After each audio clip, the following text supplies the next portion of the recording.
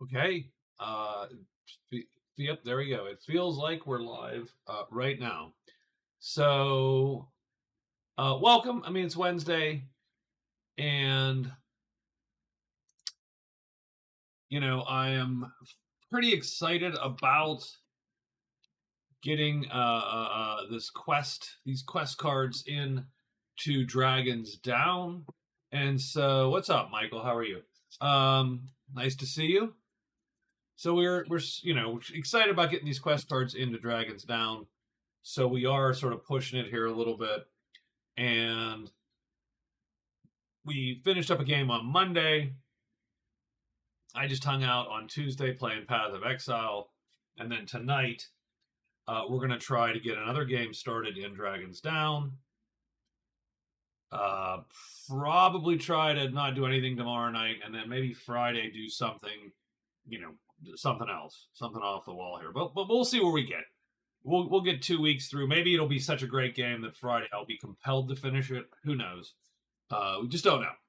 So good to hear. Good to hear that you're good. I'm also good, and just killing a little time, and that's it. So what do we got going on here? We have our 4 characters. We're going to quickly go over them. We have the assassin. So the half-orc assassin. So we picked half-orc. We went full-on assassin here. The half-orc assassin is a good combat machine. No armor in this case. We took the side with the short sword and long sword and dagger, and no armor. But this guy can kill anything. He wants to be sneaking, of course, and stealthy the entire time, and we're obviously going to try to make that happen. He can ambush. The only character that can ambush with melee in the game is this guy. And super powerful. That's a very, very powerful ability. One of the most powerful abilities in the game, I would argue, because it gives you the ability to ambush, but it also gives you the ability to not have to roll. So you're the only guy that doesn't have to roll the missile dice when you're ambushing, obviously spellcasters. So that's a big deal. And he will use that hopefully to his advantage. He has locate the altar, so just locate the altar. Done. We find the altar, you get a VP.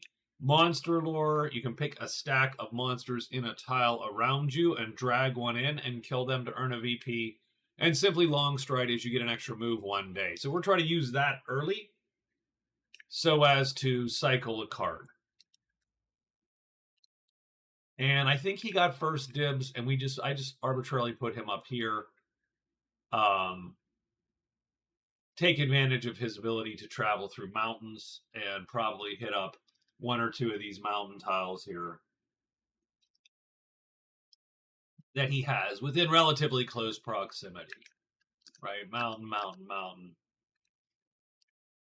Done. Oh, I hate when I see only too late do I see a misplace. I see the board is effed. I screwed up the board. Right there. Oh, it hurts me so bad to see that. It hurts me so bad. Here. Done. I don't see anything. I mean, we're gonna go with that, right? There you go, and that's still the map, right? That's it's not that hard to ignore that particular faux pas. Man, I swear I was checking right every time I laid a tile, but you're laying them fast and trying to get them down, and we make mistakes, and that's sort of where we're at. I just said to someone, I play four-handed. I make a lot of mistakes. Hopefully that's okay. Hopefully you can forgive me. But anyway, that's the assassin, and he's a pretty powerful character. He would be my first pick if I was going to pick a winner of these guys. That would be he would have a good. I would not doubt he wins Fang. Kills a lot of shit and wins Fang. The only thing that's bad is that he starts with 23 gold, and I arbitrarily picked a limit of 20. You had to have 20 to score gold. So he is going to score gold, but only once he gains gold. So he actually has to have more than he started with to score gold. An arbitrary rule, but I obviously did not look at the character cards closely, both sides, when I was putzing around to make that sort of arbitrary rule in the first place, and so here we are. The next is a half-elf magician, and I took the extra spell with the half-elf. So the magician is interesting because the magician has the ability to use any color of spell cube on the second box. So in other words, this teleport, which normally takes blue, blue something, takes blue anything, anything. And that's pretty powerful because it means that with these 3 cubes, a blue, a black, we took an extra cube from the half-elf, and gray, we can literally cast any of our spells, including the big ones. So the magician's actually really good at casting the really big spells, just because of that ability that he really doesn't care what that second box says. So what this means is we can start the game by casting Vapor Form like this, as a for instance. And then we'll need this cube to power it, though, so we do need to get this guy up and rested again. But we can cast Fiery Chasm if we're hidden, like this. And we can cast Teleport if we're, so... Now, mind you, he only can cast... So and this is a weird... I don't know if this is a good strategy or not, but I was like, you know what I'm going to do? Because of sort of how he is, I'm going to take all the biggest spells that I can take, get 3 cubes, and try to cast those and see. So Vapor Form is going to be our defensive option. So we just need to have a gray cube up, and we will empower Vapor Form. We're going to cast Vapor Form day 1. We're going to empower it every day that we need to after that, and always make sure that gray cube is ready to save us. We're going to try to be hidden and try to cast Fiery Chasm to kill everything else. Vapor Forming when we need to then escape. And when we need mobility option, we're going to cast Teleport, and that puts you in a random clearing up to 2 hexes away. That's pretty powerful because there's a lot of places on many maps, and this one included, as a for instance, where there's a little bit of almost a dividing line between sections of map, like this here. So getting from, the swamp to here, well, you actually have to go around. You can't go straight through the mine, for instance. You have to go around. And the magician can bypass all that pretty trivially. And 2 hexes, if you think about it, is pretty far in the map. As the map stands, he can actually get a lot of places. Now, that random, you don't want to just teleport into a place with a bunch of monsters, because you might run into those monsters, and that's going to suck. But very powerful abilities. Let's see if the 3 cubes and giant spell pays off. We shall see. And I took Open Gate as sort of an emergency. If I just had 1 cube left, it's going to be this cube, would be my take. And we would use that to get out of dodge or cast it on an opponent. If we have 1 guy to get rid of, we'll just Open Gate and get him out of my sight. Excuse me. So that's the magician. His quests are Strange Symbol, Locate Grotto, and Rescue. Strange Symbol is take a symbol to any site and destroy it. So symbols are specific treasures. They say symbol of whatever, right? And we can go to a site, destroy the symbol. We immediately discover the site. We don't have to have discovered it before. We can immediately discover it and get 1 free loot immediately. And a VP, of course. Locate the grotto. So what we're hoping to do is turn the grotto over, Strange Symbol it, get 2 for 1, done. And then rescue. We need to find some monsters. or we don't need to find them. Someone needs to find monsters, and then we're going to put a native on those monsters to be rescued by us. All right. That brings us to our third combatant here, the Cleric. And we picked a human Cleric. Humans get an extra turn in dwellings, which I will denote right now by putting that there. She also gets Divine Protection. When a Cleric is in a clearing with the Altar, Catacombs, Crypt, or Shrine, you may re-roll one treasure site result on the Black Summoning die. In other words, you do not draw the guardians of those holy sites or unholy sites as quickly as anyone else.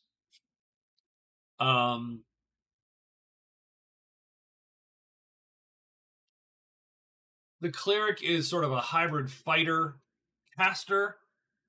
I like her as a hybrid fighter caster, but she is not amazingly defensive, which is the danger. She's got chainmail and a mace, and I tend to take life armor and turn undead with the Cleric, so we took 2 white cubes. We have life armor, turn undead. Life armor does stack, so we could literally put it on the chainmail while we have the chainmail, and this armor would get destroyed first before the chainmail gets damaged.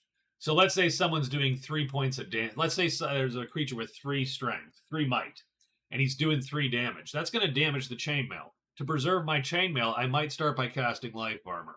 That takes 1 hit away from the chainmail and allows me to fight and keep that chainmail pristine a little longer. She's like, oh, don't mess with my chainmail. She's like polishing it and shit. And then turn undead. So my goal would be to go to undead places, the crypt, the shrine, and just utilize my spells to get everything done. It doesn't have to target, you just have to cast it first, and she can do that. Her 3 cards are Snake Charmer, so if she encounters serpents, she'll get one as a buddy instead of fighting them. Self-improvement, go anywhere to get a cube. If you get a cube, turn a VP in. And then Plant Flag, and her Plant Flag is Elderwood 6, which is up here. It's a little bit of an awkward roll. I decided to challenge myself in Skyrim. Auric Race with heavy armor, alchemy, alteration, speech, enchanting, and weapon is a staff and fist of steel. Very fun. You're a monk. Well, good luck with that. An orc monk. So she would probably run through the Timberlands, try to enchant the Timberlands to make that gate switch, and then head up into the woods there. So that's Plant Flag, and Plant Flag is if you go there, you have to make noise, so you set up camp. If the tile is clear at the end of the day of monsters, the entire tile, which sort of sucks, you succeed. You get a VP, you roll 2 mission dice, and at the end of every week, you can roll 2 mission dice. If the tile is clear, you earn 2 mission dice each week. So she would ideally want to do that before the end of week 1, so that she can maximize the amount of fame and gold she gets from her camp. Also, remember that camps are dwellings in terms of you turning in quests, or and also even you could also destroy your camp to turn in cards and redraw your hand. She probably wouldn't do that because the mission dice could be worth more in the long run. Finally, we have the Rogue, and I took the Dwarf Rogue. So the Rogue is awkward to me because, first off, this is great. Like, having 3 attack and 3 defense slots is prime combat effectiveness. The Rogue is actually one of the most effective combat characters in the game, minus one thing, and that is that he has a single might cube and 5 action cubes. So that leaves him a little bit weak in terms of what he can actually kill. So I took a dwarf, and a dwarf is going to give me 2 things. It's going to let me use a 4th a speed slot to run away. I know that it's odd that dwarfs have speed instead of skill, I call it, but defensive instead of offensive, but he does. That allows me to run away from almost everything in the game. And in fact, the rogue even has a special ability to better allow him to do that. When evading, rogues that tie the maneuver speed may roll 2 hit dice and successfully evade on a hit or equal sign result. So 44% chance. Even if he's trapped, he gets a 44% chance to escape any fight. Done. So great combatant. We're going to try to keep him safe and mostly away from things, but we'll see. And then finally, he has Windfall, which is end your day in a dwelling to get 5 gold, which he will try to do. Locate the monolith. And finally, Explore, which is take the wilderness chit off of 4 tiles. Done. And that's it. Those are our 4 characters. One honest to goodness spellcaster, one sort of spellcaster, as a very limited spellcaster, I would argue, and then 2 straight out fighters, effectively, or martial characters, as it were. We did not draw events. We're going to do that right now. So let's draw 3 events. We have spider bounty, so there's a bounty on spiders. I seem to draw that an owlbear bounty, so many bounties. And the lost artificer. So first thing is first, let's do this. We're going to drag down here, and I'm going to put, I need a, darn it. So I need to, oh well, I mean, that, not an issue. My day counter isn't out. I forgot my day counter. So I'm going to put my day counter here. And beside the day counter, we're going to put spider and owlbear bounty until day 14.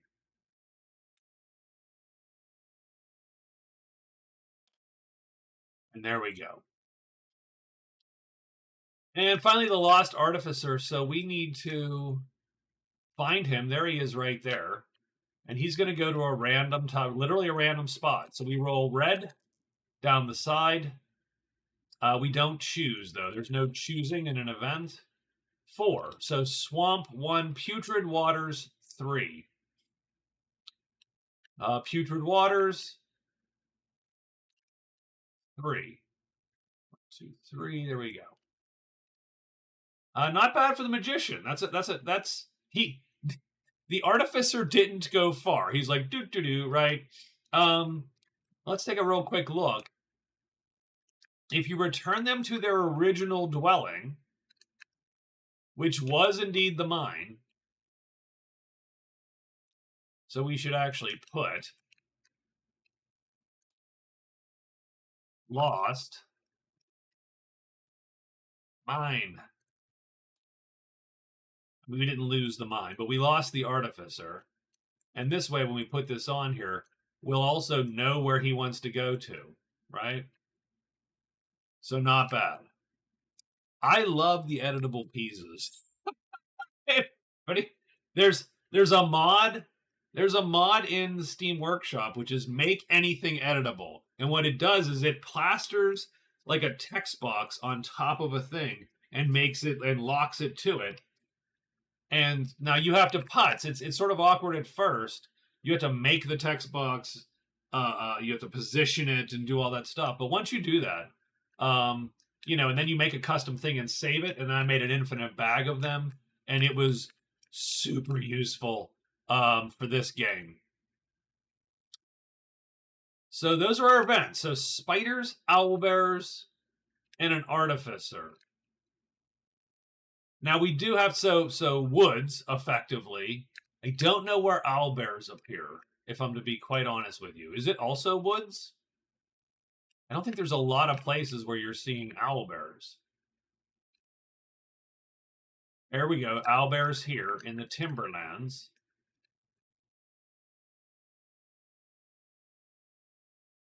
And spiders. So it looks like the bounty would be really, really well. You would do well to walk through the Timberlands, I think, a little bit. Is that the only? That might be the only place they appear, too.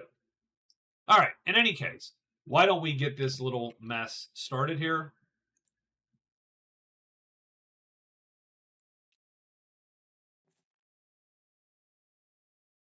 And we have the Magician first, Cleric second, Rogue third, Assassin is fourth. So the Magician goes first.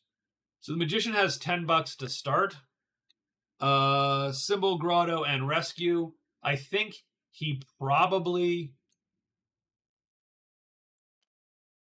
is just going to go... What does he have to do to pick him up? A quest action.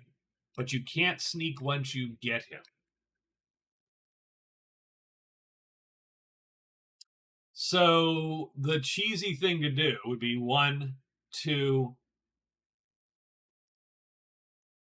sneak and not pick him up. So we're going to go 1, 2, and then we're going to sneak. And we're not going to pick our guy up. So we are done.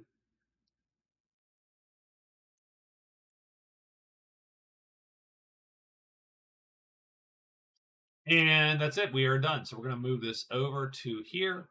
It's the Cleric next. So the Cleric is Snake Charmer, Self-Improvement, and Plant Flag. And she has nothing. She starts with 0 gold. She took a vow of poverty.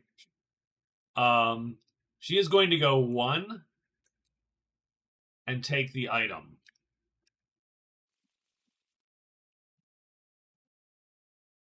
And she gets a battle axe. Now, strangely enough, a battle axe, generally a better weapon than the mace because of that second space also has... So it's equivalent to the mace, but you'll notice that it has a sharp in the second space. So she's going to equip that. So she goes 1. She takes the item. She's going to go 2 into the keep again. She will go 3. There's a gate in 6. Which sucks a little bit because she wanted another thing because she starts with no money. So she went 1, 2, 3. Now, mind you, she has a 5th phase because she spent any time in the keep and she's a human. So she's going to get 2 more actions and she will probably go...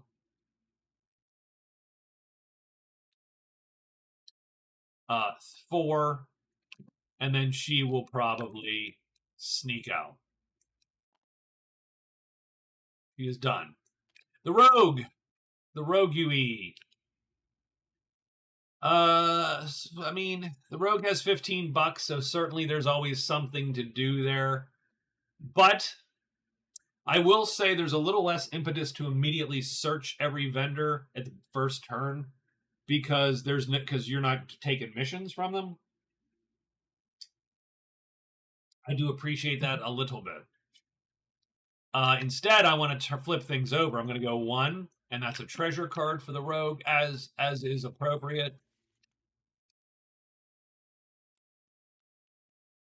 The Writ of Redemption.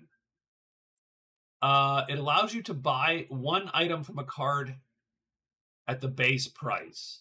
So that's 1.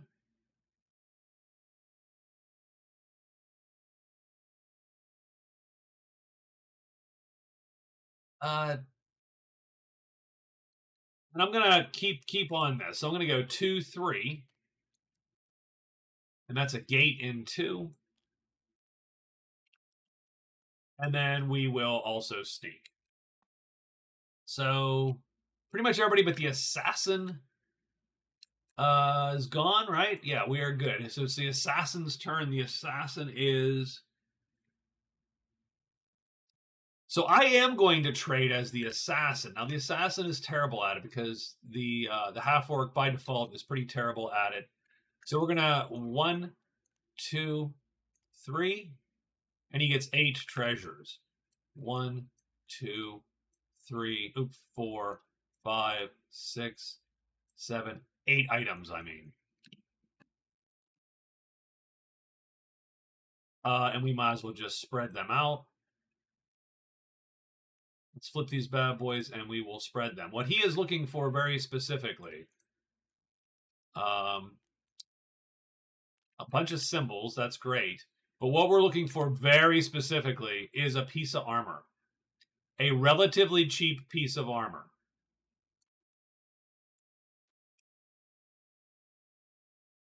Like a breastplate, as a for instance. Or even leather, something to take a hit. We have 23 bucks. I'm going to go for the leathers, because remember, the leathers cost me 18 right now. The smith wants charm. I hate to do this. I hate to do this. But I'm going to buy the leathers for frickin' 18 bucks.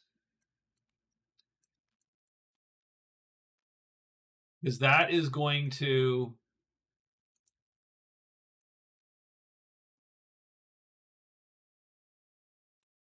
That's going to help me out in the most dangerous time in the game for me, which is before I have armor. So that's a trade phase. Boom, we've traded. So that's one phase. And now we're going to...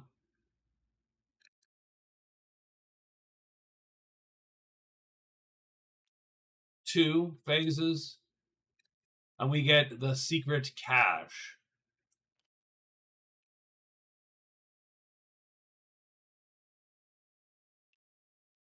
Three phases, four phases. And I'm going to use long stride to go a fifth to get to there. So I told you I was going to try to cycle that super early, and we get locate the shrine. Not a super fan of two locates, but it does mean you're gonna, you might hit it a little earlier. So we are good there.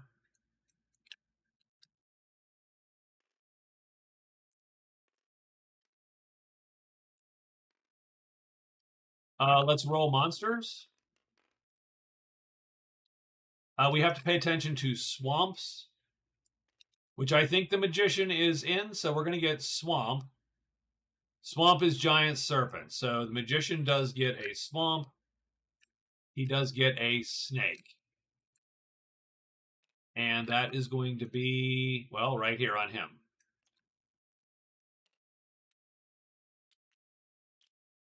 I did nothing there. Here, Owlbear. 2 on the cleric. Oh, jeez. Okay. Alrighty. Cleric's like, oh, there's a bounty on these things. No wonder. My God, have you seen them? They're gigantic.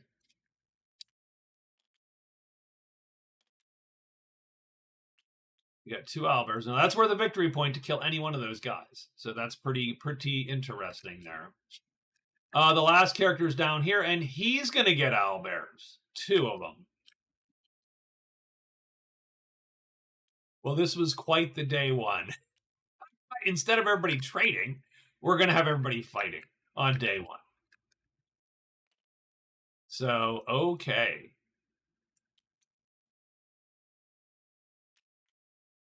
Any changes in this test compared to the last one? I changed a couple of the cards, Victor. So I did putts with a couple of the cards. A couple of the cards that I thought were undervalued got up to 2, or I tried to add some extra reward at the end to make them a little more palatable. So largely, anything where you were going out of your way and not doing something you would normally want to do in the game. So for instance, all the ones that are go to every clearing in a hex were upped because frankly, you don't do that normally. That's just not a normal activity in the game, right?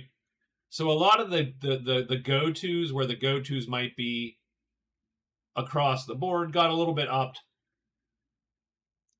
I added 1 or 2 cards to the event deck. Just spelled monastery correctly, so that was nice. Stuff like that. So nothing gigantic yet.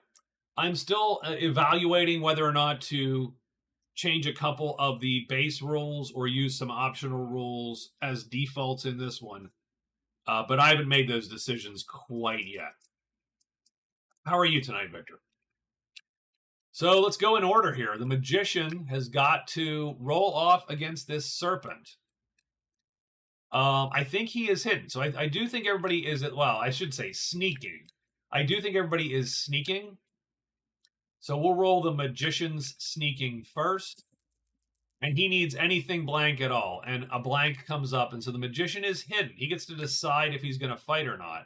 Should he fight? Good question.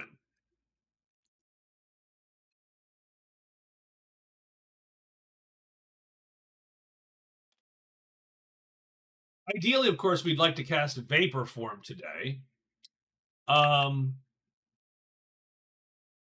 Tired AF, but doing great. Well, that's good to hear. It's good to hear.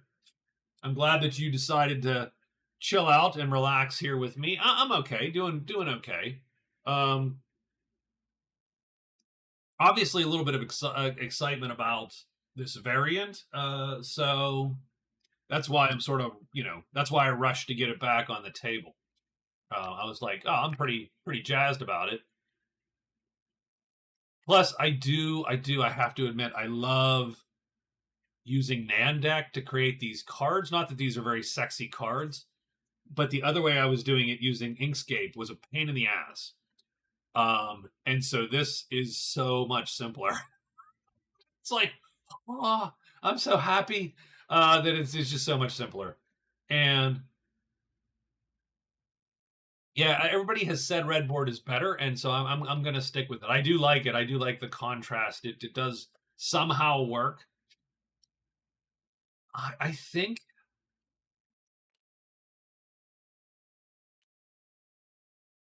he does not auto kill this serpent because he cannot play 6 cubes. Keep that in mind. He just can't.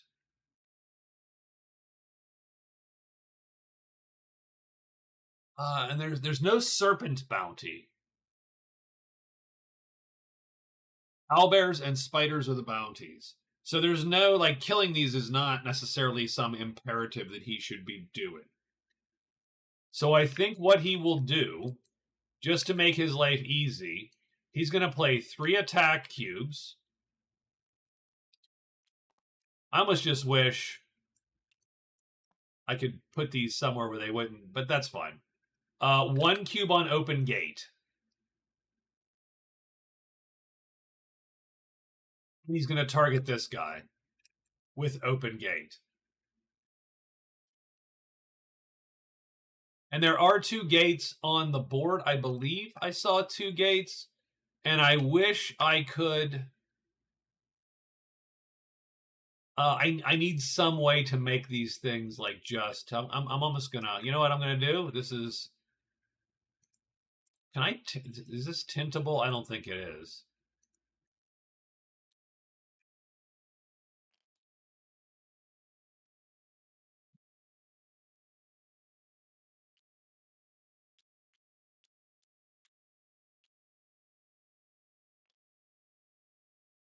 I just need something that when I'm at this level at the board, I can just immediately go to it, and that's going to help me. So I'm going to do gate 2, and we're going to copy this. Where the hell's the other gate? Where did the other gate appear? Gate 6. Now doesn't really matter. We sort of know where it is, so maybe gate 2 and gates, maybe the numbers are redundant. I'll just put gate. I literally just need something to be able to spot from a distance, which I cannot spot typically the gates very well from a distance. They really need outlines of some sort. Almost like a shimmering blue outline would be great, that kind of thing. So I got 2 gates on the board. We're going to shoot this snake with open gate. So we do roll. We'll go through the combat procedure in any case. Does this guy flip?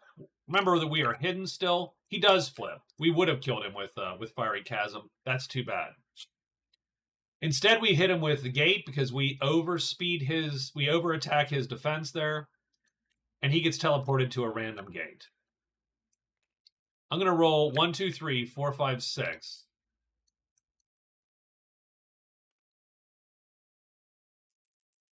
And the leftmost gate is 1, 2, 3, which it is, and he gets teleported in the cleric's way. Done. We do have to wound that cube, which sort of sucks because it means we can't cast Vapor Form tonight after the battle. We still need all 3 cubes to cast Vapor Form. The Magician's combat is complete. The next combat we have is the Cleric. First off is Cleric hidden. Cleric is sneaking. He is hidden. She is hidden. They are hidden. There you go. Easy. Am I still allowed to say they, or am I going to get like swarmed on by people? because it's anyway. So we got two owlbears. Now that's not a great combat for the cleric necessarily. Let's take a quick look though.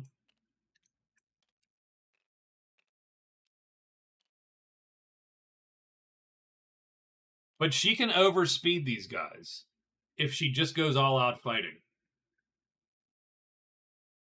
So she is hidden. So here's what I'm going to do. I'm going to cast Life Armor on round 1. Like this. Cast Life Armor. I got to wound one of these. But now she has another thing of armor. And these do stack. Like she does get another piece of armor. Just like she had. Because you can have multiple armors and choose which one. That's round 1. And she casts from hiding. And then the question is, oh, well, you cast that from hiding. Are you still hidden? She is hidden. So she could stop the fight right now, but she is not going to. Instead, she's going to challenge the owlbears. Let me pull these red dice over. And indeed, really, you can always do with a set of those somewhere. And she's going to play like this. 3 attack. And 2 there. And that'll do 2 damage plus a sharp, because that is sharp. That is why it's better than the mace. She could actually not do this tactic with the mace. She's very fortunate she found the battle axe that day, because that's going to allow her to pull this off. And I do love that fact that is a very subtle and simple difference between the 2 weapons. And that allows her to do this. Because now she's doing 3 damage, 2 sharp, which is 3 damage, instead of 2. And she can only play 5 cubes, of course. And she's going to overspeed them. And so let's see if they flip. They do not flip. So she does 3. That's faster than 2. She hits that owlbear for 3 points and kills him. And then he has to hit her because he's a 0 attack speed. So he needs at least equal signs. He doesn't get them. He gets blank. Because you always take the worst die. Remember, you roll with disadvantage in Dragon's Down. Much like Magic Realm, you roll with disadvantage. Okay, round 2, we're going to do the same thing then. He does flip this time. We still overspeed him, and we're faster, so our attack goes off first. We hit him, we kill him. Done. She kills 2 owlbears. And she's going to grab 16 fame in the meantime. But she's also going to grab the owlbear bounty. So, let's put our cubes back.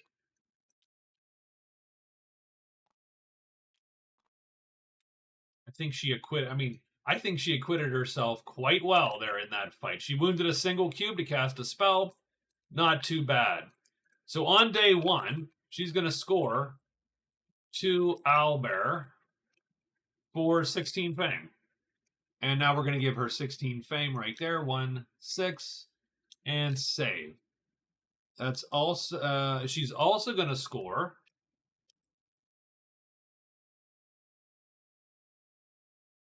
bounty, and that is going to give her a victory point, of course, in cards. So she's going to score 2 for fame, 1 for the card, 3 points total today. Obviously, the 2 points for the category are in jeopardy. You don't actually get them till the end, and this spell goes away, really, at the end of the day. And she can keep these as trophies to turn in for $5 if she hits up a dwelling. So what we're going to do is I'm going to take these and shrink them. By the way, this is why I love Tabletop Sim, and I'm going to put these back. So we are playing with the variant that all monsters go back into the box when you kill them. So we want an infinite supply of monsters. But we will keep these 2 as trophies. They're worth 5 gold apiece, as long as the bounty is up and running and she gets back to a dwelling. That's good because she starts with 0 cash. All right, good fight for her. Now we have the rogue with 2 owlbears. Ugh. Well, now. Let's take a look at that fight.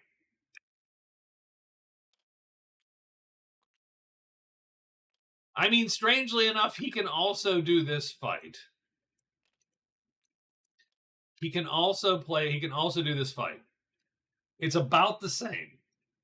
His short sword will do 2, and a sharp for 3.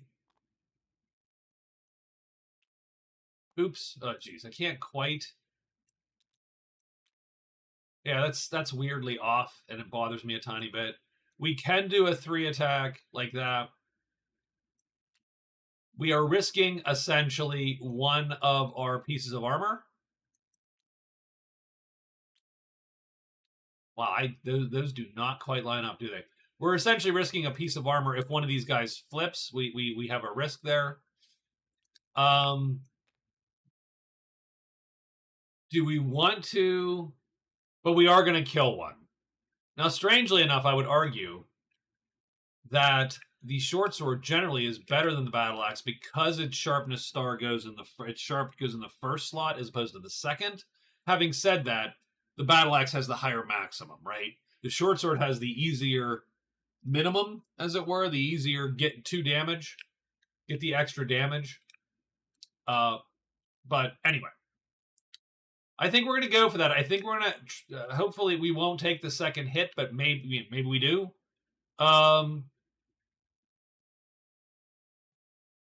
And if he flips, we're going to take it automatically, but at least this way, we're going to get a kill in for sure. So we're going to take these 2 dice here, and we're going to take these 2 dice here. And let's see first if the owlbears flip. We're playing 3 offense. He does flip.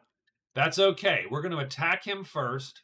We're going to hit him because we overspeed his defense. We do 3 points of damage, and he is dead.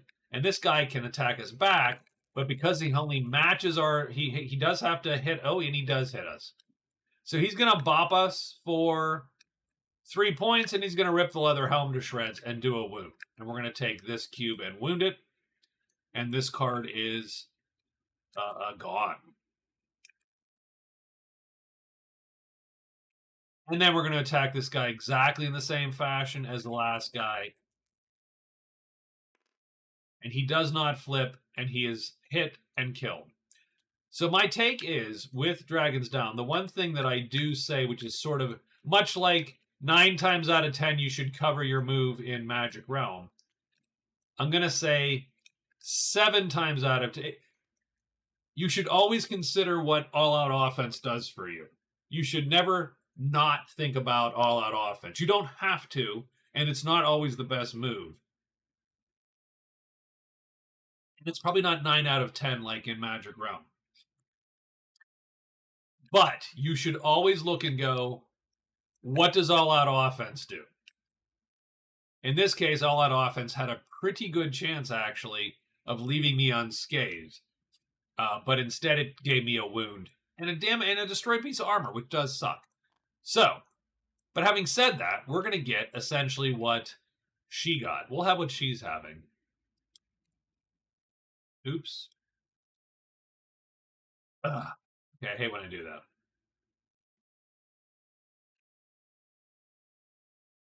And there's a couple bad things going on here. So he is going to get 16 Fen. He is going to get 1 card. And what that's going to do is that's going to put both of them on the same level in terms of fame. And so effectively they're going to be tied for first place with 2.5 points each at the end of the day. And again, we copy these and we're going to paste these. And we're going to shrink them down a little bit so we remember to not put them back in the box here. And owlbears, done. That's the end of our first day. Owlbears, owlbear blood everywhere. It's day 2.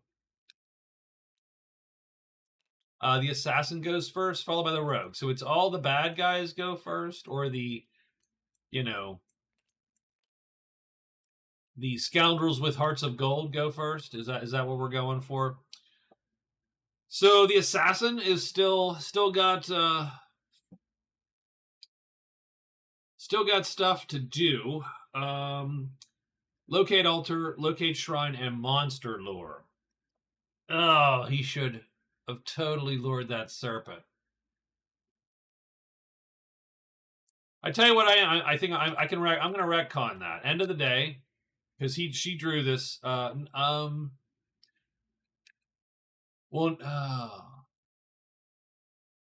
no, I'm not going to retcon it because that serpent did not appear there. That serpent was teleported there by the magician. So I'm going to say he would, not have known until.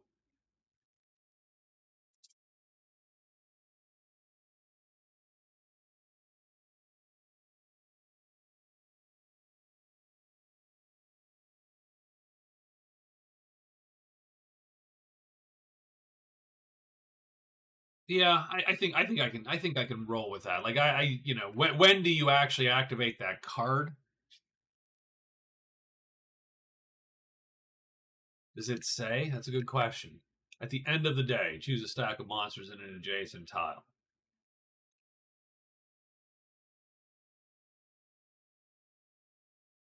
It would almost be a before or after you roll the monster check. I'm going to say after you roll the monster check, but before combats begin. How's that? So instead, we're going to go 1, and we get a treasure. Potion of maneuver. That gives him what? A cube, right? Receive 1 brown cube permanently. I like that. That's 1. Oh, I've screwed up again. Oh my god. This is terrible map. Like I am awful. I have screwed up twice. I have 2 hanging chads here. Ugh, I'm like Florida. Oh god. Ugh. I am so bad at this. I obviously rushed building this board. And I feel just miserable about it. But I'm gonna live with it. Like I said, you just cover shit up and walk away. That's perfect. That makes it interesting, in my opinion, right? It's a different map layout. So 1, we gotta find a site. 2, 3, and it's an item. And I'm gonna delete those, even though it shows my shame. But we do get a leather helm, and that's not terrible. I actually appreciate that. And then we're just gonna go 4 and return to the village. And we are done. And we are going to monster lore if indeed we can. What's up, Michael? What have you done in Skyrim today that has made you exclaim? As the rogue, I do want to end up in a dwelling to get my money. But well, all my money. But I don't need to necessarily do that like right now. I'm not like, imperative. 1, 2, 3. I do think going 1, 2, 3. It's an item. Wow, I see no sights coming out. And it is a staff, the most useful item.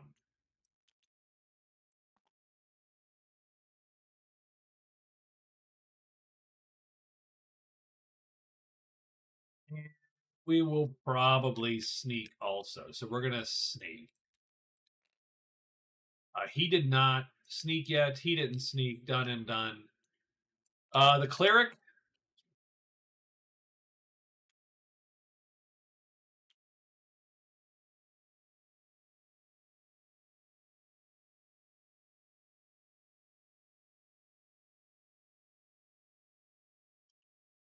So I mean, the cleric is going to. So she has snake charmer.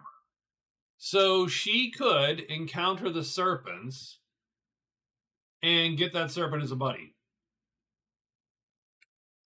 like a snake princess right there. So I think she's going to rest for 2 actions. So that's going to put this cube back in play. So 2 actions rest. Oop, oop.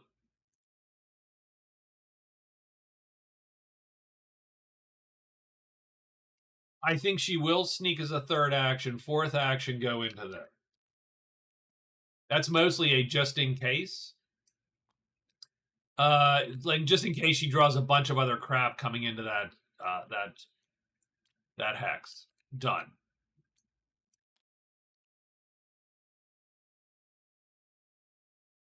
And the magician, now that he's in a clearing, he's going to do his quest phase. That's going to drag this guy to here.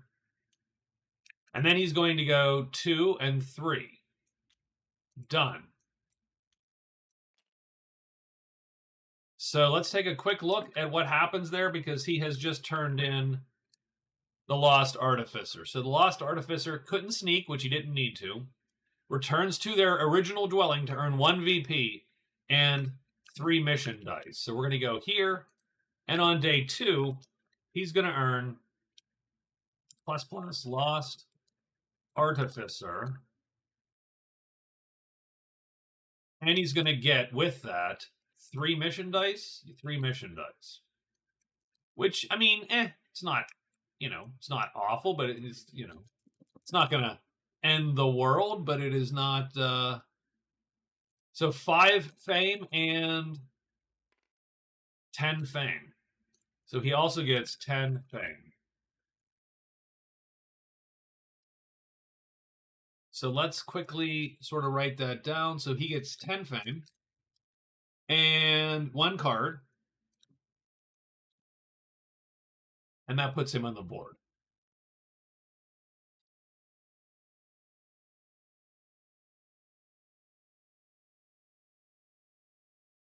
The Artificer returns to his spot there. We can delete this chip. And we can actually move this card to the scored, the scored area. We don't need to deal with that guy anymore. He's done. And so there we go.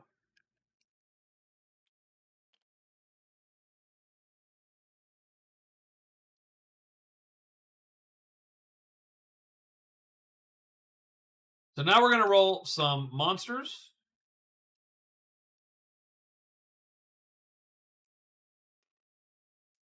Get these dice. We'll pull them down to here maybe. And we're going to see caves and carrion again. Holy crap. Okay, well, that's great. So the assassin doesn't need to worry. The rogue does not need to worry. He's in plains and bones. The cleric needs to worry. She's getting 3 owlbearers.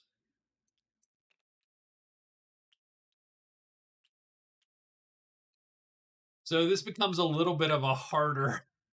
That trick is much harder to pull off all of a sudden.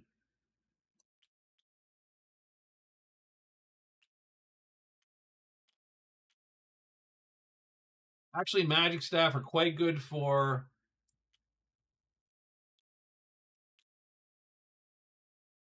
Well, this is not a magic staff. This is literally just a stick. And we're going to check now the magician. The magician is in the money. So it's literally only the cleric. So now that's interesting because the assassin now has the option to steal that whole stack away and fight it. That sounds like a terrible idea all of a sudden. That does not sound like a good idea. So I think actually he does not do that. I think the cleric needs to roll her hide dice, and she needs to hide. I would hope. I think, and she does. So she is hidden. So now she sort of has this weird option.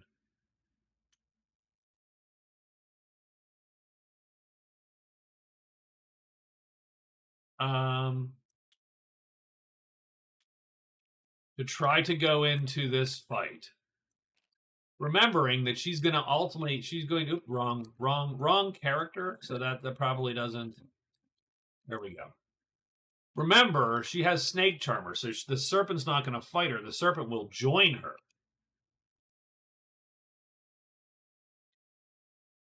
Because she gets one serpent from the so from the stack. That's this one. So this serpent will join her, and this serpent might be able to actually help her fight the owl bearers.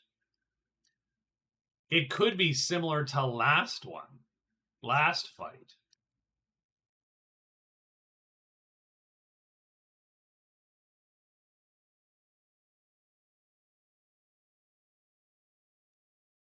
So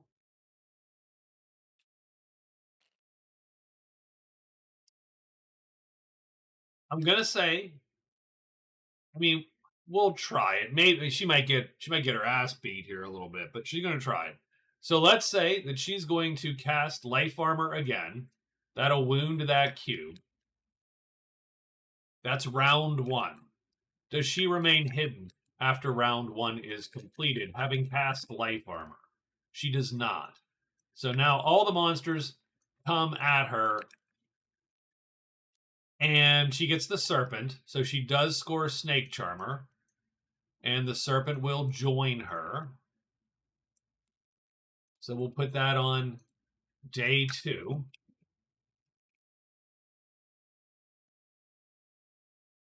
She is going to get a card if she dies right now. Good. Yay, good to know. And I'm going to let the snake can take some of the heat off her if we so desire. So we randomly assign creatures now. I do believe that's how it goes, right? We randomly assign, although it doesn't say in the base book, right? We don't really have followers in the base book.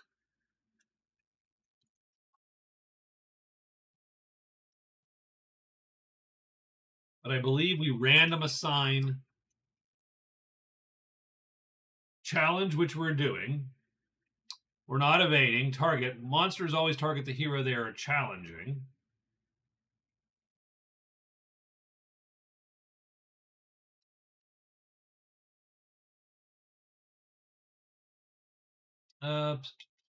Random unhidden hero or monster controlled by a hero in the clearing. Done. So we are random. We're going to random roll all this crap. And we're going to say that on a 1, 2, or 3, they target the cleric, and on a 4, 5, 6, they target the snake. So 3, that's a cleric. That's a snake. That's a snake. So 2 guys are targeting snake. Oh, she has life armor on, by the way. 1 guy is targeting cleric. All right, we can roll with that. We're playing the snake on that side because the snake is a little bit more, I think. I think this is the way to go. I think we're going to go all out with the snake thing here. How are we going to play? Well, because we only got 1 guy on us, this is actually an easy call. We're going to play 2 cubes on the axe, 3 cubes in attack. Nope, that's like that. So this is our target. This is the snake's target. Let's see who flips. First, we'll go with the guy on the lone owlbear on the cleric, and he does flip. Now we will go with the owlbears down below. They do not flip. The snake does never flips because he is controlled by us. Our attack goes first, hits and kills this guy, and he is done. The snake's attack goes first. He needs equal signs. He misses. Damn you, snake. Now both of these guys are going to attack. They need double hits. Owlbear 1 hits and kills the snake. Snake is dead. Bam. So snake dies. We don't get points for the snake. We do get the victory point. We don't get the fame for the snake. Now everything is targeting us. And frankly, this is a repeat of the first battle here. So we're going to go like this. We're going to hope no one flips. That second guy does flip. This guy is killed because we overspeed and we kill him. The second guy then absolutely hits us because he now overspeeds us. And he's going to destroy the life armor and wound a cube. Okay. And then final round should be an auto win for us. He flips, we overspeed him, do 3 damage, and kill.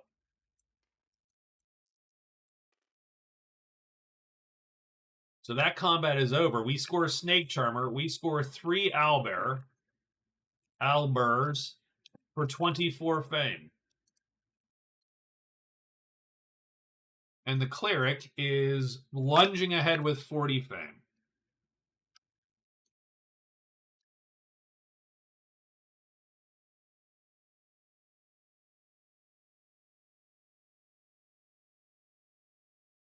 There you go.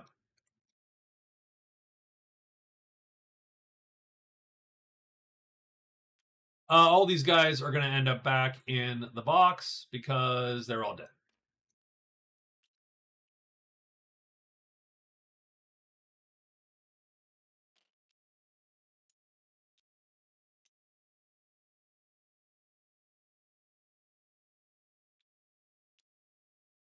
And the Cleric has done quite well, actually. She has acquitted herself really, really well with that battle axe. She's like, whichever deity is making me use a mace, we got to go talk.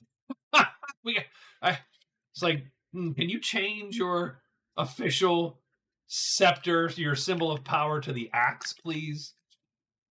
Because those dwarven gods have the right idea.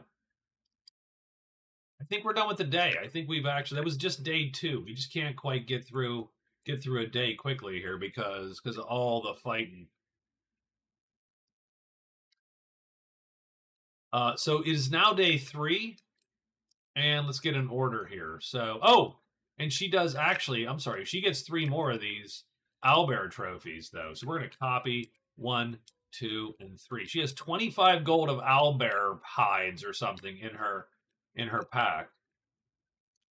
1, 2, 3, and 4. So the magician is first.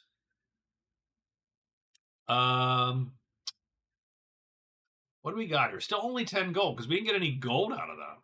I thought we were going to get some gold from getting the we did touch the putrid waters.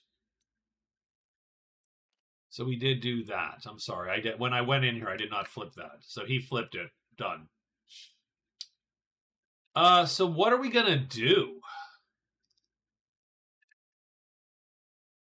I know what we're going to do. So we're going to so two phases are going to rest.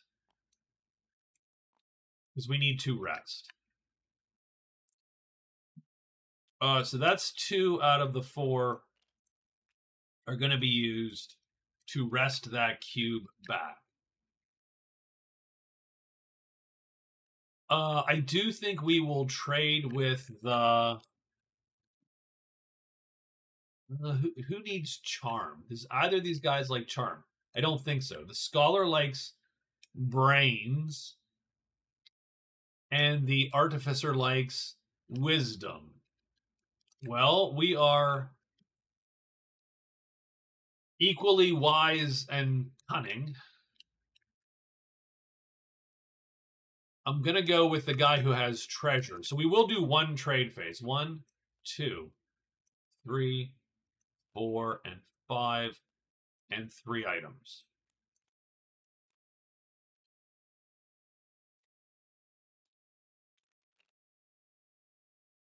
So there's an enchanted treasure. There's 2 enchanted treasures. I'm going to read them left to, and a cursed treasure. Hey. So I'm going to read these left to right. So first thing is we are cursed.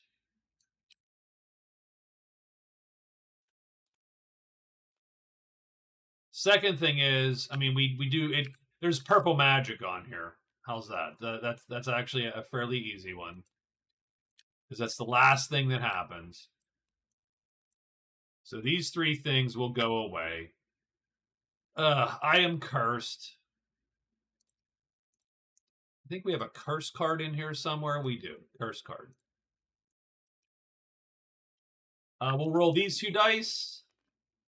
It is even 6. Blur. Reroll 1 success per action on searches. That sort of sucks, actually.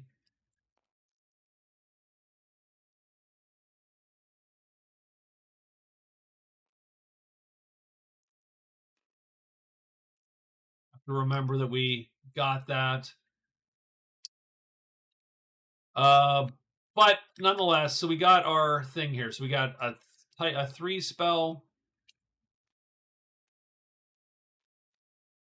We do have illusion. That doesn't. I mean, that's a spell we could learn, but the whole thing's $8. Not exactly super jazzed about that. And frankly, I'm not jazzed about any of this.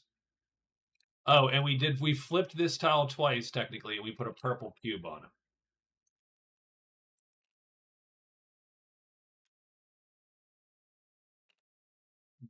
All right. I will talk to him about the spell scroll. But it's $24. I do not want to pay $24 for a stupid spell scroll. So we'll roll it. That's 1 success. Can we get a second success? No, he kicks us out. Well, I didn't want your scroll anyway. So there.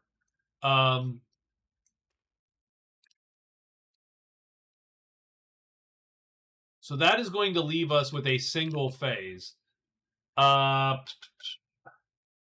I mean, I hate to say, I think that single phase is going to be trading to get rid of the curse. So that's $5 worth of curse. So I will put all that up here somewhere. And I will put the various spell bits here.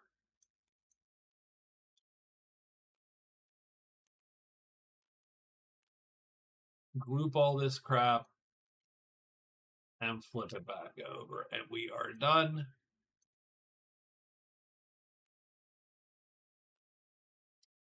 Yeah, so we traded with the other guy and got the curse removed, I suppose. So that is the end of our day. And done.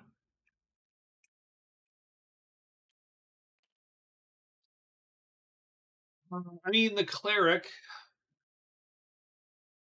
still ultimately needs to get up there into the Elder Woods, but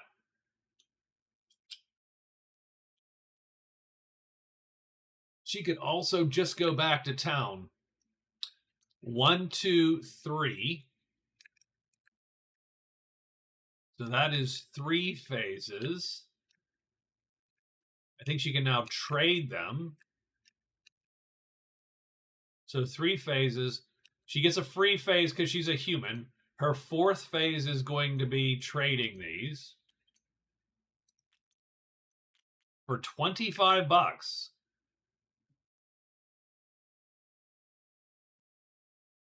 Cleric makes $25, which puts her over the gold limit. And it gives her 6 points right now because she's winning all the categories pretty much. Now, unfortunately, she does not get. I mean, there's not much else to do because she only has a single phase left, and so on. But bad crowd encounter bandits, and you can join them. She's. I mean, I'll put that in my thing here. Bad crowd. I don't know that she keeps that. Oh, and she might as well also sell this if she's trading. So that's 28. And she traded presumably to the crone.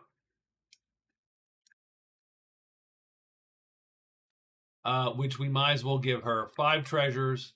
1, 2, 3, 4, 5, and 4 items. 1, 2, 3, and 4. And of course, that guy. And heck, we might as well look at them because we do have a singular phase left over. So we're going to flip and spread these.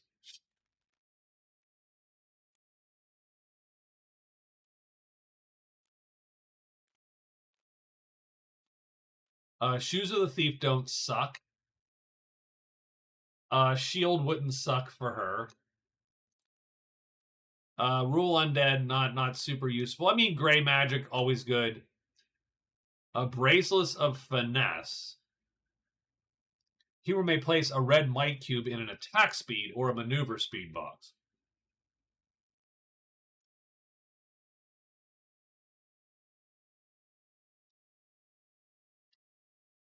Also doesn't suck.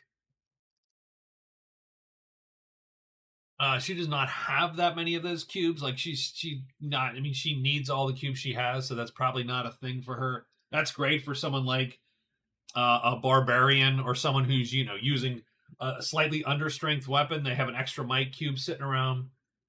So I think she doesn't care that much about that. The crone likes intellect, cunning, whatever you want to call it. She has 2. For 18 bucks, she could buy Shoes of the Thief. She will roll.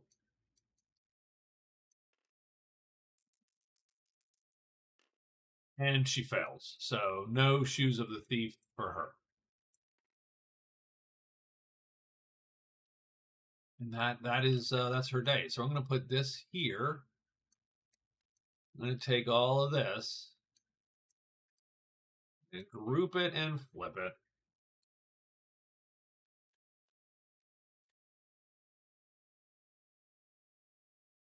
And yeah, that ends her day. The Rogue. Well,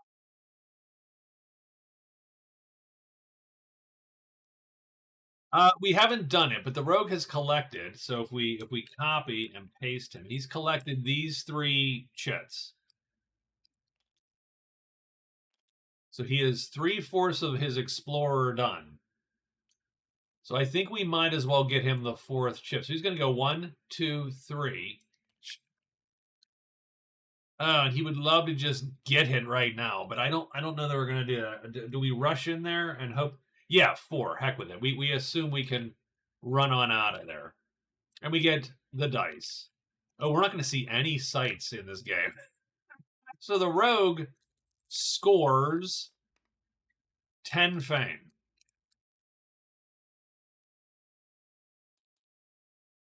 On day 3? Yeah, day 3.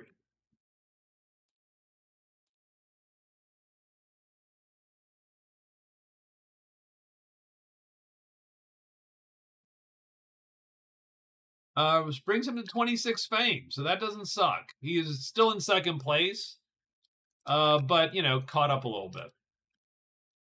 He also scores Explorer.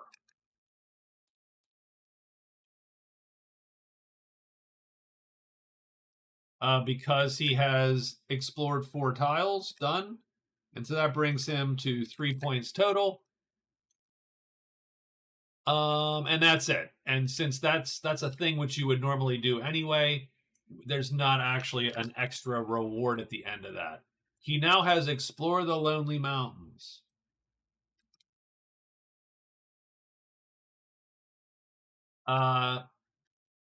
And now I think it's time for him to get back to his windfall, effectively. So he is done. And then finally, we're to the assassin. So the assassin situation, fully healthy, still looking for monsters to lure. He has explored a bunch of this crap around here. Here we go, 1. But no sights. Do you notice that? I have seen no sights on the board at all. That is very disturbing to me, actually. Because they can still sit in the box. There are 7 wilderness chits per terrain type. So 35 wilderness chits. Only 5 of them of 7 come out on the board. So 25 of 35. 10 of those are still in there. They literally could be all the side chits. Could be in there. No,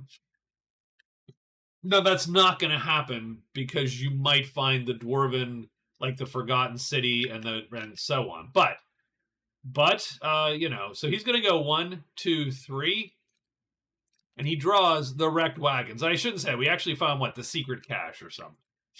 But he will then sneak. So he is snuck.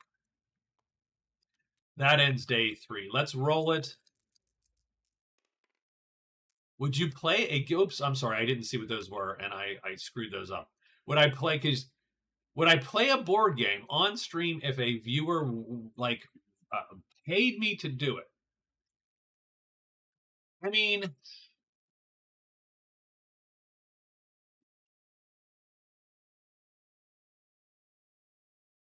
Probably? I probably would. It really depends. So I would do it without being paid if someone asked me to do it, unless there's a couple things. So I'm gonna take. So let me roll these monster dice. Let's roll these monster dice again because I screwed up the last one. So we get sights. So the first thing's gonna happen is caves. I don't think anybody's in a cave. He's in the mine. He's in a plane. No, so no caves. So caves are out. Sights will draw. And the only person with a sight is the bandits. So the bandits are going to come to the wrecked wagons. Done. And that's our thing. So no combat. So we're going to start day 4 here, but I'm going to answer your question first. Actually, you know what I'm going to do? So hold on 1 second. I'm going to go get a drink, come back, answer your question, and we'll start day 4. So please stay put.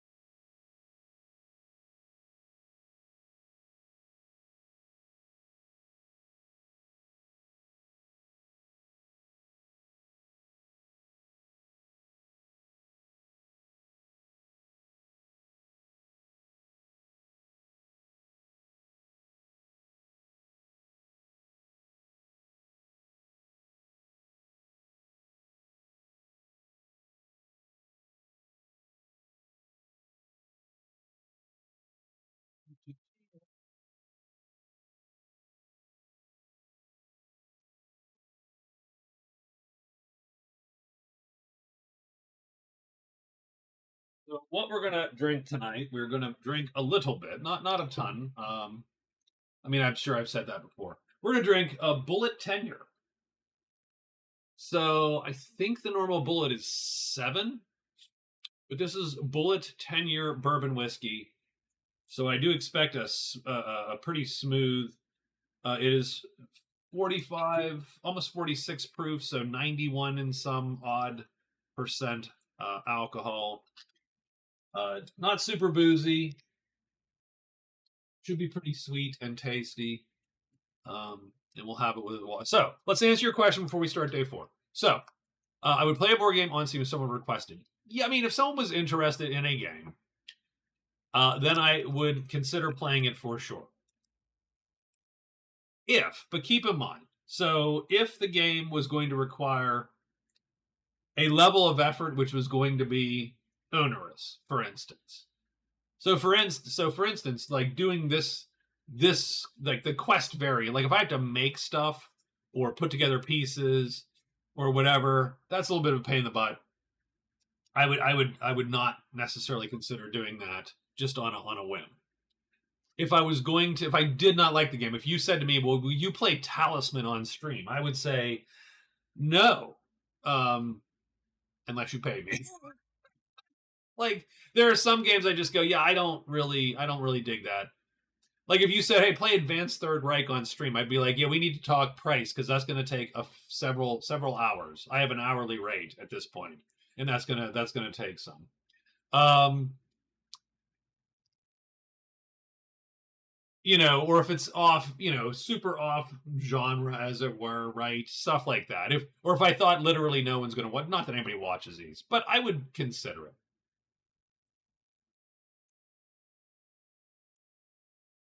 Yeah, that's a very smooth,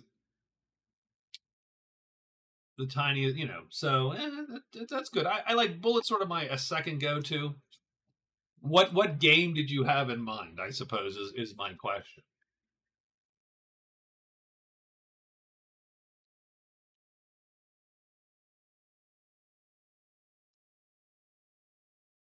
So yeah, I think we're ready for day 4, right? I think we're good to go.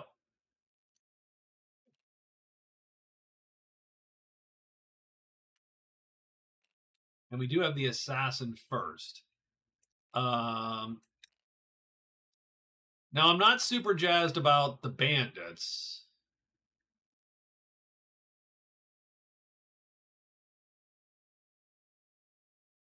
Because you got two guys that sort of keep you in the battle, and then the other two smack you pretty hard. I think you do it for free, so I don't really have a board game in mind. I mean, I'm not getting paid for this now. If you, I mean, I hate to tell you this, Victor. If you think I'm making money doing YouTube, you grossly overestimate the amount of people that watch any videos that I put out in the past 3 years. Um, but yeah, I mean, again, if it's a game that I go, oh, you know what, that might be fun, or I think, oh, people might be interested in that. Now the other problem is if I have to buy it, well, then we have to talk because you know, um, watching you play Mage Knight while trying to say only nice things would be fun. I would. That's funny, by the way. Um, I don't like. Yeah, Mage Knight would be a. We would really have to discuss a price because I don't. I would play Paladin's Oath on Steam maybe because that's easier setup. Um, but I don't. Mage Knight is not my jam. While only saying nice things. So there's restrictions. Hold on, I didn't agree to restrictions. Um, so I think we're gonna go 1-2, and we're gonna pop this, and we get an item. Wow, we are really not finding sites. We do get a buckler,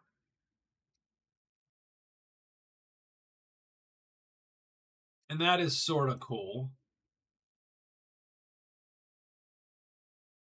So we did 1-2. I'm gonna do 3. Now the funny part is, so you could, I suppose, technically. One of my friends told me about this game, Talisman. Talisman is on Steam. You can buy Talisman on Steam and play against the AI. I have occasionally played Talisman on Steam with like maximum number of computer players and me, and it's not the worst. Um, I would almost, I don't play. I mean, I would almost never do it. It's a lark. Once every decade, I get the itch to play a talisman game. It's not interesting enough to sort of hold for any other amount of time. So we go in, we go 1, 2, 3, and then I think we just end up at the village, maybe. Now we could go in there and try to luck out, right? You could go in there, throw your dagger at the cutthroat from hiding, hope to stay hidden, ambush the second guy, hope to kill him, and then kill the other ones.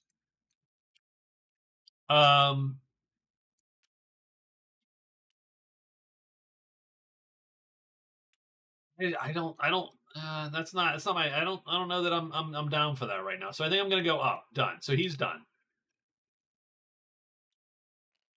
It is now the rogue's turn. So I think the rogue wants to get back to town. So we're gonna go 1, 2, 3, and 4, and we're gonna end the rogue's day there. So we're gonna score a windfall.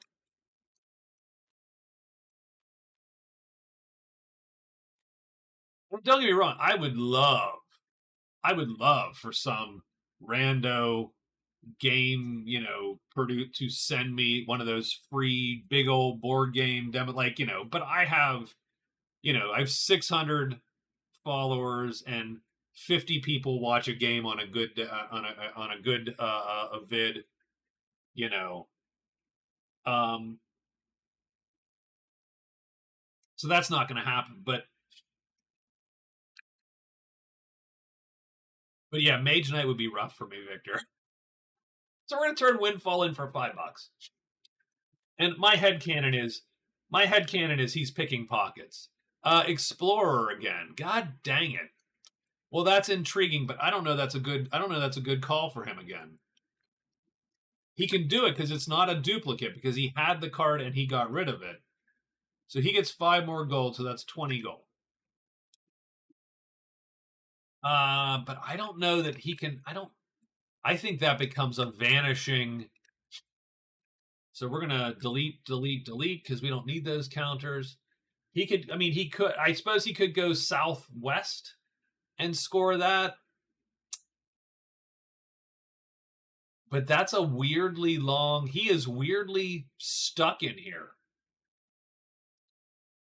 Like he can get out, but that's just a long trip. It's unlikely, it seems to me, that he's going to get that.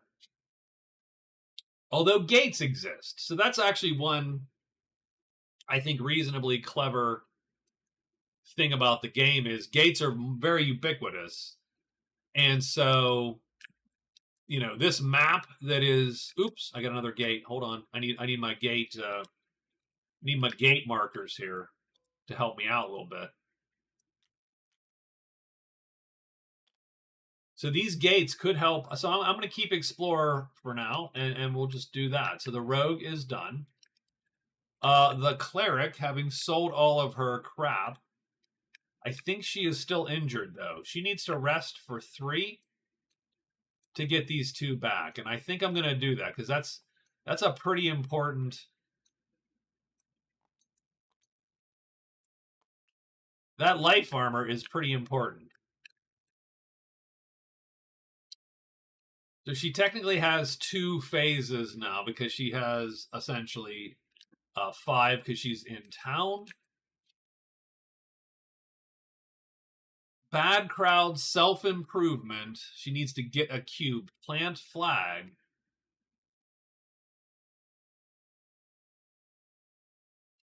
So we're going to move, and again, we're going to sneak. Done. So those are her last 2. So she is sneaking. So done. And then the Magician goes. The Magician is looking, hell, to find a site, for crying out loud. He doesn't have a symbol. Locate the grotto and rescue.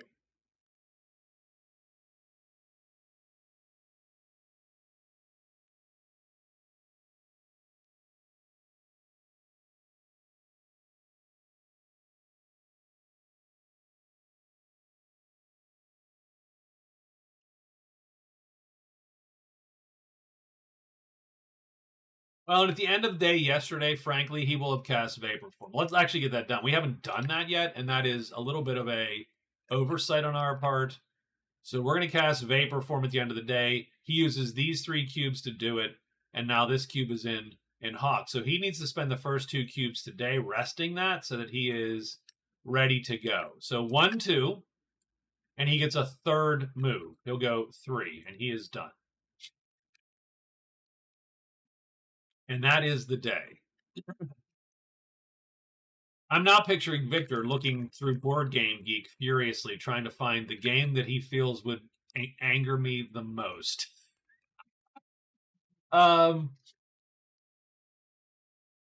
Is someone in caves? No. But we do have stupid owlbears popping again. 3 on the cleric.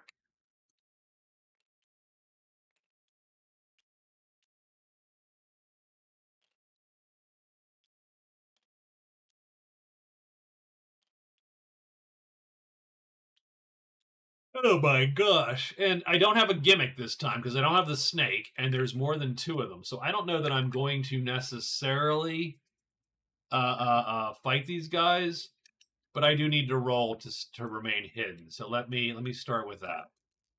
She might not have a choice, right? And she does have a choice.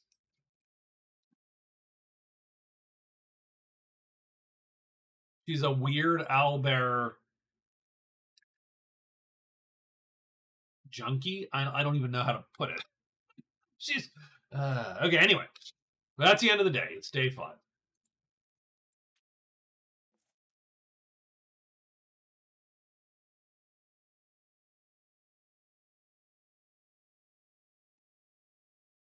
Slay the Spire video game. I actually have Slay the Spire.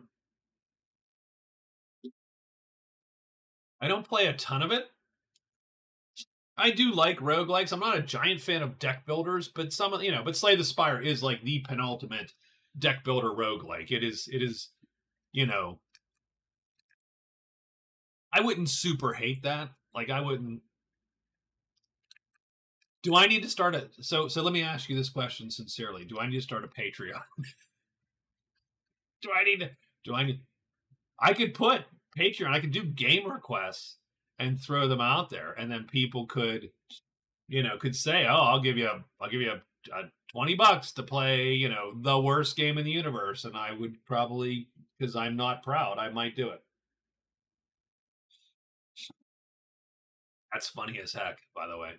I throw some money at you. Well, thank you, sir.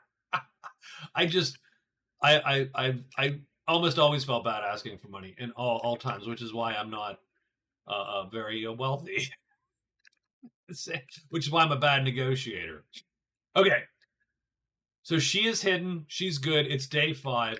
Let's draw the chits here for day 5. So we have the magician going first, and we need some of our characters to get their butts moving here, and the magician definitely is one of those. But I don't see him. He's not going to rescue into here. That's crazy talk. He is going to go here. 1, and there's the first sight of the game. Okay.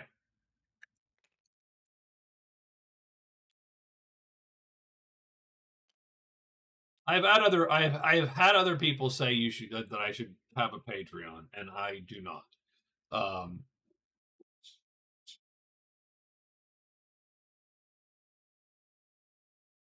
Because I don't have anything to offer anybody. I don't have like gifts or any goofy shit like that. So 1, 2, 3, right?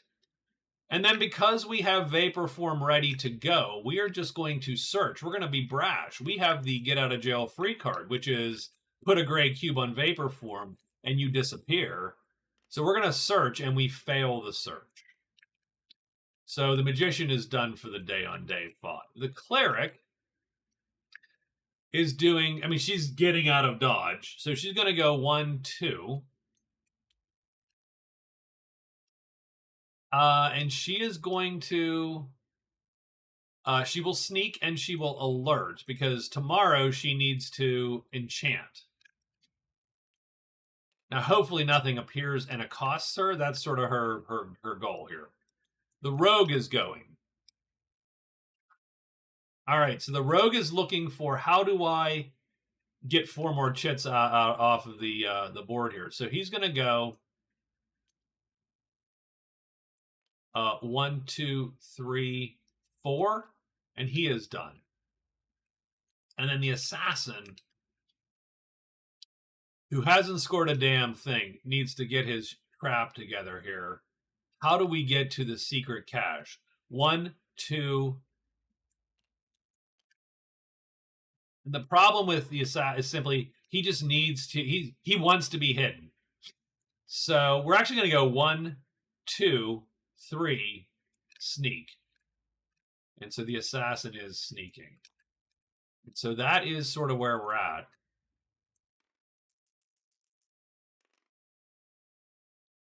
And so what we're going to get is 2 things. First thing is the monsters leave. So these guys go back to the tray. And that's it. And then we look for scratches. I would tell you what I would love. I would love a game that I could play a series of. Like, that would be an interesting series. Like, I actually thought, oh, I should get Formula D or Formula Day, except that the problem with Formula Day is there's no difference between the different, like, there's no characters, so it's a little less interesting because everything is equal. I love Formula Day and I'm terrible at it. Like, I die all the time because I'm always like, well, I'm just going to push it. I'm going to win this or die. But I do like that game. Oh, that was slashes. That's not okay. I think it was 3, but I'm not 1,000% sure. Do we have any slashes? No. Goblins. I'm going to re-roll this because I don't know what it was, to be quite honest. 2. We're going to say 2. There you go. No, no, no, and yes. So he's going to get 5 goblins on him.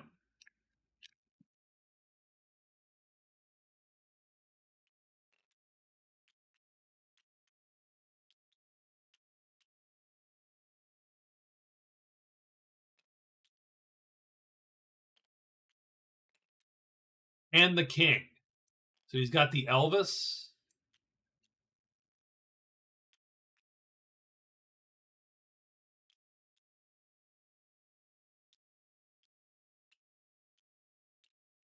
So we are going to roll the high dice. Because again, I mean,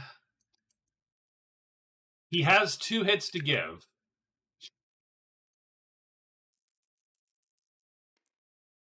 And he is hidden. The funny part is, he could probably do real well in that fight.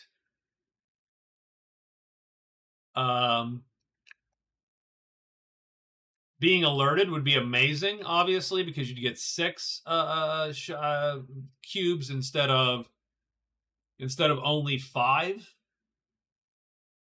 And he could very much. He could, like I said, you sneak, you throw the dagger, you hope you remain snuck, you stab the second one from ambush. You have to fight 3-on-1 at that point.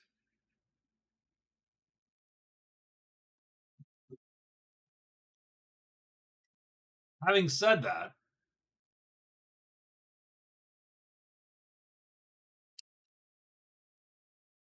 anything goes wrong, and there's a lot of wounds incoming on any given round because there's 5 of these guys, right? I just piled them. I understand that. Now, the nice thing about the peltasts is they don't attack unless they flip. So literally, there's a 2/3 chance that they don't attack. So let's say you jump out and kill the king. You just assassinate the king. You have to weather 2 hits and maybe no more hits, or maybe they hit you, and that sucks. But there's definitely a possibility that they are not ready, that they're getting their short bows out or whatever they do, right?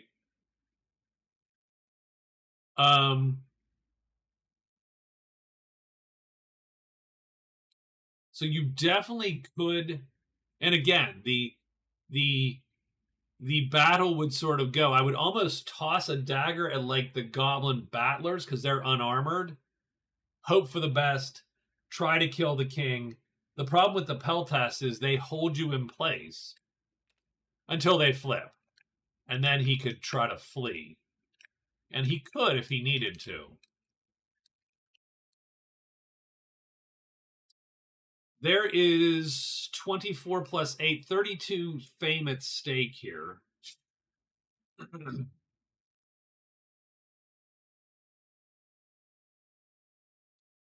I think he holds off until he. I mean, he would if he alerts, he would alert if he's going to fight those guys. So I think that's the end of the day.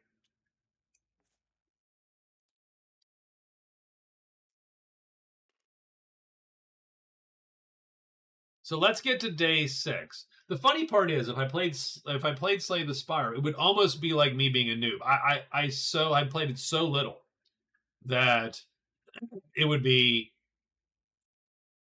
not the first time. I know how to move the crap cards around, and I know that the premise, but it would be very very a new sort of gig because I don't play that. I have not played that game really more than an hour. So Rogue is next.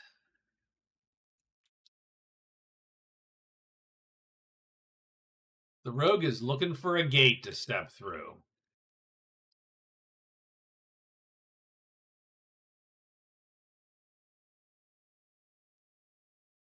Well,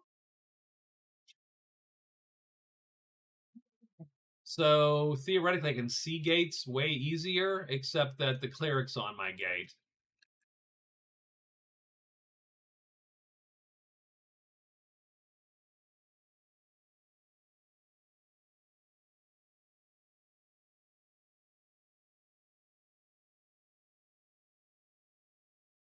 I think the Rogue goes 1, 2, because that's a 2 move, because it's a swamp.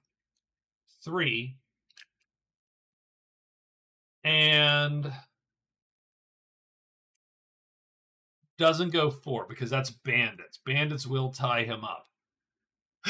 So we're gonna stick there, and we will sneak actually. So we're gonna sneak this day. Oh my God, there you go. I'm a true champion. I played Tabletop Simulator for 1,000 hours. Woohoo! I'm a winner. Oh my God. I need a life. Okay, end stream. I'm out. Goodbye. Go volunteer or something because I don't know what I'm doing with my life. Cleric. Um. Okay, the cleric's gonna spend 3 to enchant. Obviously, she's putting white magic in there.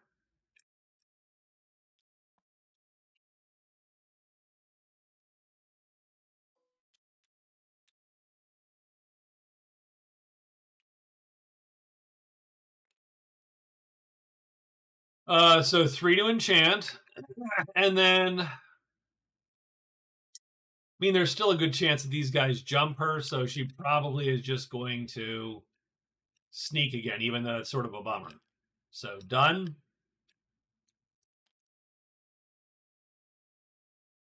The magician is sitting on the shrine. Very exciting. He's going to search for the damn shrine. Does he find anything? The assassin does. The assassin's very interested in that. The magician, though, is searching it. You don't have to be the first. He will get it on the first phase. So phase 1, he gets the shrine. Now that does give him 5 fame because you still get fame for all the things you do. I give him the trophy and I shrink it down because I need to know that he can loot the shrine. He is now going to grab the loot dice.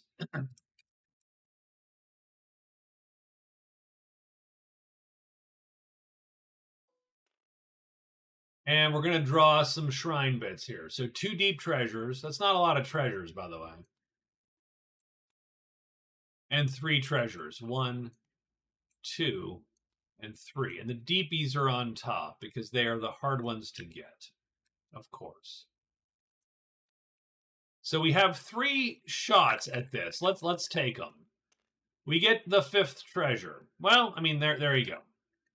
So we get 1, 2, 3, 4, and 5. We get this guy.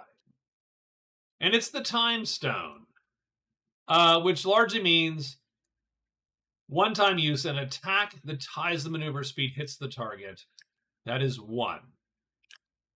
So that is his 2nd phase. His 3rd phase is the 4th treasure. So we're just bottom-upping here.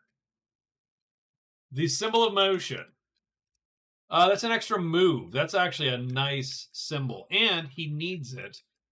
And he is going to loot one last time. This is his last action. He gets the 3rd treasure. He literally has taken them from the bottom up. And he gets the Tome of Power. All right. I like that.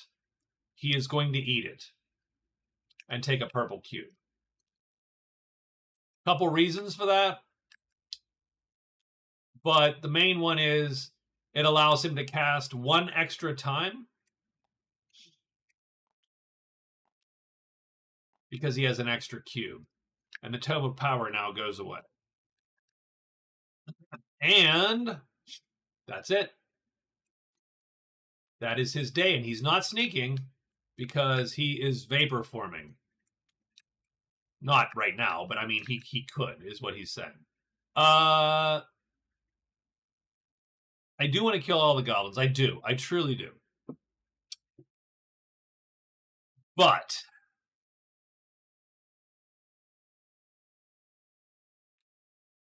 that does not necessarily help me with what I need to get done here. I need to. There's not. We're running out of. I'm running out of places to look here for stuff. I'm going to go 1, 2, 3, and we're going to sneak. So we're gonna look through, and I am sneaking. Done.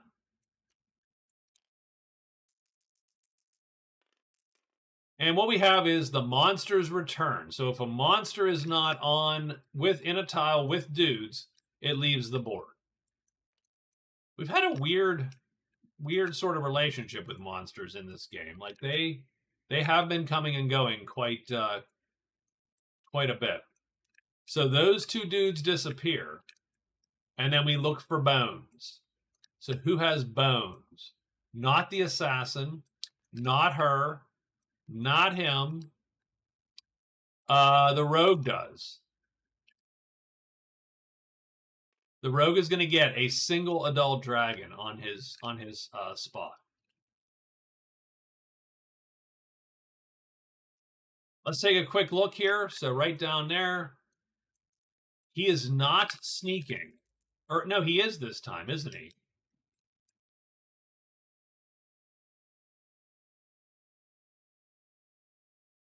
Because he couldn't go into the cave anyway.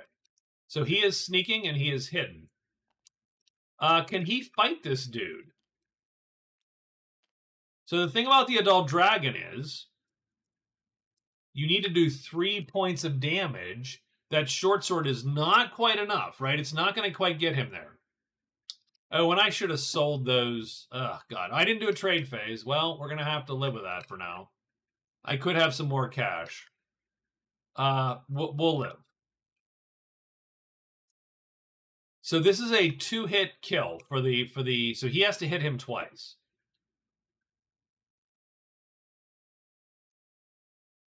Can't do enough damage to not have to hit him twice. I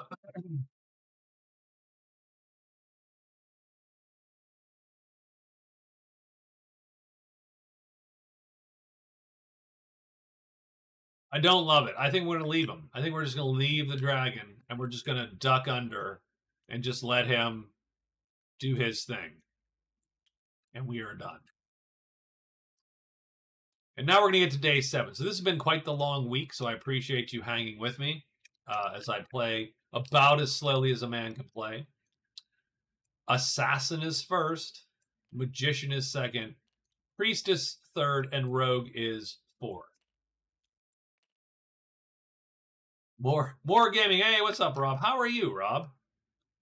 Rob, Victor was talking about a Patreon to get me to play games I'm not gonna like. All right, Assassin first. Assassin goes 1 into the caves and pulls a sight. The Grotto in 6. It's not one of the ones I need, but it is one. 1, 2, and we will remain sneaking. I think we will keep at least a little bit cautious here. The Magician is next. The Magician does not have. Here's what I think: you should have a donation page for sure. I will consider it. Like I said, I have nothing to offer, which is why I don't do a Patreon. But I definitely could. I mean, I could have requests. You could. I mean, I could have people request games. Like that's not a necessarily bad idea. Or request certain things, right? Certain variants.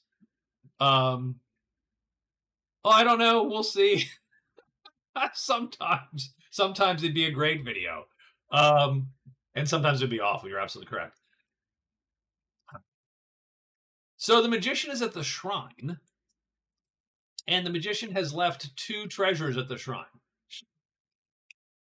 2 deeps. I want one of those deeps. I do agree that I'm absolutely best having fun.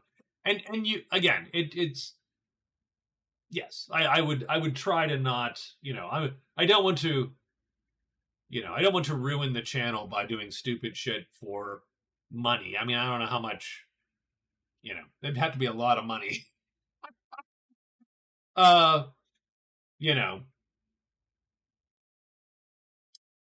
So where are we at? So I think we're gonna loot again. I think we're gonna loot a little bit here. So we're gonna loot. That's 1 fail. We're looking for a 2. 2 fails. Come on. 3 fails. We're just gonna do it one. We went in. Nope, 4 fails. So I think it is time. We cannot do that for days on end. That is a bad idea. The Cleric is going to go 1, 2, 3.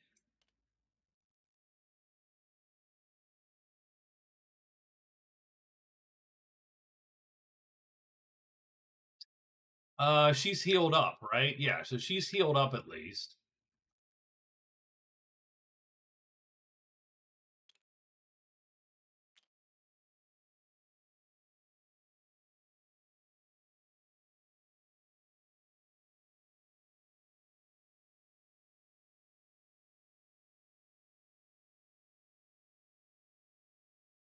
How does that all work?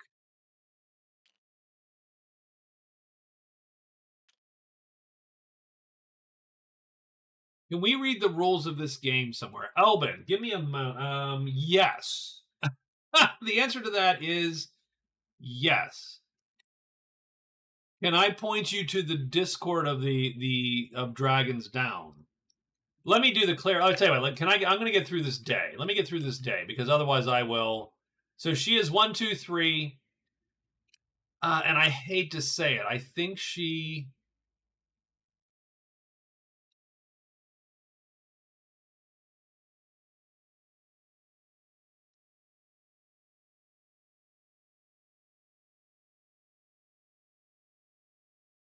No, it's all good. I don't think she charges into the secret dens.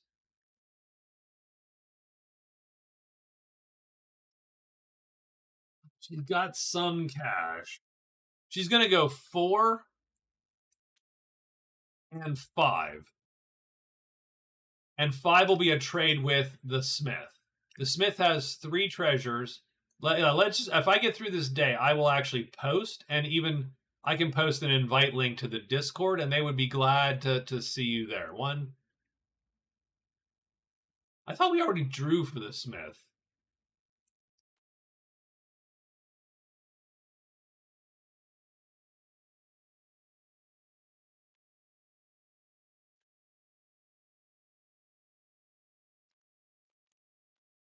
We did. This is the Smiths. Okay. I put it on the wrong. Okay, that is definitely my fault. We're gonna draw for the Smiths. So we're gonna flip these bad boys and spread them out.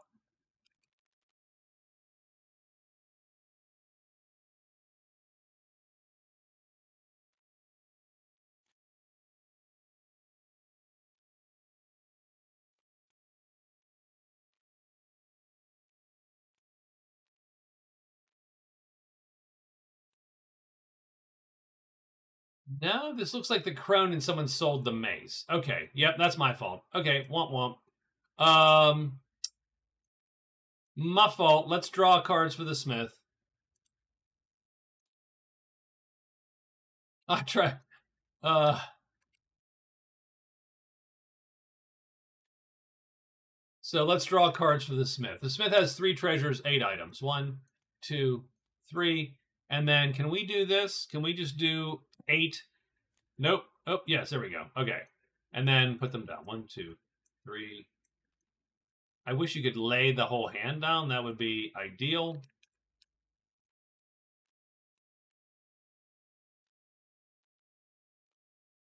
Oh, gosh, she has a curse. Son of a bitch. So she has a cursed treasure, so she gets cursed. Womp womp. Okay. Let's delete that. Let's give her the curse card. Curse card, curse card. I could see, like, we're chanting. Curse, curse, curse. So she gets 2. She rolls twice, odd or even. 2, even, and 4. Even 4. May not rest. Well, that sucks. That's not a good curse. That is not good. Okay. So we got all this crap. I don't think any of these weapons are necessarily any better than the stuff she currently has. So nothing here. I mean, armor is always good because armor gets you that extra hit, right? The Smith loves charm. She is reasonably charming. Stuff like portable hole doesn't suck. It's a one shot, but it can, win that fight one shot kind of thing.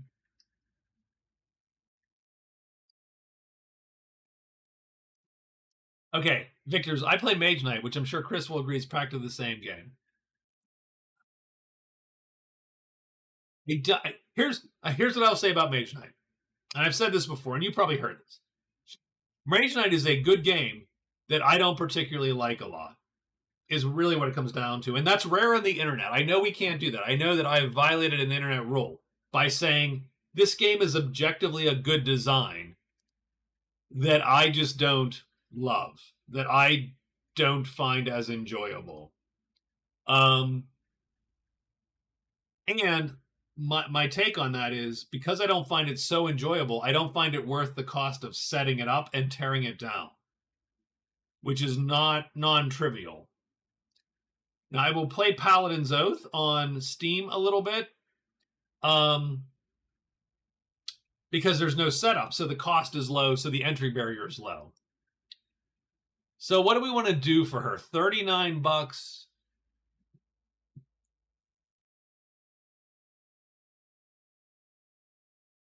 I mean, you know what? I mean, I think she can live without any of this stuff. I believe is my problem. So I think she's just gonna. Oops. I think she's just gonna group it, push it back in, and unfortunately, she needs to do another trade phase, which she does not have anymore because she spent all her phases to uncurse. So she's sort of stuck here for at least one phase to trade, and she is done with day 7. The rogue is going to leave the dragons behind, which he does. He goes 1 into the flatlands. Now he is going to search for the wrecked wagons. The wrecked wagons have 2 treasures and 20 gold. if he finds them.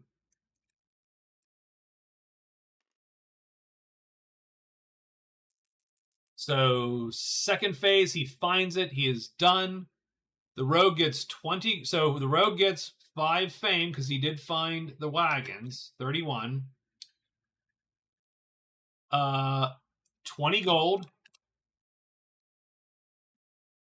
And 2 treasures. 1, 2. Done. He gets the Disenchanter, which he must keep up, and the Guard Charm. Wow, those are really shitty treasures. Those are not good treasures at all. So the Disenchanter disenchants any hex that he appears in. Done. He just removes the cube on it.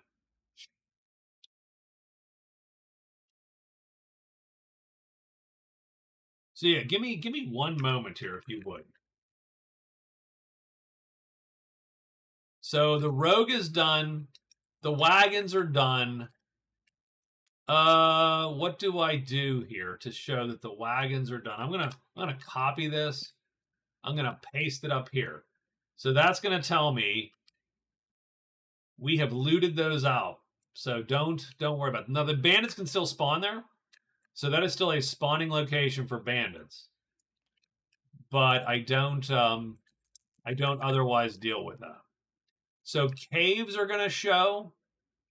And we do have someone in cave. So our assassin is going to get a giant bat on him.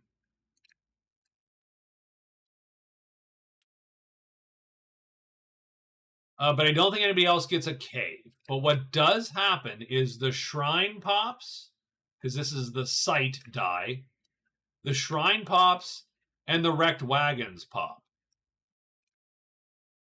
So the wagons are easy because we know it's there. The bandits are there. The bandits show. The shrine is the Wraith, I believe. Yep. Okay, Wraith's coming. So the Wraith has had enough of the magician shit, and the Wraith shows up. And that's where we are at this point in time. Let me...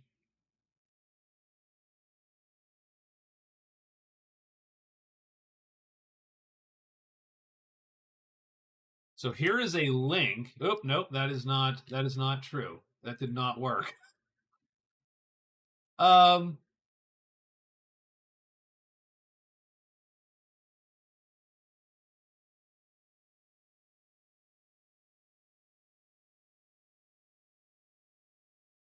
cannot copy it. I can't. I obviously cannot send. I can't send you invites. That sucks a little bit. Okay, I don't like that.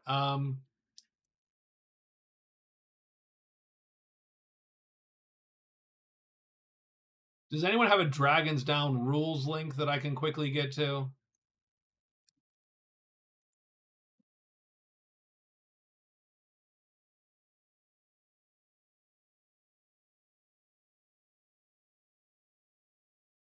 Here we go. Board Game Geek. Done. So that will take you to a page with the rules of Dragons Down. The variant, not published. I do not yet have that out the door. This is literally testing to see that it's suitable for human consumption at all. Even no problem. Please, it's not a problem. I'm here to share games with folks. That's sort of where we're at. Let's do the giant bat first. Let's see if is our dude. We are hidden, so he is so hidden.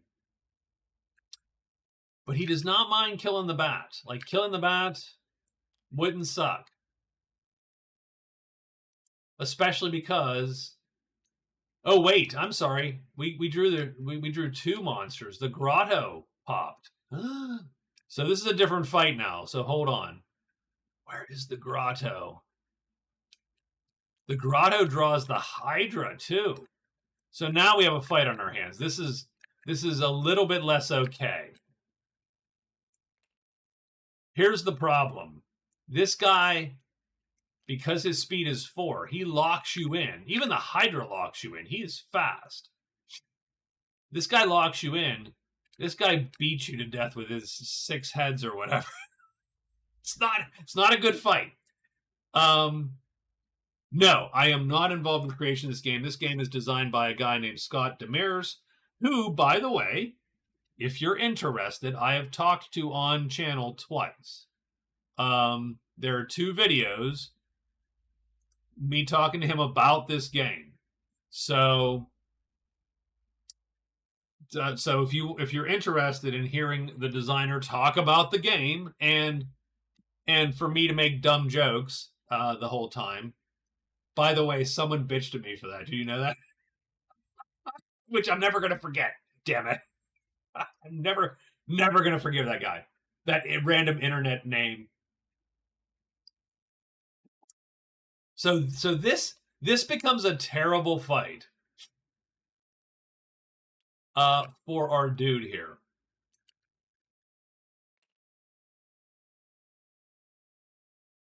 Maybe the Hydra you would go for 1-on-1. Hope to score a cheap hit on round 1, and then round 2 kill it. But with the bat there, this becomes a shittier fight because with the bat there, you have to kill the bat. The bat can damage your armor.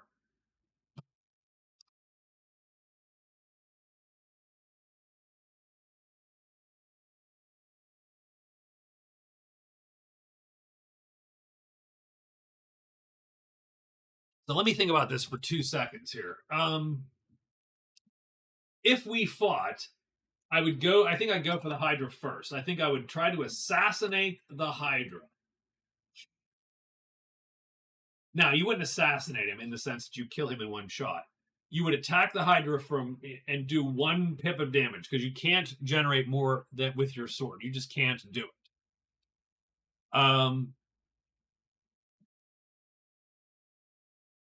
Round 2, both the Hydra and the bat would be on you.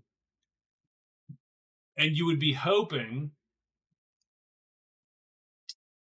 to do your 3 points of damage to the Hydra first. I don't think you can. I know. We need to be alerted for this fight, if nothing else.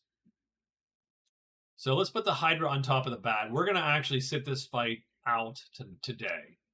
We're hidden. We're going to stay that way and quietly go elsewhere. The Rogue has a little bit of a situation ongoing as well. Let's roll for the Rogue. This is for the Rogue. He is hidden. He is hidden. So let me say he is. Oh yeah, okay, he was right.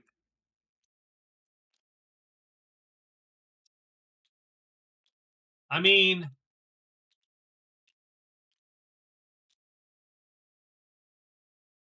the funny part is, like, the leader and the execute, we can kill those guys in a heartbeat, and we might actually be able to get this done. We cannot ambush like the assassin can, so we're not getting any freebies here. And frankly, the answer is I don't know that it. Now, it would. The reason it would matter is because it would give him enough fame to take that point away from the cleric and really move that needle like 2 points in his favor. Right? She would go down to 5. He'd go up to 4. But it is a risky fight. It's not a trivial fight.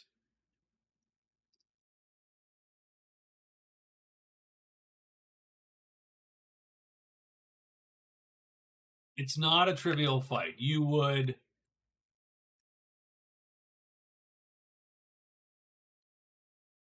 So I think we're going to sit on it because I think we've got other fish to fry at the moment. We have stuff to go to turn in. Right? We've got money to make and so on. The Wraith is going to search for the Magician who is not hidden. The Magician has to roll double blanks now. And he does. So the Magician is hidden. He can't kill the Wraith with Fiery Blast or Fiery Chasm because Fiery Chasm requires a non-flying dude. So he can't kill him. So he's not going to kill this guy. But he could gate him somewhere. Or try to. But it might not be worth it. It may just not be worth it because the shrine is, I mean, it's tapped out a little bit. Not that I don't want those deep treasures. If he flips, we could teleport him away. And if he doesn't flip, well, could we? No, we can only get 3. We can only pop 3. You know what? I'm good. We're just gonna sit here and get out of dodge. I think we're gonna be done. And we do want to find another site to use the symbol, I think. But in the meantime, it's an extra move phase, which is awesome. That sucks because burning that symbol actually hurts a little bit. So I think that is day 7 for us, and I think we are sort of done. I think that is everyone's day. No one is taking the fight today.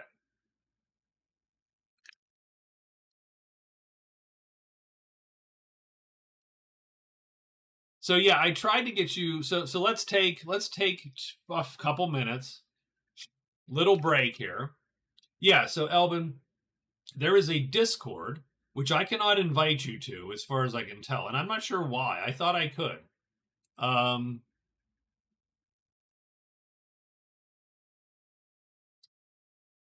But I am. But it's the Dragons Down official Discord. There's probably a link to it on their Kickstarter page.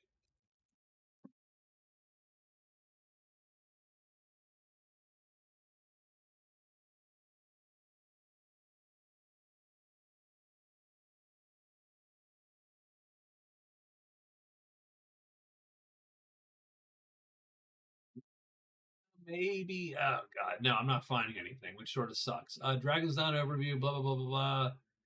About us? No. Nope. Okay. Sorry.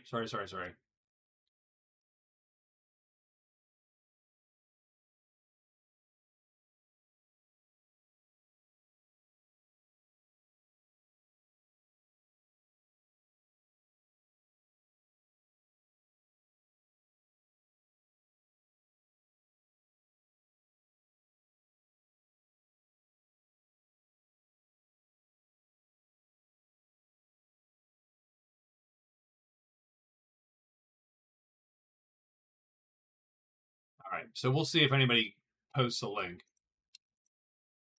But yes, this is Dragons Down. The other game I play often is Magic Realm. Magic Realm is a game produced in 1979. I was also not involved in the production of that one, being 9 years old. So.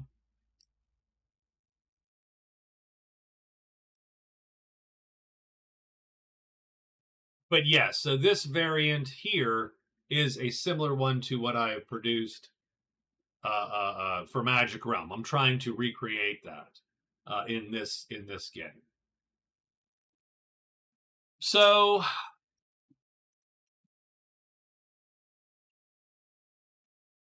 if we check our guys here,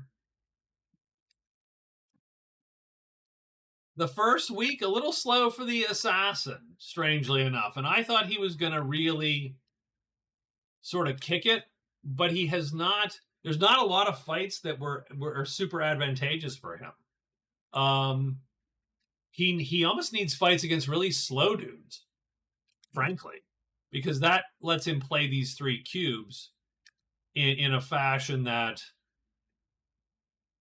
it's gonna get him, right? Like he needs to fight big things that are slow, not big things that are fast, like the Hydra. He needs to fight big things that are slow. So I would argue not a good showing for him, frankly, so far. The Magician,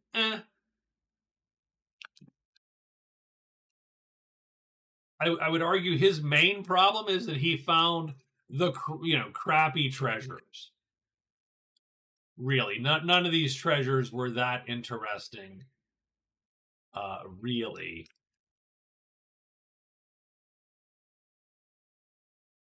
And so I would say the purple cube is interesting because it does. Thanks. Unfortunately, the rules links that require an account on that forum. But I was curious how you play. Well, it's free to do that forum. I mean, that is Board Game Geek. It is very. I mean, if you like board games at all,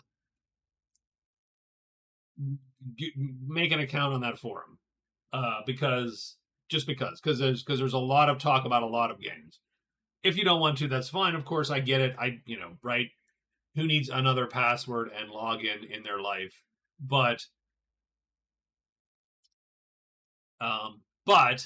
having said that,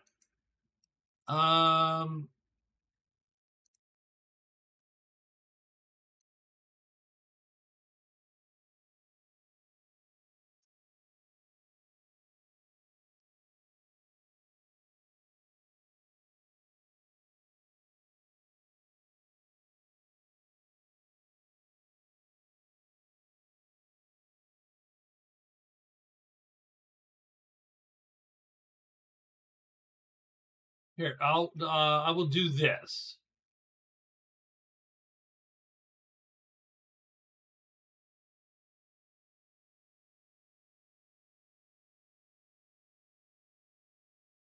I will do this. How about this? I just put them there.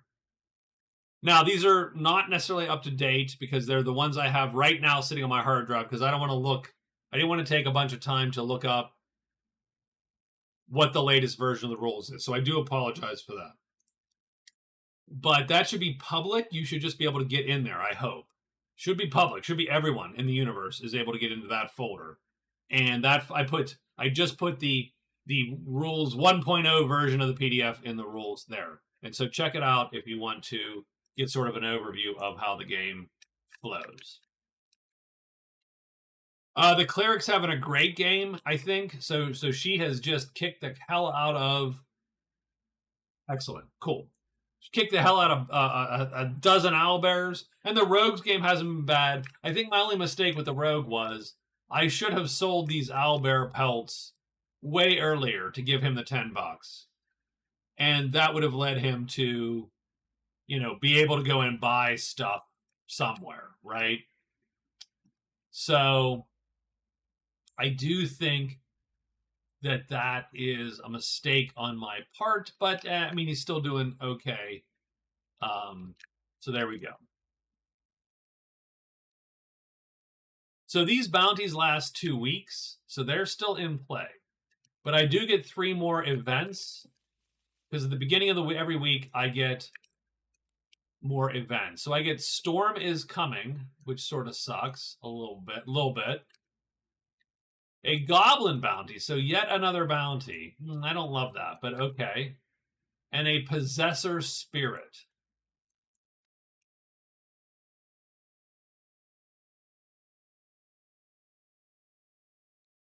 So we're going to add a Goblin bounty.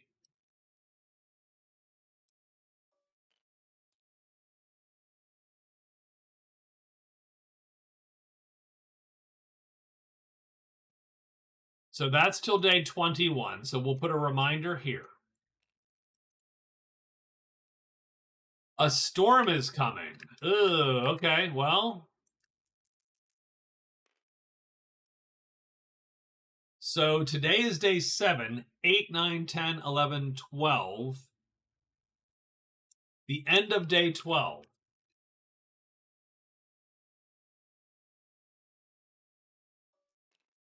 Oops, okay, that's a problem.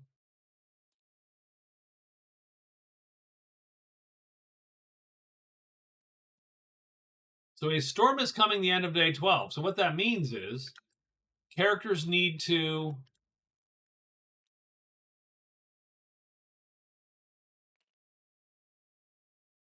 either be sheltered or take wounds. Sheltered means you're in a cave or in a dwelling. And wounds are wounds. So there you go.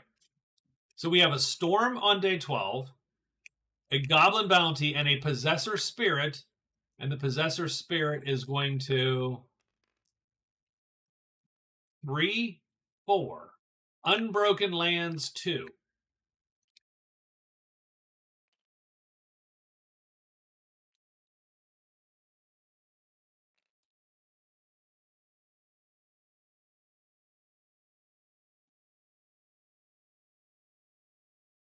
So let's take a look at the Possessor's Spirit here.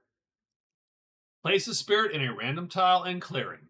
Successfully search and then learn to defeat it, and you will get cursed. Watch out for curses. Once you defeat it, earn 1 VP, and you may continue to use a learn action to capture it. So learning once lets you score the VP, and the spirit goes away. Learning twice, risking more curses, it becomes your follower. It follows you until something is killed in your clearing. It then possesses that creature, making the creature your follower, with a slower defense and -1 health. So there you go. I mean, the main issue is curses, but you know what? That's actually not that expensive to kill because the sanctuary is literally right there. So that is how day 8 is going to shape up with that sort of with all this going on here.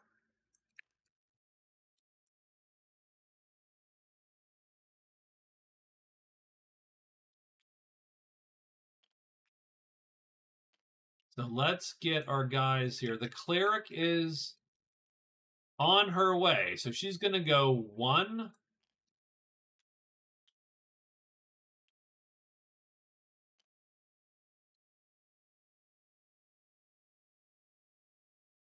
And 1, 2, 3. So she's going to enchant. And since she started because remember, she started in a village. So she gets an extra move because she is a human. And anytime a human is in a village, they get in a dwelling, they get an extra action. And she will sneak. But that does flip this tile. So she wants to be... So she got the best of all worlds. She enchanted. And she may not rest. So we'll keep that in mind. But she wanted to make the move here, and she did. Done. She is done. The Magician. The Magician probably leaves the Wraith. He needs to locate the Grotto, which is way over here. Can he get there? He can. It's just such a haul. So I think he goes 1, 2, 3, 4. Done. Yep. I think that's it. He is done. Magician is done. The Assassin. Oh, I don't know what to do. The Assassin, at some point, you've got to do the deed. But the Assassin's going to go 1, 2, 3. And risk not... And he gets a gate in 4. That is the worst. This is the worst. I think this is the worst board I've seen in a long time. And, like... There's nothing on this board. There is no treasure on this map. What are we doing here, guys? So the Assassin is done. And finally, the Rogue. The Rogue goes 1, 2, and 3. And he flips that. And it is another gate.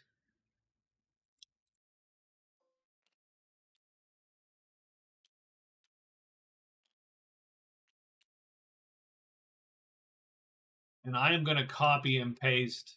Well, I'm going to do exactly what I did last time. I'm going to copy and paste him. And I'll put a little counter on him. He flipped this one. So he gets 1 of 4. So he needs to do 4 of those to get Explorer again. But that's the end of the day. That was a quick day. But let's see sort of where we end up here.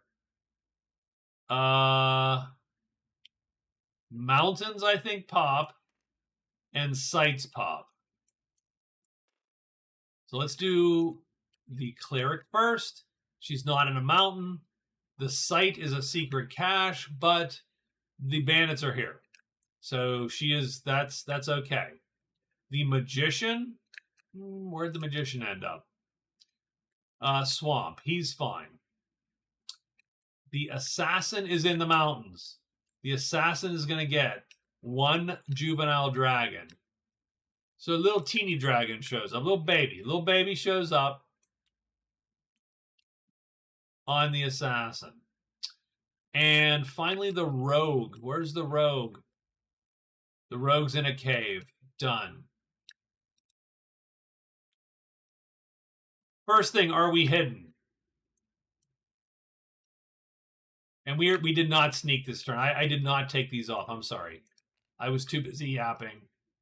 I did not properly reset the board here. He did not sneak last turn. Because he only gets 3 turns in a cave, but he is hidden because he lucked out. So in that case, he is going to play like this. 1, 2, 3, and 2 here. And he is, remember, he is able to assassinate. Internet went from 50 to 100. Your internet's turbocharged. No, I that's good. I'm, you know. Does the juvenile dragon flip? He does. So this attack goes first. Now, mind you, remember, the assassin is now hidden for 1 moment. So it's hidden. He needs equal signs or hit symbols. He misses entirely. He whiffs absolutely. I am, by the way, bad at rolling this game. So now the dragon is onto him, and he's going to fight him back.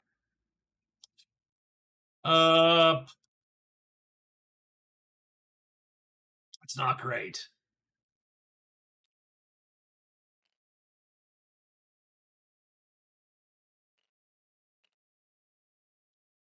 On this side, I don't think I'm that concerned. And on this side, he kills him. So we're going to just sit with this. 3 attacks, 2 might. Does the dragon flip? He does. So now my attack goes first because my attack is faster than his attack, which is a 1. 1, 2, 3. I also overspeed him because I'm a 3 to his 2. And I will do 2 sharp damage. Since he's armored, it goes down to 2 damage. 2 damage is enough to kill the dragon. We've killed the dragon. The assassin scores 10 fame finally. On day 8, he scores a J dragon for 8. No, 10. 10. Woohoo! And so 10 fame for the assassin. Now, in this game, he is still in 4th place. He still scores nothing for fame. Because it comes down to scoring 2, 1, or nothing. But that's just this variant, Elvin. So I will say the one bad thing is, if you're watching this to learn how to play Dragons Down, it's probably the wrong place. You probably need to go watch Board Game School or whatever, or Scott did a playthrough of his game where they show you how to really play the game for real. And I can't help but tweak crap, so I'm playing a version, a variant. And so that's it. So that's good for the day. It's day 9 now.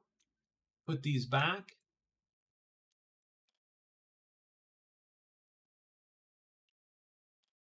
I always feel bad when new people come in and watch me play some of these games because I feel like they're getting the wrong idea. I feel like ugh, I'm a bad representative.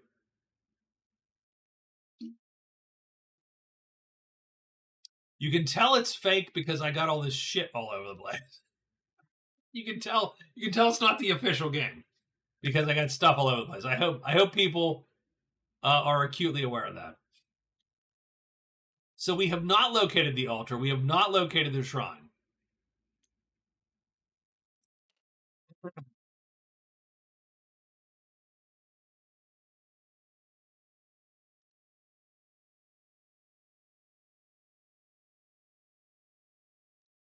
I want to go 1, 2,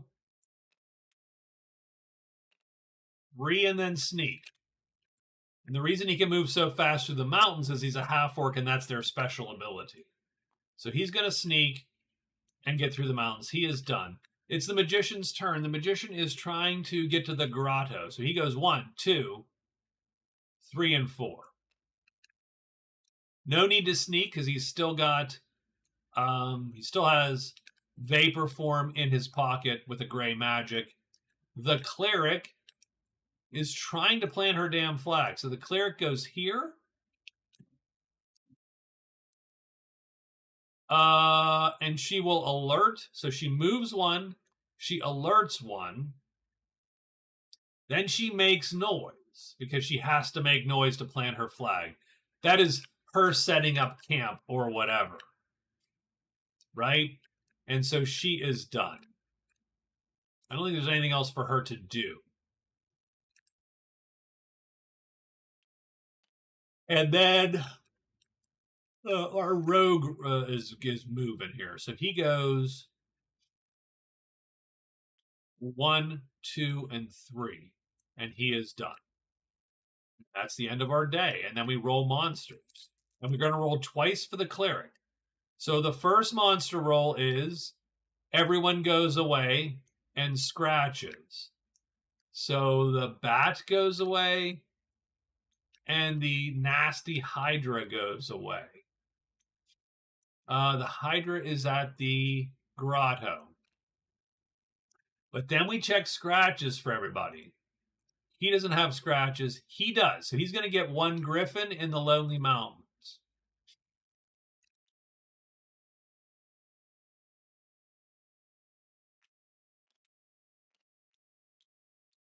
So he is sort of stuck there. He has nothing, no scratches, or she does. And then where's the rogue? The rogue gets nothing either. So it is simply the magician that has to deal with the griffin. The problem with the griffin. So first thing is first. We did not sneak. So now we have to roll hide at a not a disadvantage, but we need double blanks for the monster to not hear us. We did not get it. So the monster is on us. He knows where we're at. He knows that we're after him. He is coming for us. 100% coming for us.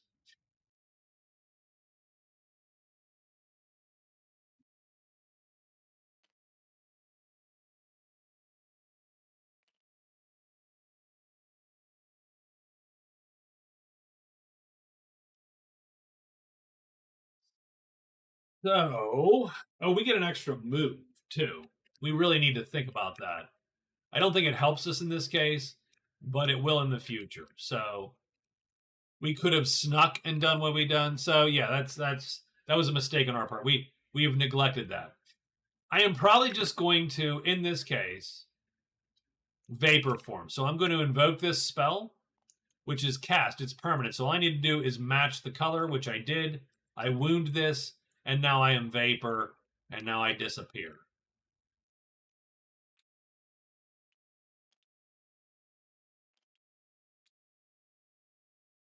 And now we are done. And that's the day.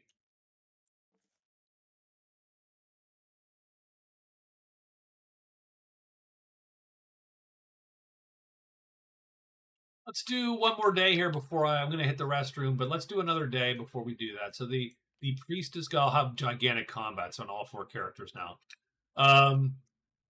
Oh, the priestess made noise. She has to roll again. I'm sorry. So let's go back. Hold on. This is still day 9. We haven't moved to day 10. She has to roll again for monsters. And she gets no monsters because she made noise. So she gets no monsters. So because she did that, she scores again. So the cleric scores plant flag. So hold on. So that is the end of day 9. We put 2 pluses, plant flag. So that is another point in cards for her, which indeed puts her to 7 points. So pretty good. She's well in the lead. She makes a camp there. So I'm actually going to keep her chip there. That means she's sheltered here. She can turn in quests here. If she breaks camp, she gets to turn in her cards if she doesn't like her cards. This card goes away, sort of, and I will copy and put it here so that it's discarded. I don't think we have anything which searches through the discards. She will then shrink it, though, because she does get she does get a thing. If her camp is still in existence at the end of day 14, she gets a reward. And she does get a small reward today for setting up camp and taking over that land. 10 fame. Wow. That's actually pretty good for her. So she gets the card. She gets 10 more fame. So she is really winning fame right now. What she needs is to get a cube for self-improvement. She gets Spider Slayer. So plant flag goes away. She gets Spider Slayer. Done.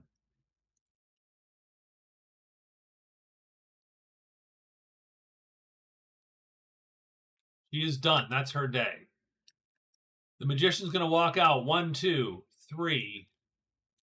He can't go 4 because you can't use your 4th action in a cave. You only get 3 actions in a cave. So he is then going to sneak.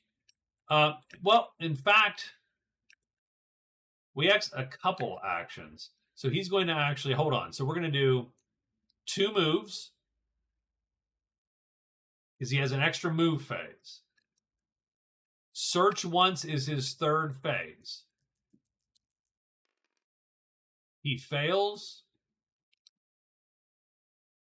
Search twice is his 4th phase, and he succeeds. So he actually finds this secret path.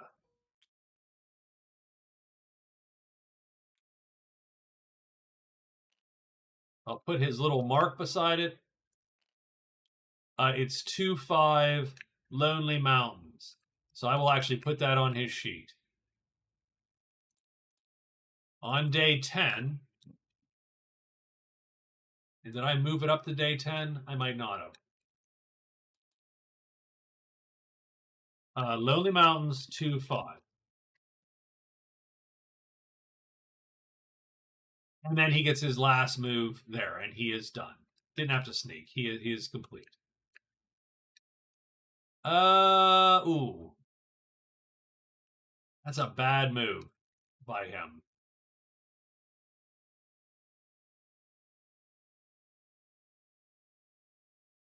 But we're gonna go with it. Done. We're done. That's how he moved.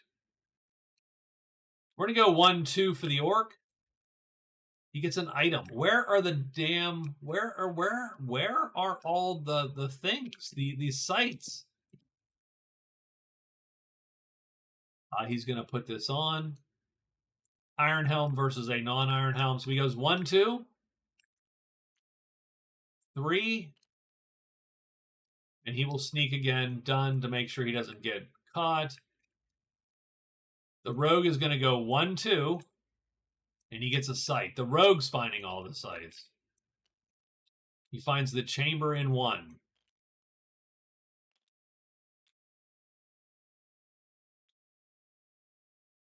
He does get another explore. The rogue will search to try to find this place. He succeeds. He gets 5 more fame because he gets 5 fame because he found the chamber first.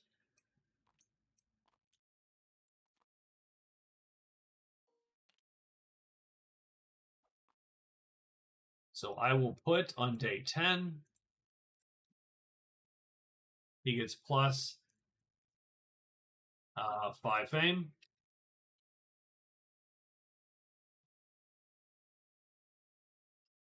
And that brings him to 36 with the caveat that, I mean, she keeps ahead. He has found the chamber. The chamber will draw the Titan, some serpents and orcs. He's going to loot it once. Heck with it. 3 treasures, 3 deeps. So 1, 2, 3. 1, 2, and 3. And he gets 1 loot of this thing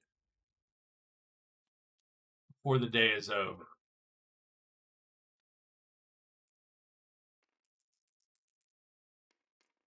And he gets the 5th card. So he will get a card. 1, 2, 3, 4. 5th card. The symbol of greed gets an extra loot. Not today. You can't do that. But he does get one tomorrow. He does get a symbol of greed. That is his turn. We'll roll for monsters. We're going to get forests. These 2 guys are in mountains. She's in a forest. She's getting 2 spiders. So let's put 2 spiders on her position.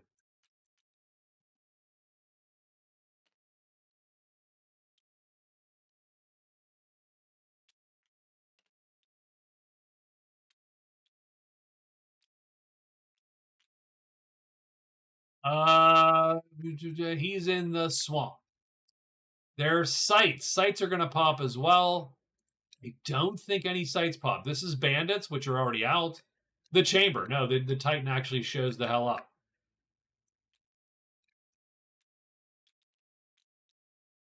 So we have 2 things to worry about. Let's do her first. Is she hidden? She is not. She fails the sneak. Or she fails. Yeah, she fails to hide.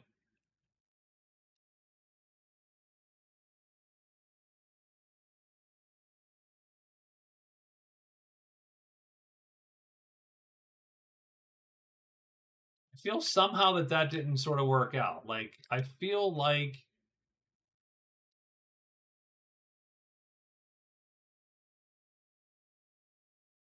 if she planted her flag on 9, I've done something wrong. Why is she still there? Right? I probably moved this too early, and this is still probably, yeah, so I'm going to just go with that for the time being. Let's assume that it's 9, and I screwed up, and I lost the thread there a little bit. Done. Okay. So these guys show up. She's stuck by them. They've gotten her. So it's up to her now to defend her new camp, as it were. Strangely, she also has Spider Slayer, which is sort of awesome. What she cannot do, though, is she can't do the thing where she pulls off the life armor ahead of time because she's not hidden. She is out there. She's fighting them right now.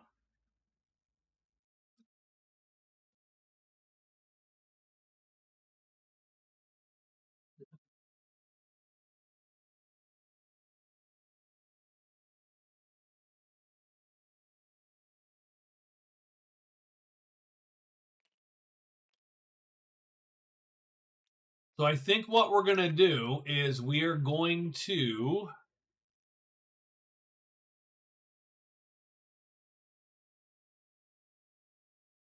Yeah, I screwed something up. So turn-wise, you're going to, like, people are going to look back at this and go, dude, what are you doing? And I totally get that. But, oh well.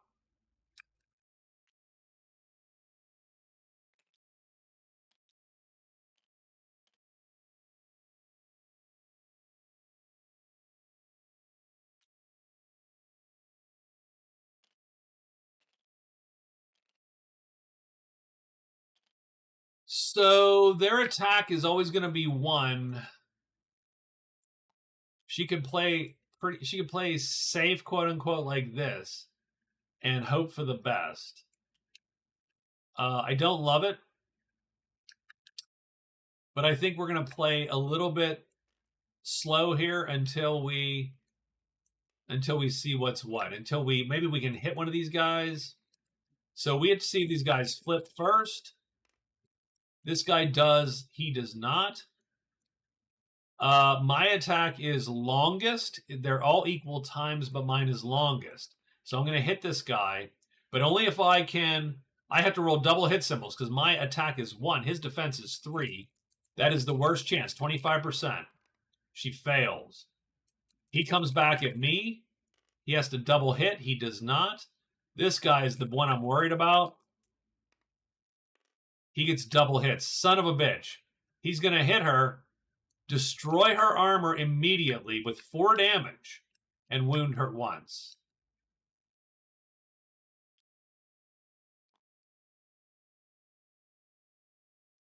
Now we're in trouble. She's actually in trouble now.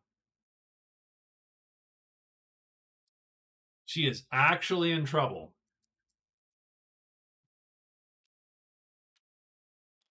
First thing, we're going to target him because now he is the danger.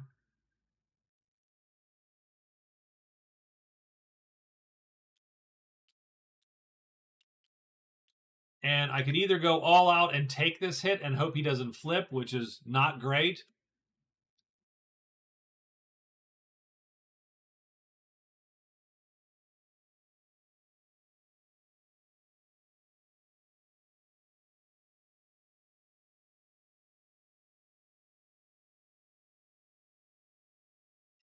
So that's a 1/3. So if I just go all out, it's a 1/3 chance of dying. I will kill that first spider. Then I'll have a 1/3 chance of dying to the second spider.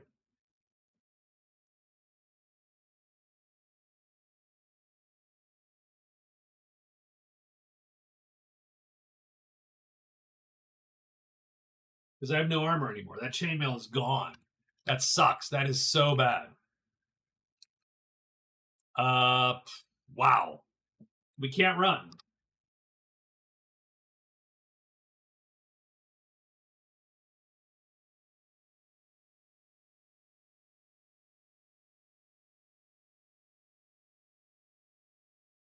Because she can't generate enough black maneuver cubes, which are the defensive row, the second row.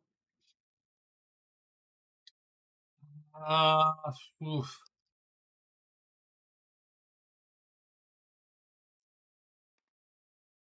Yeah, we'll go for this.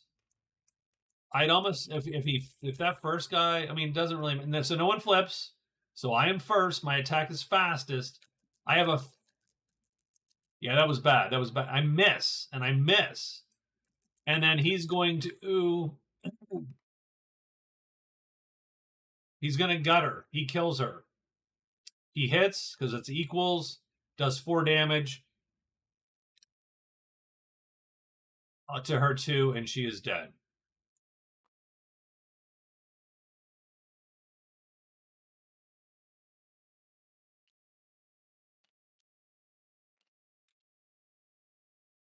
Yeah, that was too bad.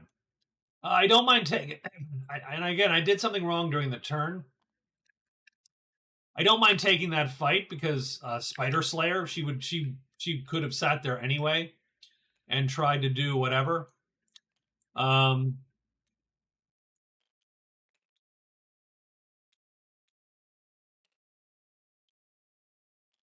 but yeah, she's not. Yeah, she's not going to make that. She died, and that was just shitty luck early on.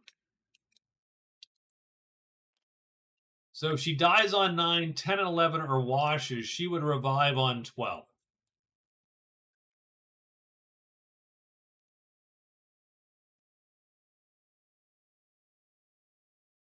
And that's, again, a rule, just a random rule that we're using here. She gets to start over for sure. Well, her battle axe is in the is there.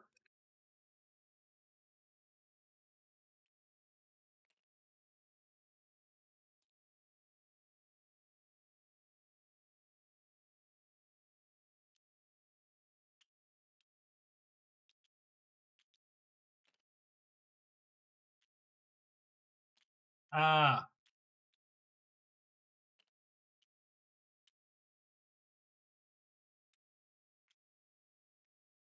so we'll put that there with her corpse. The plan flag is gone. She can keep these whatchamacallit. She actually gets her chainmail back. And a mace.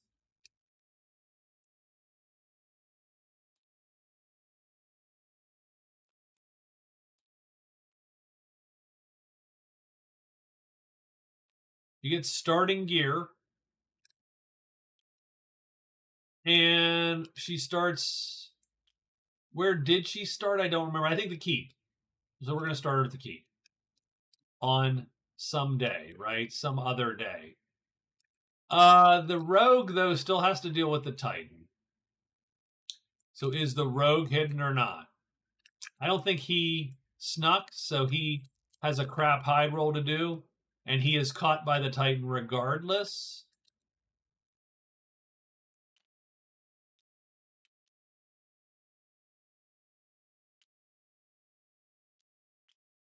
And we are definitely going to have to run out of the clearing. So he can do that because his evade, he can play 4 chits there and just get out of dodge, which is what he's going to do.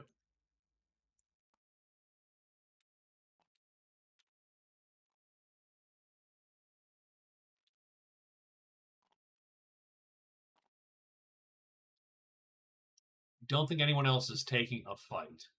And again, I don't know whether that was day 9 or day 10. I totally apologize. But it doesn't matter. It doesn't matter. That could very well have happened regardless of the day. Main problem is she gets reset back to nothing.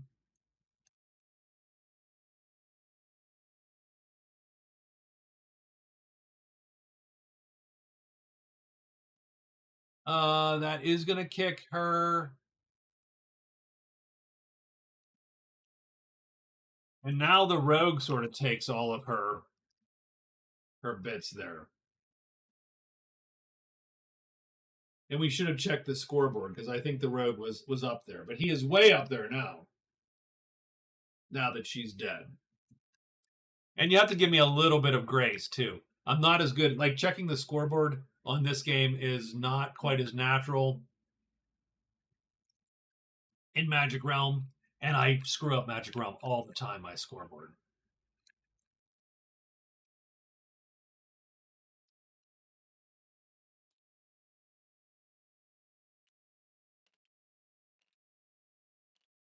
So she's dead for a couple days. So these guys get a couple days on her. And man, what is he actually trying to get accomplished, I wonder? 1, 2, 3, 4. He's just gonna. Now he'll 3 and sneak. He's not gonna go nuts there. He's gonna sneak still. The magician does need to rest. So the magician rests 2 phases. So that's 2. Then he goes 3. But he does get an extra move. And he'll go 4 to the grotto. Because he has his symbol. And the rogue getting out of dodge. Where is a place to turn my stuff in? 1, 2, 3.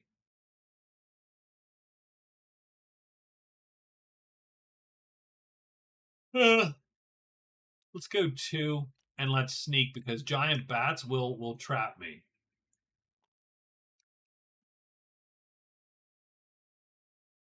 Or let's actually go 1, 2. There you go, and sneak. Done. All right, monster roll for 10. Forest. No one's in. He's in the forest. He's gonna grab 2 giant spiders.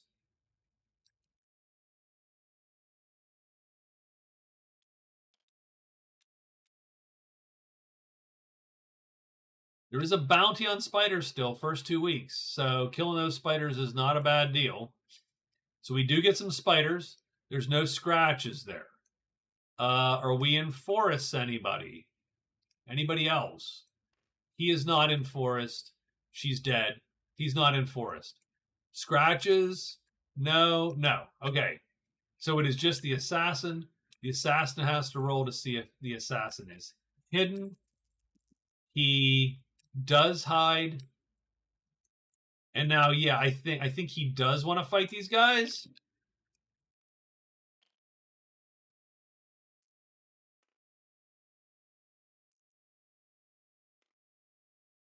So he is going to, the first round of combat, while he is hidden, he can ambush them. He is going to ambush with the dagger first, because the dagger, so 3 attack, 1 might in the dagger. That's how we're going to play. We're targeting this guy. Do either of them flip? Because they both can flip, doesn't matter each round. No one flips. His 3 attack is equal to, so he needs equal to symbols, and he misses. I cannot roll in this game. I should stop playing. Does he become unhidden? He does. So now they're on to him. The dagger, by the way, is somewhere in the clearing. If he wins the fight, he can pick it back up. So now he's got to fight for his life here.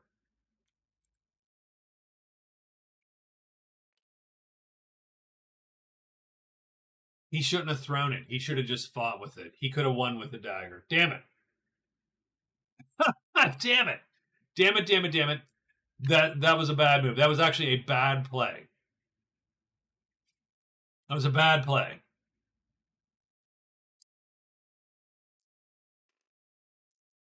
There's no reason to throw the dagger. I mean, you could. I mean, don't get me wrong. The reason to throw the dagger is if you remain hidden, you get a free shot, and he did it, and he didn't get it. So we're gonna have to live with that. But he should have kept the dagger, and he should have just assassinated melee with the dagger, like stabbed him, because he could have easily then matched up the fight and done a better job. Now he's going to be a little bit vulnerable as he does this. So what he's going to do, 3 attack, he's going to go all in on attack. And 2 there. And if he had the dagger, he could have gone 1 defense as well and protected himself.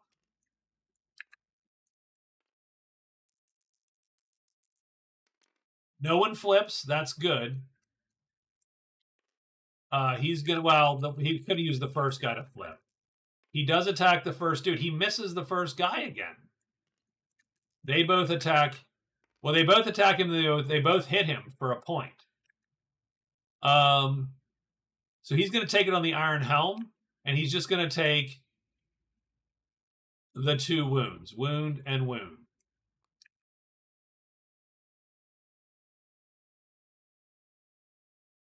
Not great. Not great at all. He is going to stick it out. I think it's a bad. Oh, God. That move could be so bad.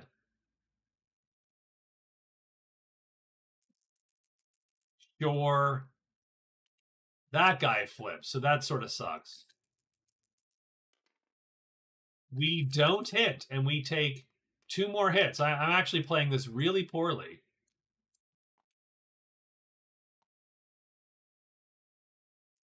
So now we really can't take 2 wounds and still remain the fight.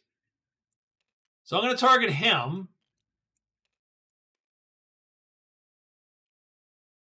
I'm going to go 2 and 1, I suppose.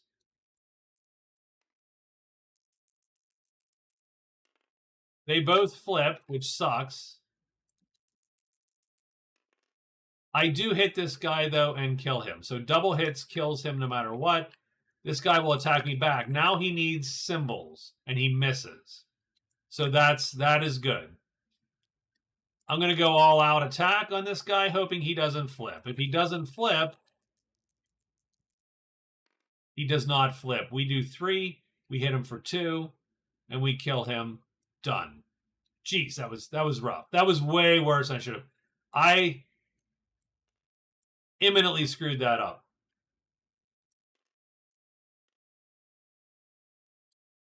We do score 16 fame on day 10.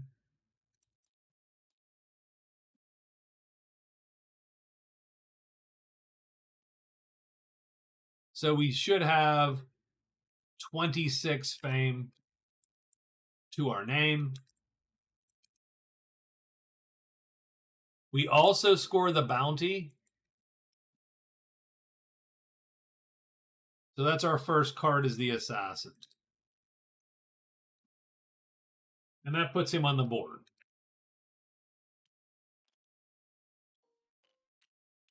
And we will shrink these to give him something to turn in. And then these guys go back in the bucket.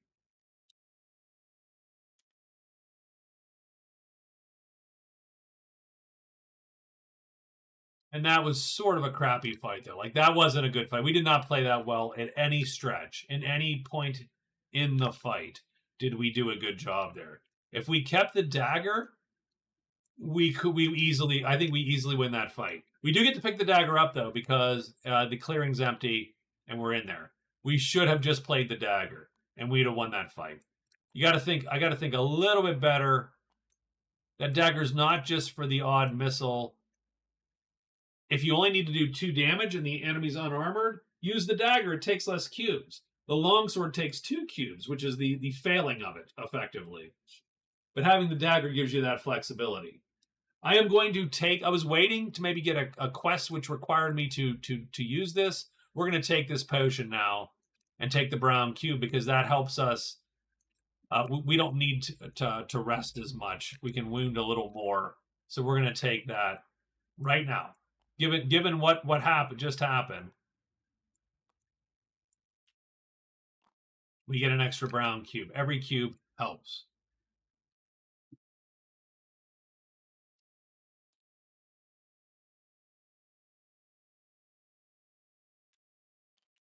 Day 11 is going to see the magician up first.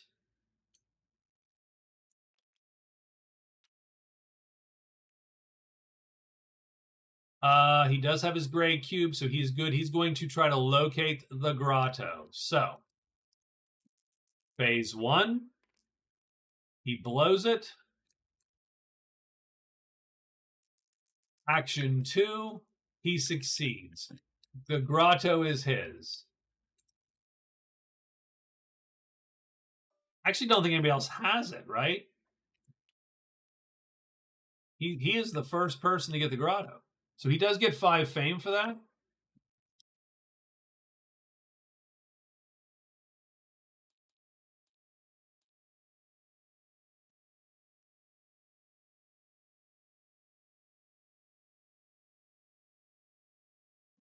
And he does get a card because it's locate the grotto. So he does get the card. Now the magician is...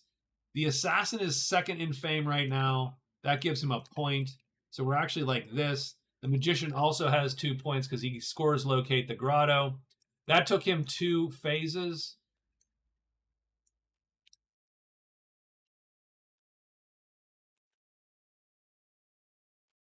Let's see about looting the grotto while we're here.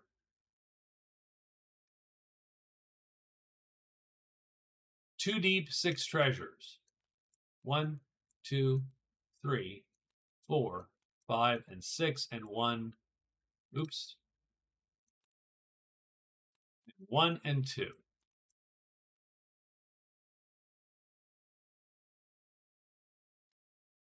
We do get a loot. We're going to roll. 3. So we get the third. 1, 2, 3. It is the oh, crap.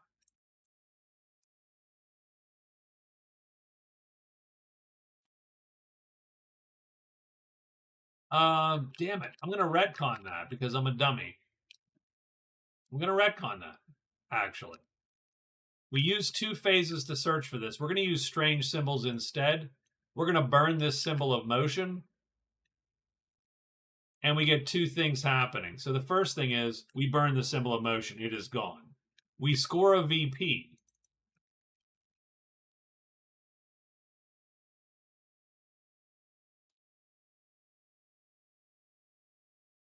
We get another card because we score this strange symbols. We perform a quest action. So that is 1 action. So instead of searching, we use an action, 1 action, we find the grotto right now, and we do a loot, in which case we got the symbol of rest somewhere. There it is. So that is all on our first action. This deletes. This goes here. We got 2 quest cards at the end of the day to deal with, of course, and that's fine. Our second action can now be looting the grotto for real, because we instantly discover it.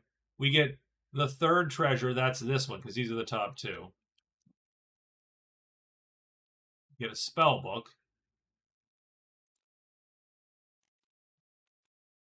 And we do have some spells we can learn.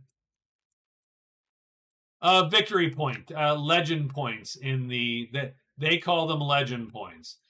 So in base Dragons Down, you get legend points for a bunch of stuff, sort of random.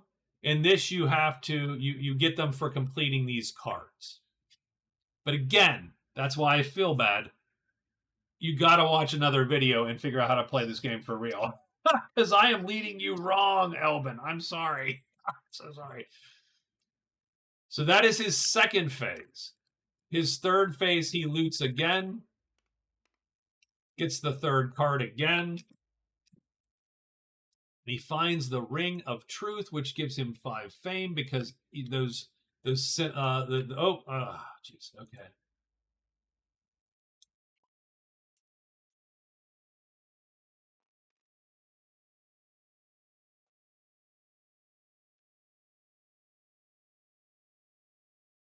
I'm not sure what I picked up.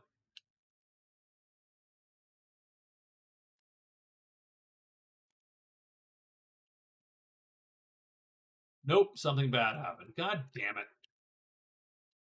Oh, we're Control-Zing again. Hold on. So I screwed that up good. So we scored the symbol, we scored the grotto. I have no idea where I got.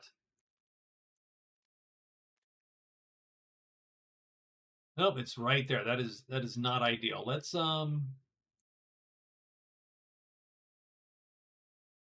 rewind time 50 seconds. Okay. So I have the symbol of rest. I have the Ring of Truth. I deleted all my shit. That's not how I wanted to go there. That is not quite ideal.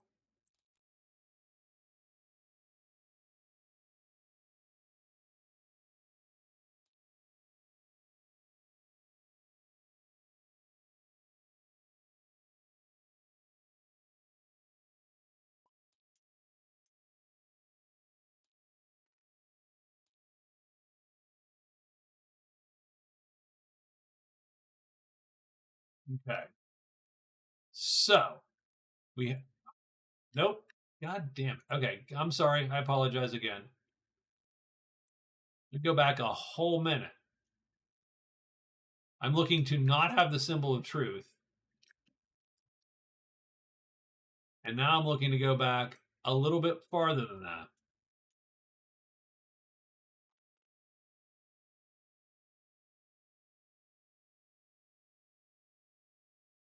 Even farther? I need this green card to be back where it belongs. Okay, there we go. Okay.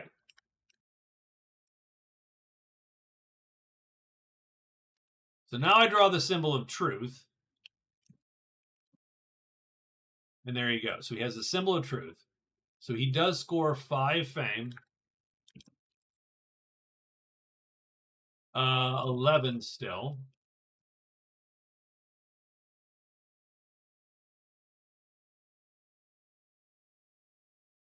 Give him epic, so 5 more fame. So it just has 25 fame now. And his first phase was questing, getting the thing, the symbol. The second was the spell book. The third's the Ring of Truth. He does still have a 4th and final phase today. The 5th card, 1, 2, 3, 4, 5. He gets the last card, 3, 4, and 5. He does get the final treasure. Well, the last treasure. He gets a symbol of stealth. Those are really good because he can be sneaking all the time and resting more, and he's a mage, and that's actually pretty important for him. And now there's 4 treasures left in there, and he is done for the day. I apologize for that. That was a really clunky move on my part. Magician is done. The assassin is going. The assassin's going to go 1-2.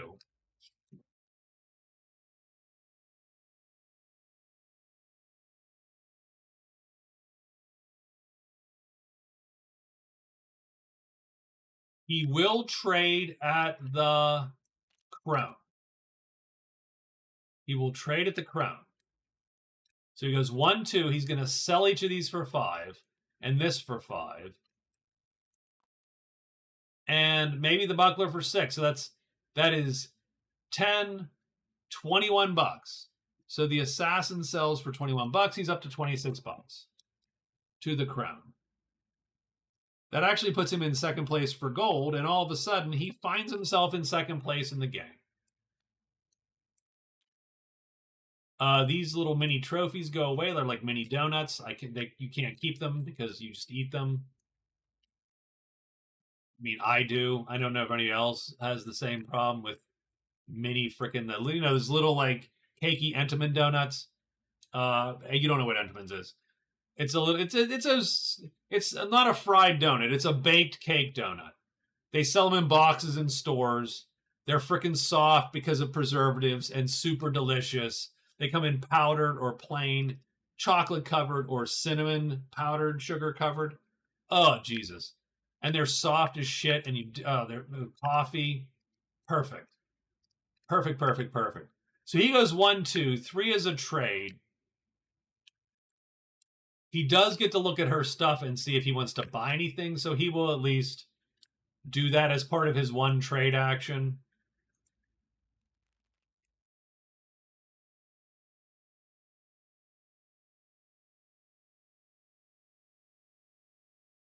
I mean, he wouldn't hate Shoes of the Thief either.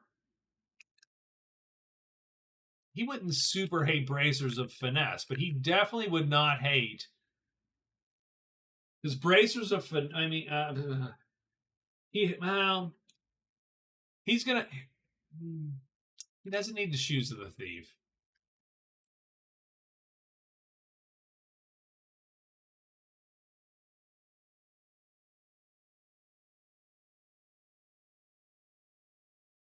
Doesn't necessarily need Bracers or Finesse.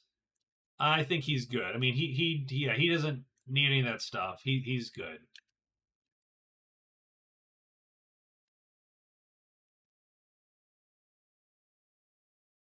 So I think that's his 3rd action.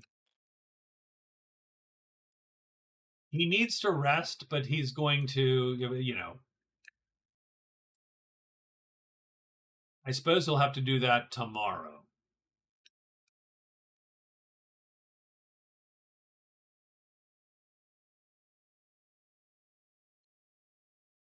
At the end of the day today, the shrine is out. He can get the shrine. So he just needs to go get the shrine. He's going to toss locate altar. I don't know that the altar is going to be found in this game. So he will turn his quests in, which he's allowed to do if he's at a dwelling at the end of the day. And so he will do that. The rogue is just trying to get out, trying to get his explorer done. He's got 2 of them. 2 moves. He gets his 3rd one, and he gets a treasure. There are no treasure sites in this game, as far as I can tell.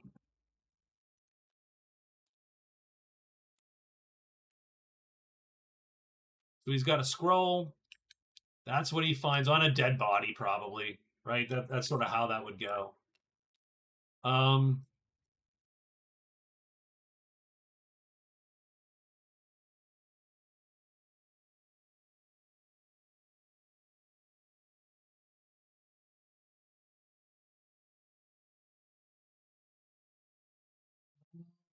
1-2. So he goes 1-2. I'm going to go 3 and sneak. And he's snuck. That is day 11. We do make a monster roll on day 11 to see what appears. Caves are bad. If anyone's in a cave, no, no, and yes. So this dude is in a cave, so he's going to draw bats. He draws 2 bats.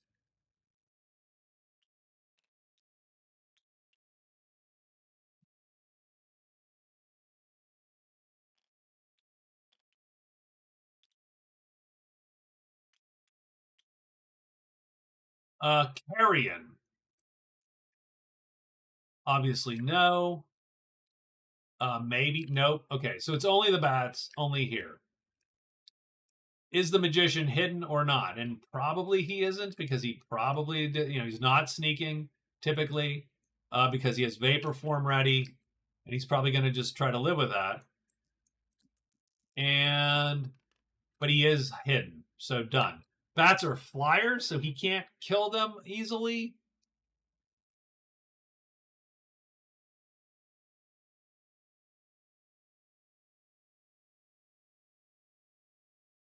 Oh, 3. There we go. He has 3 points because he's got the symbol, right. I don't think we are going to fight the bats. I think we are going to leave the bats alone. And that's the end of the day, and it's day 12, and everybody's going to participate. But let's check here real quick and see where I'm at in terms of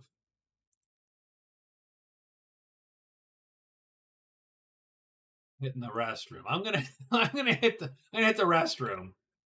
I said I was going to, and then a bunch of shit happened. So let me regroup here a little bit. And the last couple days were sort of disjointed because I had to redo my draw because I lost a card somewhere. So let me regroup here. For day 12, we'll have everybody in the game. Gonna hit the restroom, grab a drink. We'll come back and we'll finish out this week here for sure, I think. Um,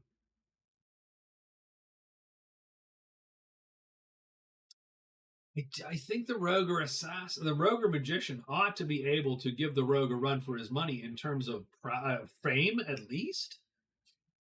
Not gold as much, although the assassin does have some cash. So let's we'll see that as when we come back. So give me some time here. I'll be back in a couple minutes.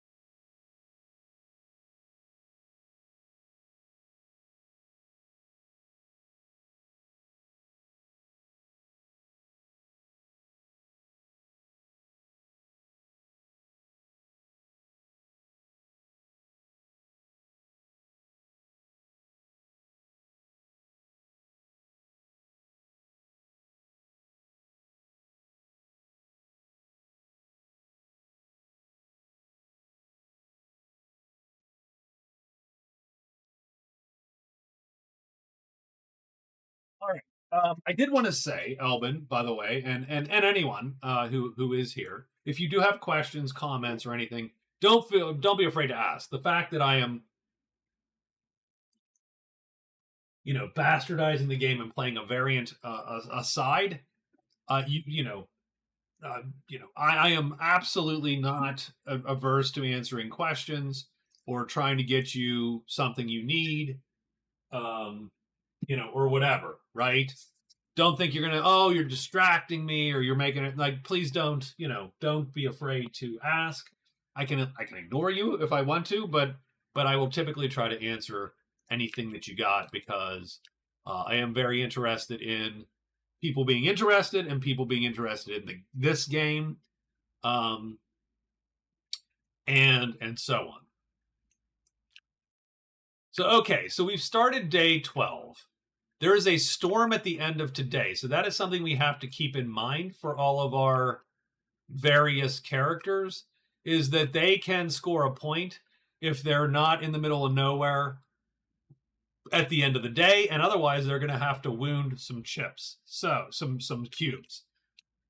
So we should definitely pay attention to that. One, two. So the cleric is first as she wakes up.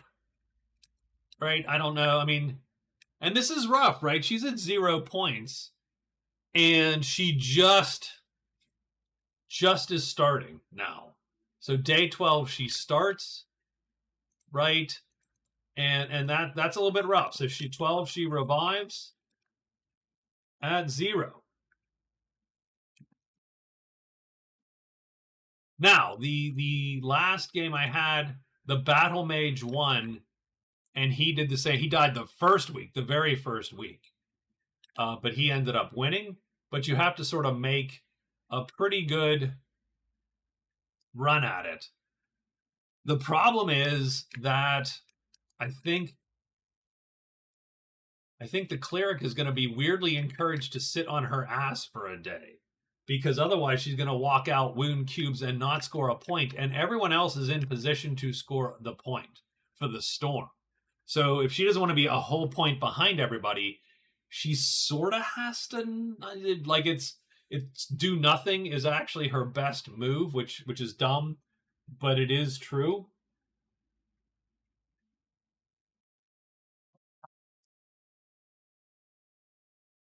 I don't think she can get anywhere fast enough, right? Yeah, right. She can't get to a dwelling or anything fast enough to get that done. So she is weirdly going to not do jack. She could trade, but she can't really buy anything off the crone. Like, she doesn't have money. She has 0 cash. So I think she just sits on it and is done. So that's awful, but that is where we're at today. I sort of vaguely forgot that there was a storm, and then everybody ended up close to town anyway.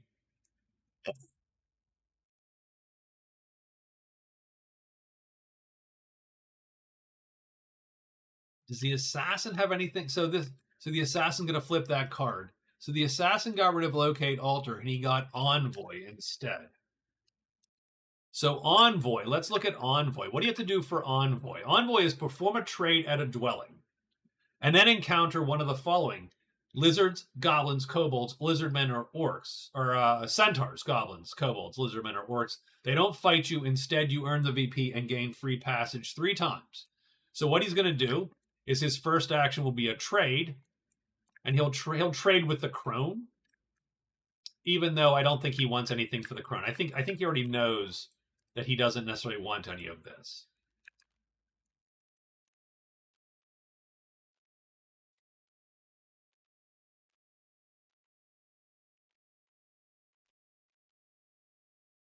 And that spell scroll has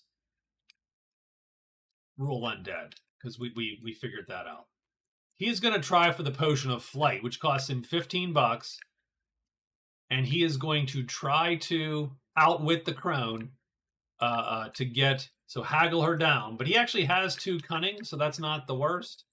So he'll see if he can haggle her down a little bit, and he doesn't. He gets the doors, but that doesn't matter. That does not matter. He did what he was asked to do, which is 12. He did do envoy at the dwelling. Dwelling. So he did his part. He did one trade phase, and now he needs to rest. So he's going to rest for 3, which will heal 2 cubes. So he's going to pull this cube back and a health back, and that is his day. So he is done.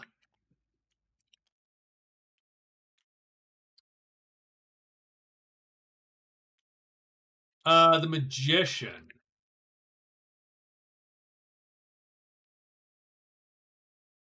So what do we got here in the grotto? We do have 4 treasures left in the grotto. So let's group these. Flip them and put them back in the crown. We are going to sneak first thing. The Magician will sneak. And then he has to roll high dice immediately because the bat is right there. And he is hidden. So sneak is good. 1 phase is done. He will loot then 3 times. He is hidden until he moves. 5 is a failure because there's only 4 treasures left. So that's 2. 3rd is the 2nd treasure. He gets the deep out of there. That's good. That's what you want. You want the deeps. He gets the Helm of True Sight, which he cannot wear. Because it's too heavy for him. See, he needs 2 red cubes. But he can show it to the universe and get the 5 fame. So he gets another epic on day 12.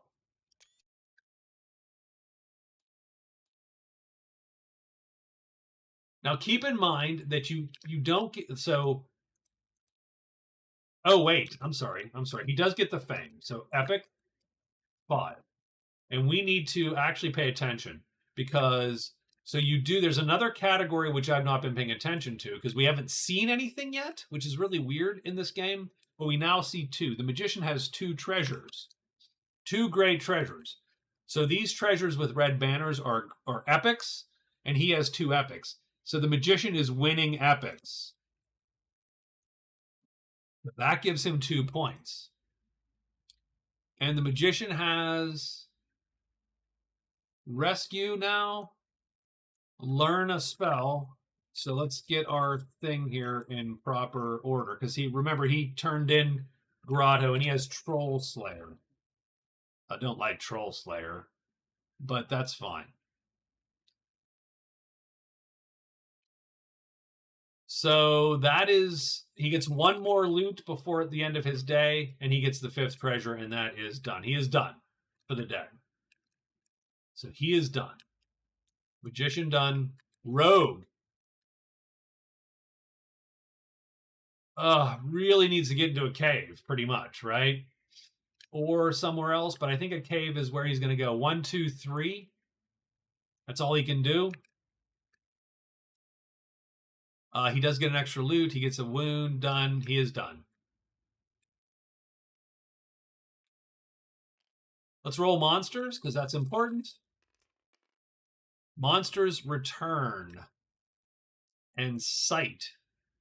Oop, so we're going to get a couple things going on here. First off, the bats are still here, because he is here. The grotto draws the Hydra. This adult dragon goes away, because no one's around to keep it there. The bandits go.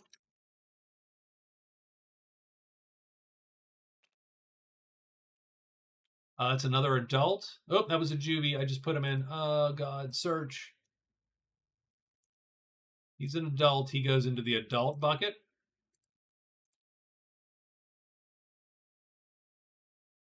It's a lot. I don't know why there's a griffin in there.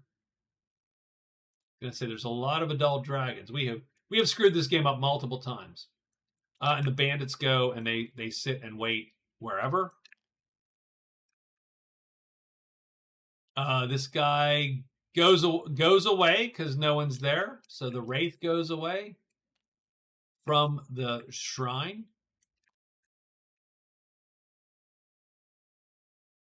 But oh, and the Titan goes away from the chamber. Wow, like a lot of creatures just went away today. But he comes out. Is that it? I think that's it. Oh, and these spiders go away. They go away from they eat the cleric's corpse and then they walk away. Effectively done.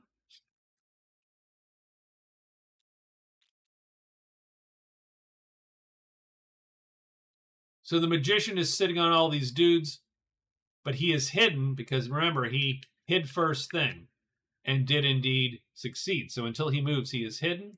So he doesn't have to fight these guys. I don't think he's going to. I think he's going to sit. So we check every character. They all happen to be in sheltered. So it's a little bit lame, but they're all going to score storm. That is his second card point. He is going to score the storm because he is in a cave.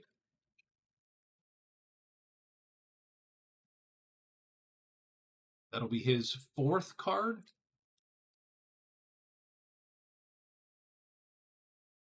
She, strangely enough, scores the storm because she's in town. That's her first point now from in her new life. And it's a wash, right? Because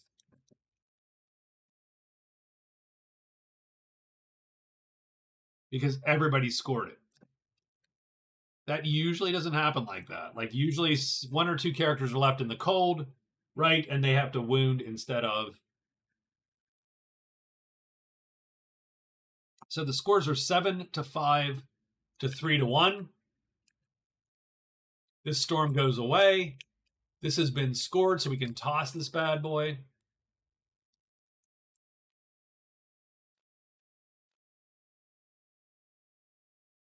And we're on to day 13.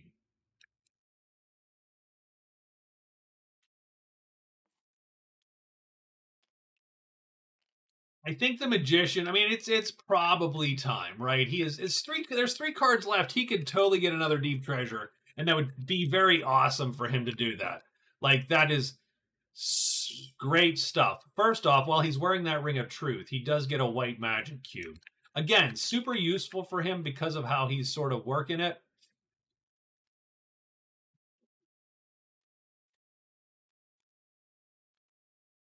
I think his next task is to learn spells.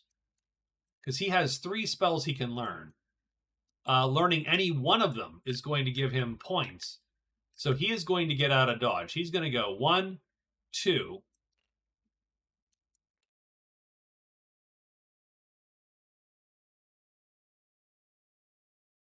And he can't move into those mountains just yet. So he's going to go 1, 2, and he will sneak again just to keep his gray cubes lively there and ready to go. The assassin needs to go find dudes. He needs orcs. He needs right. He needs something. What the hell does he need? He needs goblins, kobolds, lizard men, orcs. So where can he find some lizard guys? Up there at the awkwardly. He's going to go 1, 2, 3.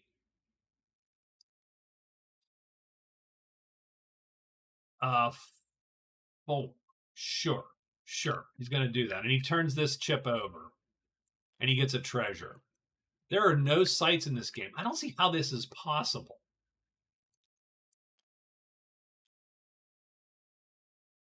Oops, I didn't want that. He gets a treasure. He has a symbol of alertness. So he gets to alert all the time now, which is actually very good for him. He should be alert every day now. Every time. Every day he should be alerted. Okay, she needs to get to the bandits. Oh, the bandits are gone. Son of a bitch. Oh my god. Her luck has been miserable.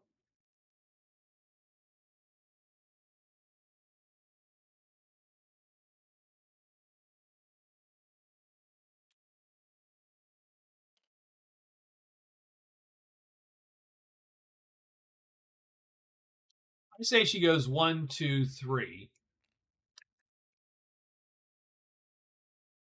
And she will sneak today. And maybe she gets lucky. Maybe spiders appear because spiders can appear there. So maybe she gets lucky and gets some spiders. She still has Spider Slayer. She died trying to slay spiders. There is a spider bounty which she can score still for a couple days. And we get the rogue. If you were to kill all the bandits, do you get treasure? It depends. No, you don't get any treasure if you kill all the bandits. What you get is the bandits typically vacillate between a couple treasure spots, the hideout, the wrecked wagons, and the secret cache. So you can get access to those, Rob. So I think we're going 1, 2. Oh, that's 1, 2, 3. So we're going to go there to the chamber again. Done. And the rogue, I mean, the rogue needs one more chip.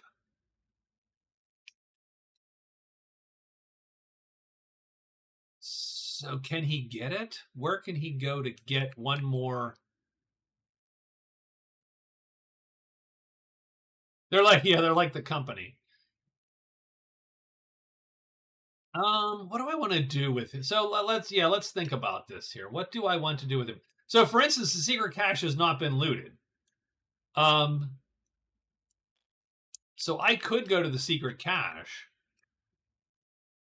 and it's 1 deep treasure and 20 gold, for instance. So I'm gonna go. Jeez. Yeah, I'm gonna go 1, 2, 3, and be done because I started in a cave, so I'm sort of stuck there, right?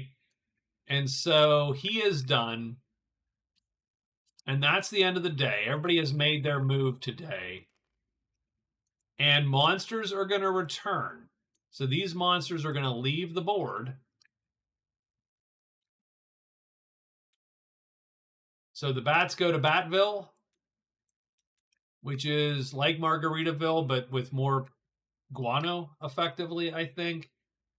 And we get bones. So we're looking for bones. No bones there, no bones there. No bones there. So yeah, well, there's bones here. So he gets 1 adult dragon. So the rogue gets an adult dragon.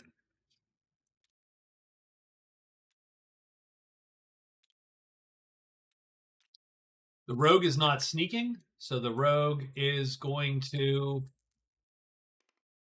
He's going to fail, and because if you're not sneaking, you need double blanks. This guy's going to fight him, and the rogue is going to simply evade combat. He's going to play 4. So the rogue's major power is this: 1, 2, 3, 4. He can beat everybody, and so he does.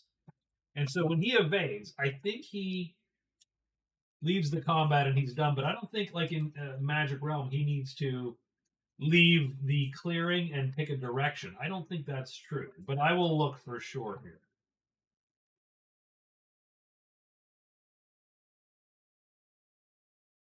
Oh, they're placed in a path of their choice leading out. So he is out, but he is going this way. Done. You don't have to go backwards like in Magic Realm, effectively, is the idea.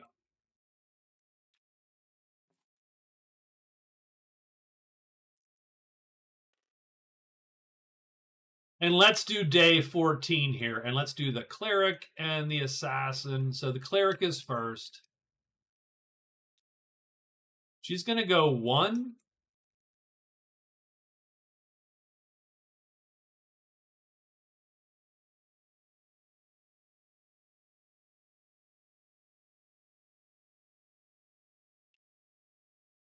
Two, 3. And she's just gonna go for it. We're gonna try to luck out here, right? So she does 1, 2, 3. She just moves because she ended up in a cave here, right? Yes, I am playing with Desolation. I bought when I pledged the base game and Desolation. And Desolation adds the planes, and it adds the centaurs and extra classes. And I'm all about more shit. So I did buy it, yes. So she ends up here. The assassin is definitely trying to get to the shrine because that's a thing he needs to do. So he's going to go 1, 2, 3 because the orc can go quickly through the mountains, and he will end up sneaking once. Done. The magician is going to go 1, 2, 3, 4 into the village and be done. And I mean, his goal is to probably learn spells. But to learn spells, he wants to be close to a place where he can get rid of curses, because curses are going to hurt him. And then finally, we have the rogue. Your cards, not you cards. What? From what little I know about Dragon's Down, it adds a lot of value, making it slower but much more interesting. Well, thank you. I think so far, and I don't think that means that so I think the cards need tweaked a lot. So we move into the secret cache. That's 1. Now we're going to search. Fail. 2, 3. Fail. And then we're going to sneak. 4. Now we are done. And now we got monsters coming. So we do get swamps. I don't know if anybody's in a swamp. These 2 are in the woods. Mountains. Village. Done. Are there big bones? Yes. Both of these guys are going to get dragons. So this dragon moves to her, because it goes to the first person that moved. And then both of them get 2 adult dragons. That is actually really shit for the cleric. She made a little risky move, and because she's behind, and it is not going to pay off at frickin' all for her.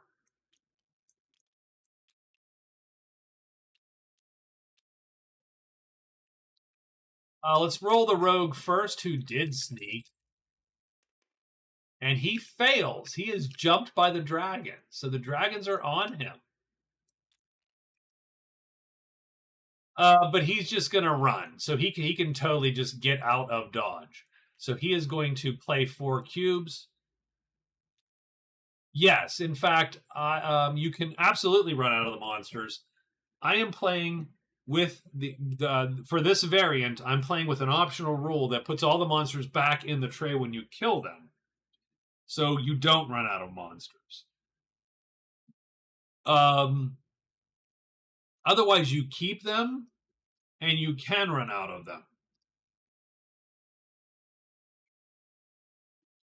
But I figured that would seems shitty. So I decided to not do that. So anytime you kill a monster, it goes back in the bucket. The cleric now needs to roll, and she needs to roll double blanks. That would be really nice for her. She does not. She is absolutely caught. She'd have been caught if she snuck. And she has to fight again. She is going to get her ass kicked. This is not a good fight for her at all.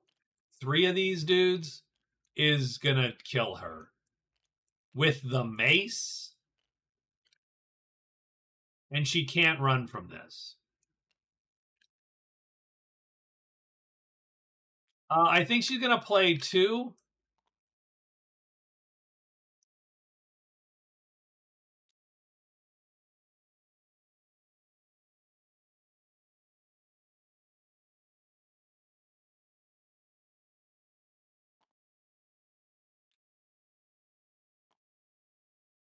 Can she luck out somehow?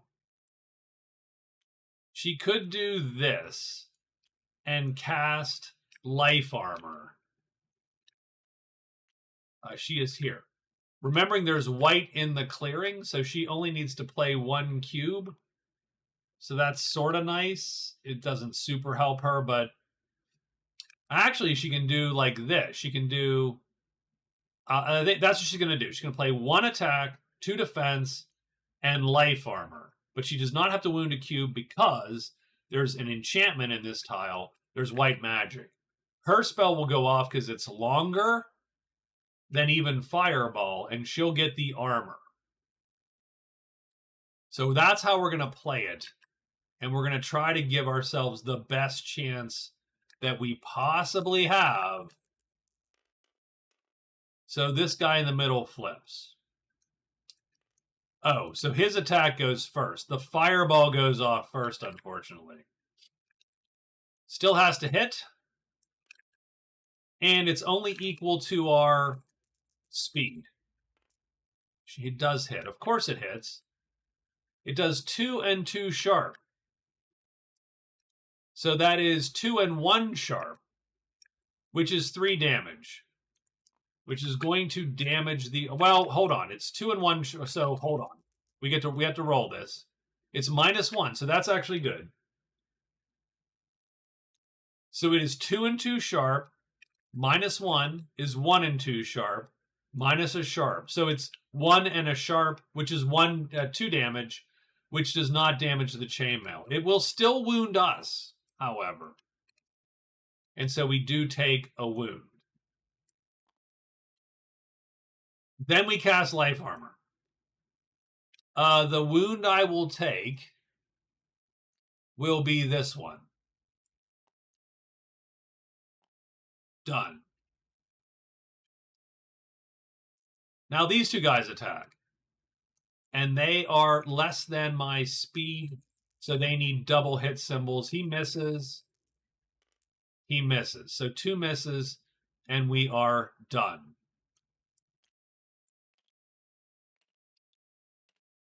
I don't love any of this, but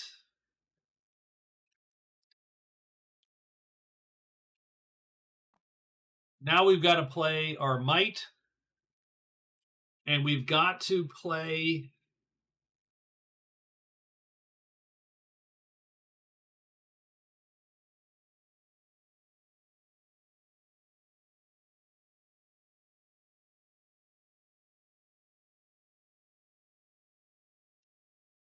Man, I mean, so obviously if I play one attack, my chance to hit this guy is 25%. His chance to hit me is 50%, but the other guys get a 25% chance to hit, assuming they don't flip. I think I'm gonna play as defensive as I can. I'm gonna hope for some miracle-like luck. The worst part is if I hit one of these guys, I still don't do enough damage to kill him. So it's even worse than all that. So he's going to flip to the other side. He's going to flip to that side. His attack goes first, and he has to roll to hit me. Any blanks will cause him to miss. He does not get any blanks. He does 2 and 2 sharp. Let's roll a -2. -1. 2 and 1 sharp. That's 2 damage. That's going to damage the life armor.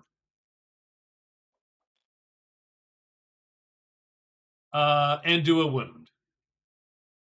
And I will drop that cube because I have nothing else. Now my attack goes before their attacks because I have a weapon length and they don't. I need to hit one of these guys and I need double hit symbols and I do not get double hit symbols to hit him. So I miss. Does he hit me? He needs double hits. No. Does he hit me? No. So miss. So there you go. But I took another wound. I'm going to play like this and just hope for the best. No one flips. The fireball goes first. Does it hit me? It does. Because equal signs hit, because he's equal. He does 2 and 2 sharp, which is going to destroy the life armor now.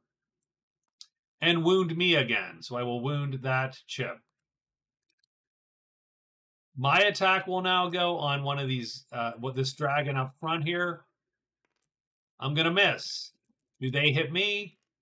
No, and no.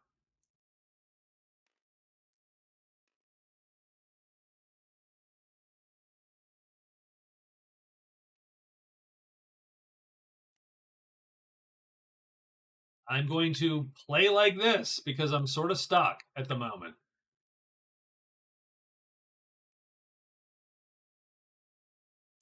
I hope that last guy flips is really what it comes down to. No, 2 of them don't flip. So the 2 fireballs come at me. That's a miss, actually. Second fireball is a miss. So both fireballs miss. I attack the first guy. We're looking for double hitboxes. We do not get double hits. Okay.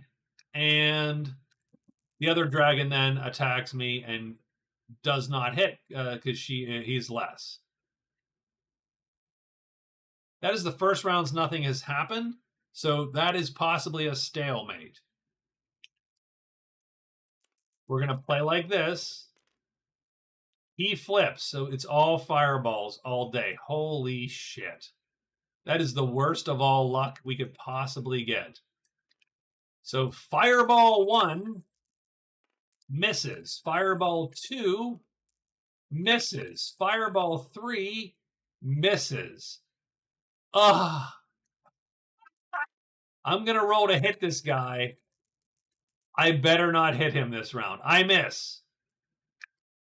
That is the second round where nothing has been wounded or damaged, and thus the combat is a stalemate. The cleric lives.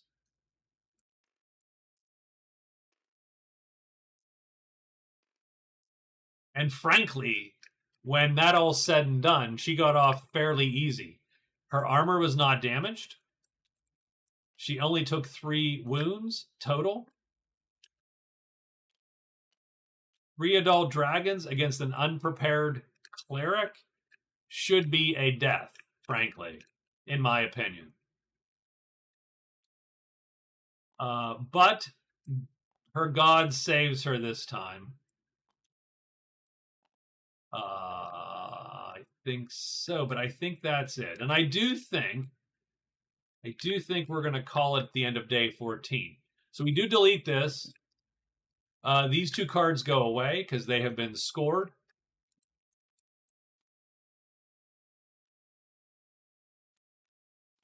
We get that. Yeah, that was lucky. That was super lucky. I'm very glad that she lived, frankly. I do want to check everyone's score because I've been pretty bad so far with the scoreboard. So our assassin here has 26 gold. He has 26 fame. He is second place in both gold and fame. So that gives him 1 point. Second place gives you a point in each category. Second place gold, second place fame. He has 2 cards, which are Storm and Spider Bounty. His total is 4 points. So there you go. So I just adjusted.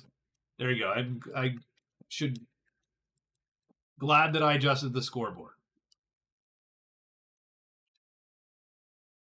I think everybody is going to get a point up, actually. The Magician has 2 epic treasures, which puts him in the lead of epic treasures. That's 2 points, and he has 4 cards, and that's going to give him 6 points.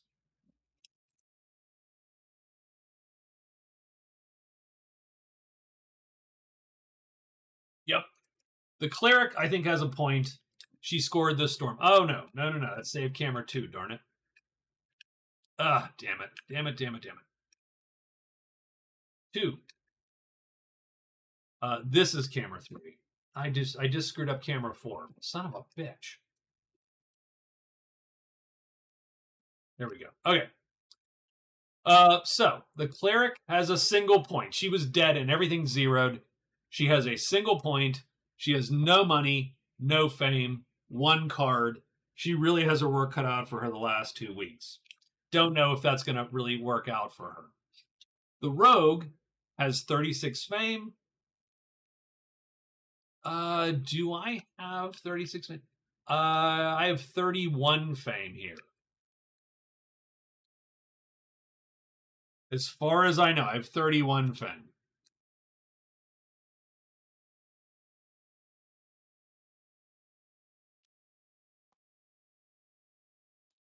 Because that is the chamber. So 31. So I'm going to stick with that because that's why I mark it down. He does have 40 gold. He is in first place in both those categories. That gives him 4 points. He's scored 3 cards. He has 7 points total. So the score is actually 7-6-4 is not too bad. That is not too bad. Now, I think every character needs to sort of rethink their... I have to rewind. You walked away to grab a pizza delivery. Oh, she lived. She lived. She didn't win. She didn't kill anything, but she made it out of there alive, effectively. So that was good on her, I think.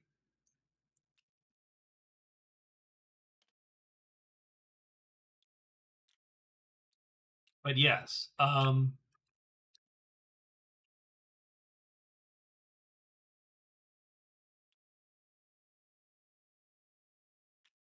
excuse me. So yeah, so I think that's the score, and so I do think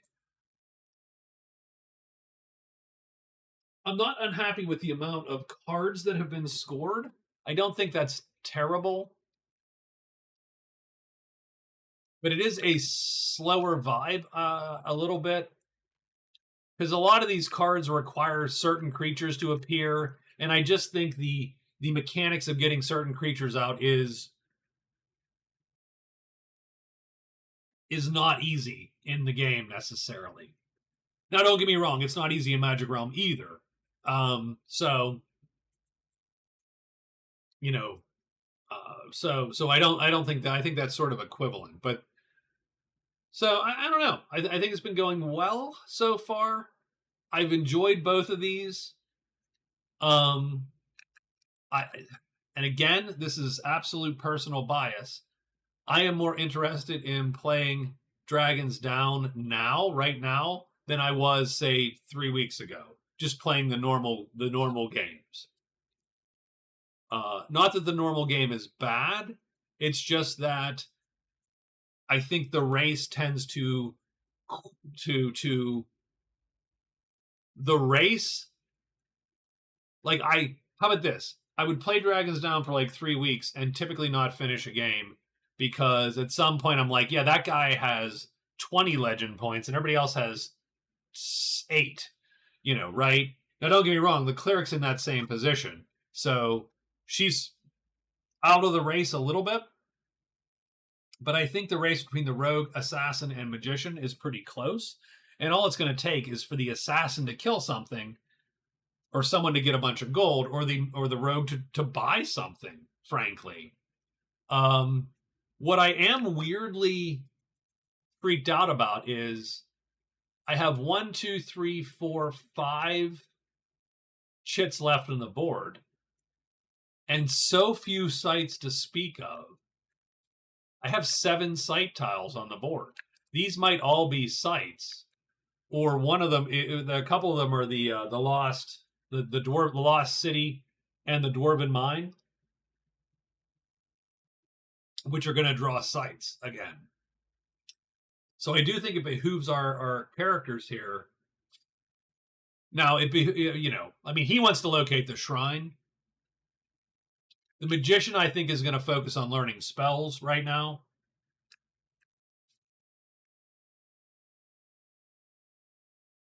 Yes. So you get there are 2 site chits in the game, or 2 wilderness chits, I should say, that are you draw 5 chits and put them in, like the Lost Castle and the Lost City.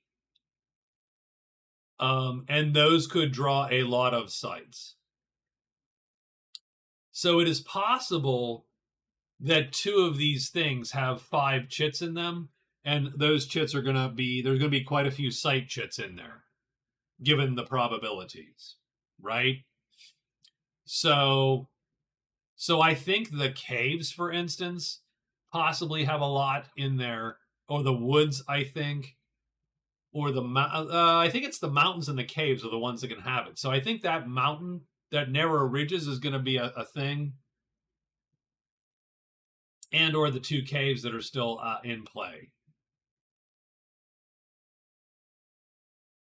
So yeah, so let me save the game. We can chat for a few moments if you like.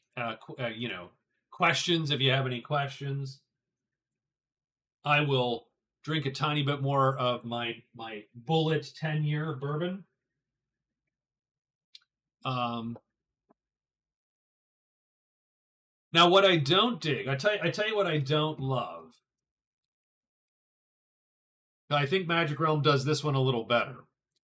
Is that the Lost City and the Lost Castle could also just be blanks and draw a bunch of hazards and not sites. And this isn't like that. This, you're going to draw sites or you're going to draw treasures or items. You're not going to draw the bad stuff.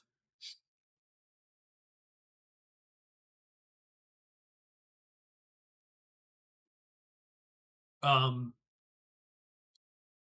which is fine. I don't, it's not like it's a bad concept versus good one. It's just, I don't like it quite as much.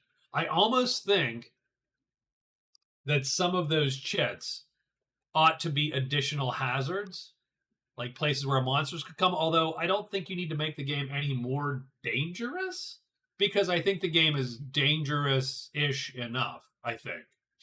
Um,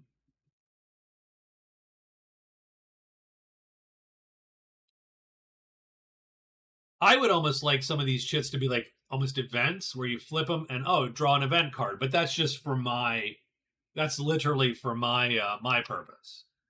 But I don't expect I don't expect anyone else to be. I don't expect Dragons Down to conform to my stupid variant. So, that's interesting, Rob. I have a couple ideas for things randomly running through the realm. Once I have that all together, I'll explain. Yeah, that's.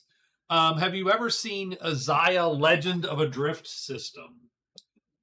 So that game has NPCs, and the NPCs run around with a program on their card, and they do certain things based on certain things, right? And so that's sort of an interesting idea, right? You could have a wandering creature that if a character is within a tile, it chases down that character. If no one's within a tile, it blah blah blah moves toward the nearest dwelling, like that kind of thing, right? You could do something interesting like that, almost program it. Um, if it's not within two tiles of a dwelling or not within two tiles of a character, it moves to a random tile and a random clearing, blah, blah, blah, right? That kind of thing.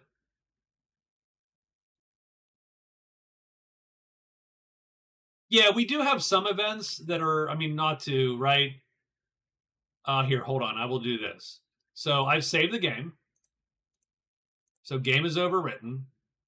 I'm going to load the base game.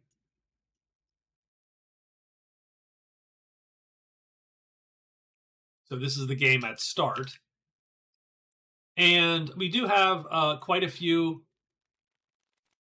cards made. And so some of those cards are things like Crusade, right? And Crusade is for the next 2 weeks, the knights are on an honorable crusade, and you can assist them by doing the following. And so you can earn their title, which is just what Dragons Down would have you do.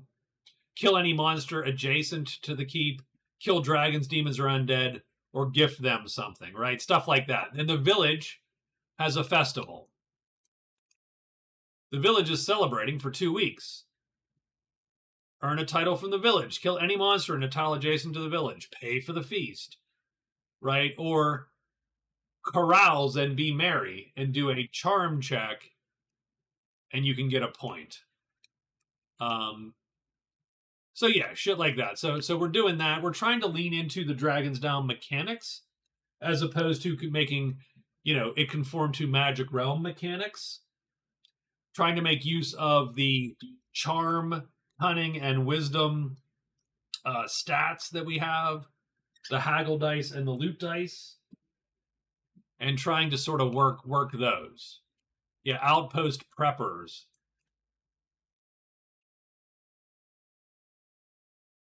Right? Earn a title, kill monsters. I mean, don't get me wrong, these are a little cookie cutter. Quest to help the warden set up traps with a cunning check. And so again, some of these are trivial for certain characters based on their stats. and others are Iraq, frankly. But yeah, we do have, and you got one for the church.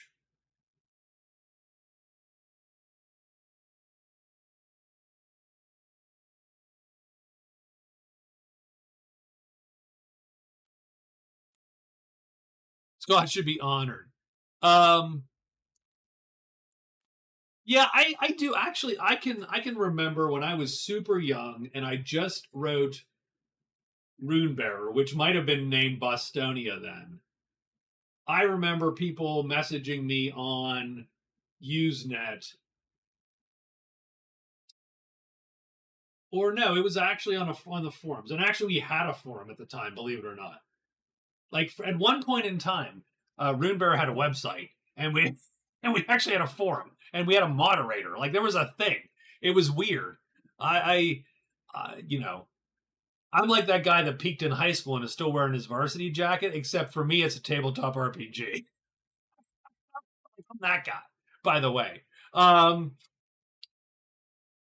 and yeah, I got a little bit defensive about my creation when people were like dinking with it, right?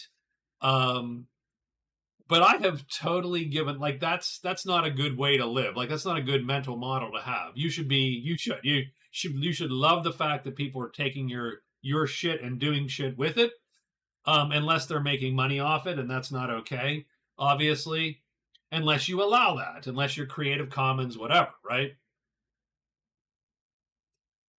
Um, but yeah, like and I regret sort of that. I regret that attitude when I was 20 or whatever, yeah, whatever age I was doing that.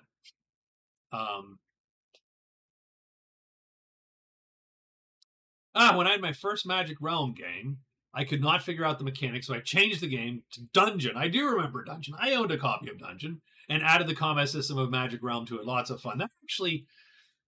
That's not terrible, right? That's not a terrible. It's not an awful game if you think about it. Um,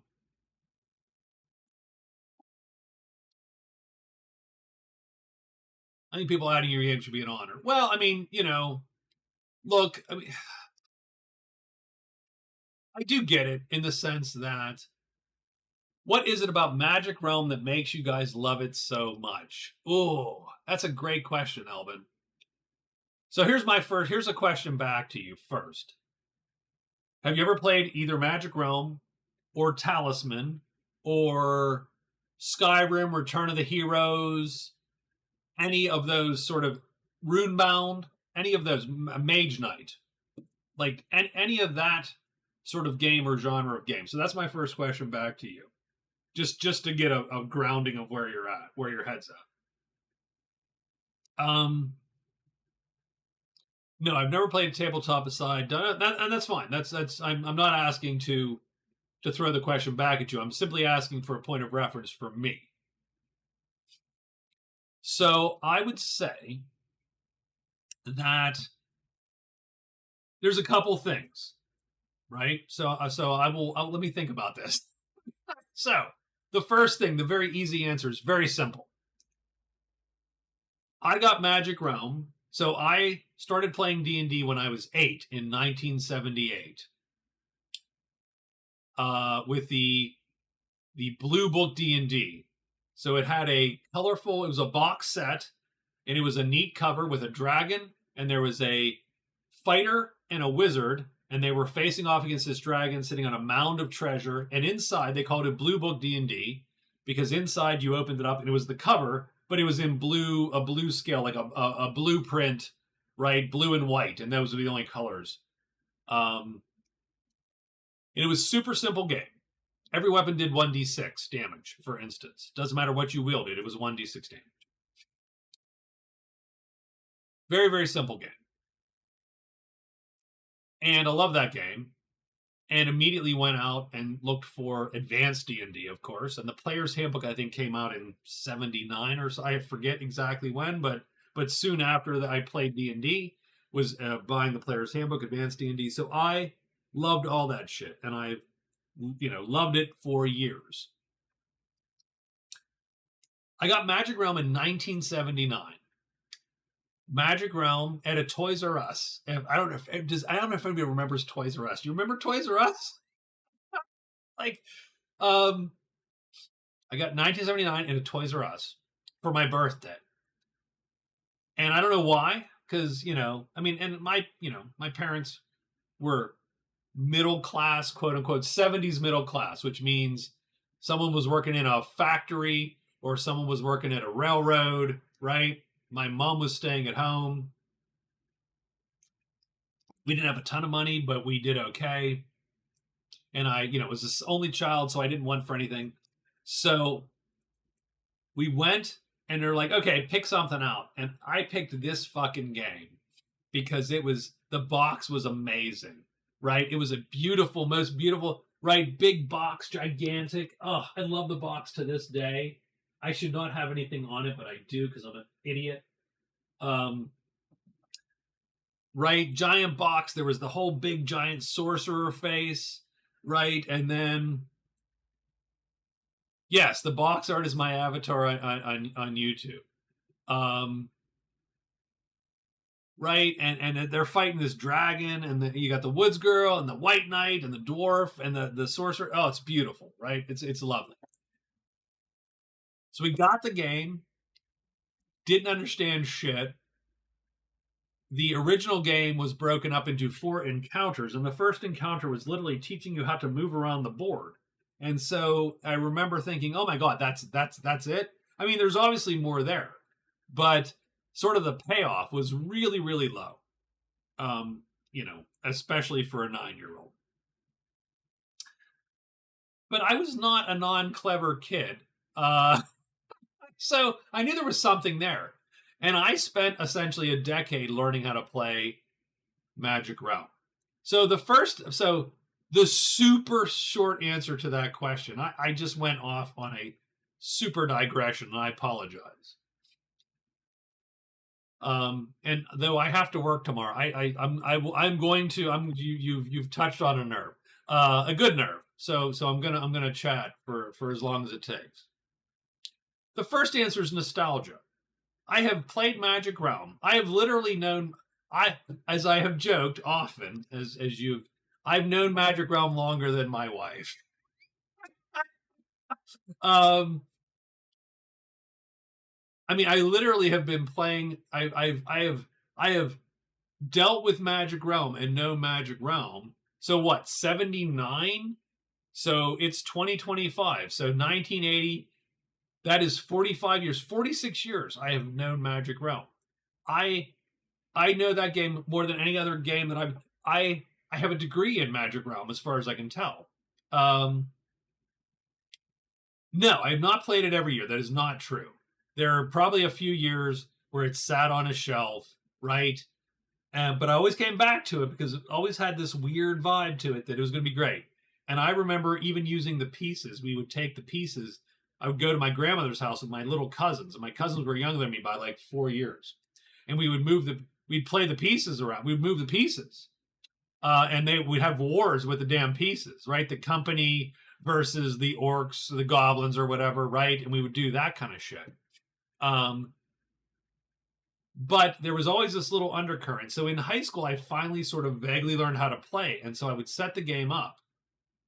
So after all those years in high school, I figured out how to play a little bit for the most part. I'd set the game up and I would set up, I'll play a couple characters, or I'll play 4 characters, or I'll play the one game I had 16 characters. And I got nothing done. It was ridiculous. It lasted months on my floor. I would put it on my floor in my room in a corner because we didn't have pets or anything. So that worked out. And I didn't have enough table space to play the game. So I would go to the corner of my floor, set it out, and just leave it there, right? I would mark it off, and no one would sort of touch that corner of the floor. So nostalgia is one reason.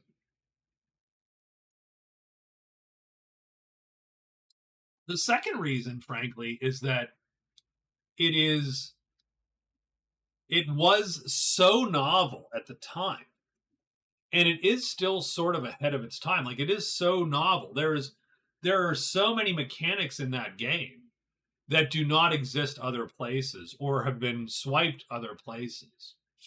Um, Richard Hamlin is a sort of a genius, and he was a genius, and he created a bunch of games: Merchant of Venus, uh, uh, um, uh, Gunslinger, right? To just to name two of them. And all those games were sort of innovative in their own ways. Magic Realm was just way ahead of its time and so innovative. And I think for me, it scratches that weird itch of it is the weird, perfect, epic adventure board game. It is a D&D campaign compressed into 4 hours or 8 hours, because it's probably 8 hours realistically. Right? Every character then has a thing, and they do their stuff, and you get this weird emergent sort of story happening where, holy shit, the White Knight is jumped by 6 goblins. Is it even possible that he lives through this, getting dinked and wounded? So there's this weird sort of narrative vibe where each character goes through their campaign. I love the fact that each character is different only by the fact that they have different chits. They literally have different chits, right? The White Knight has different chits than the Woods Girl, and that makes them totally different characters because of the weight of those chits, the speed of those chits, the fatigue of those chits, the armor that each of them get, of course. The White Knight is a great armored, tremendous fighter, but tires quickly. So I can picture him because of those chits. I picture the graying, dude under the helmet, right? The graying dude trying to get that one last adventure in before he gives it all up.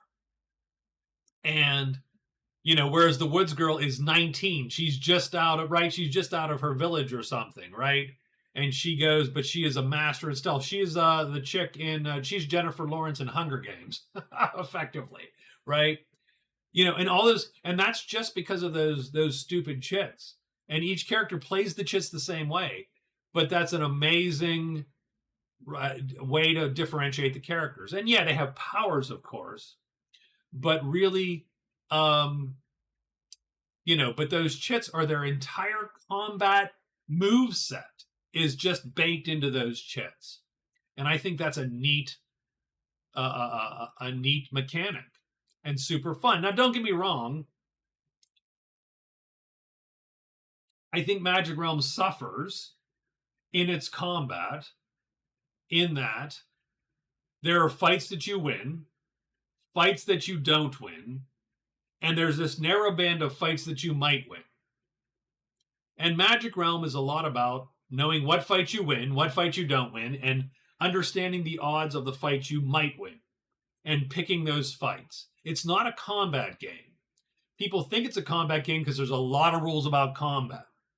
But the actual decisions in the game really have to do with picking those fights at the right time and going, okay, I can win this one. I want to avoid that one. I can make the risk, right? Picking the risk, right? And yes, Rob's right. You fatigue.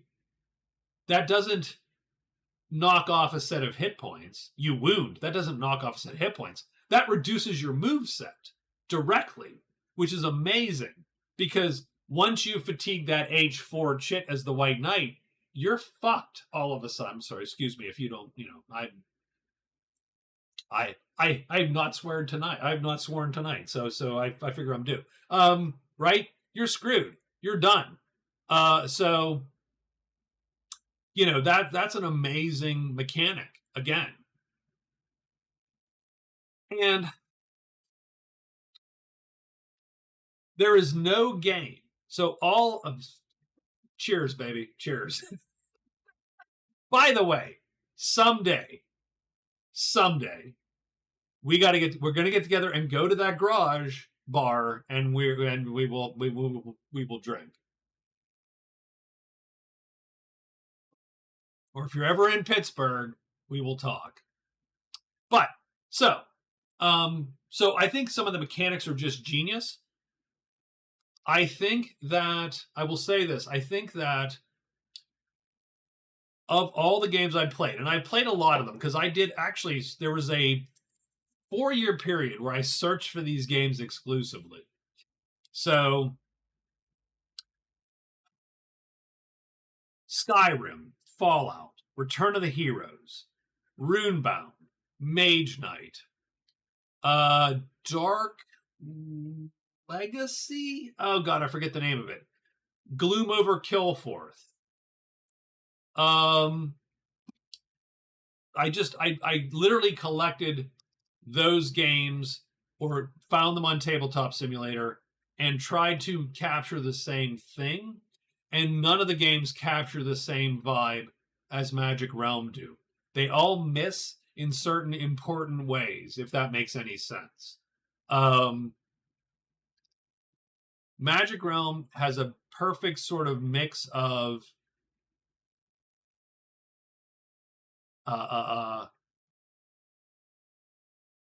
fighting, strategic movement,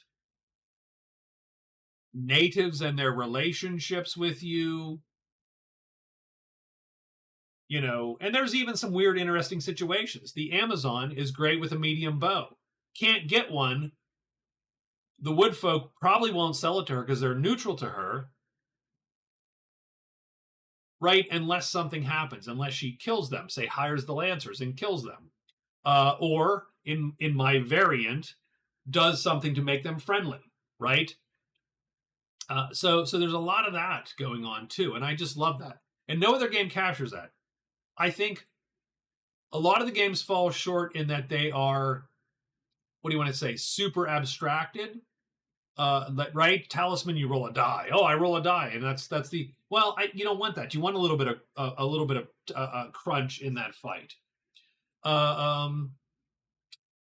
Same thing with Return of the Heroes. Fallout and Skyrim tried to make the game narrative by adding this choose your own adventure card mechanic, just like Arkham Horror does.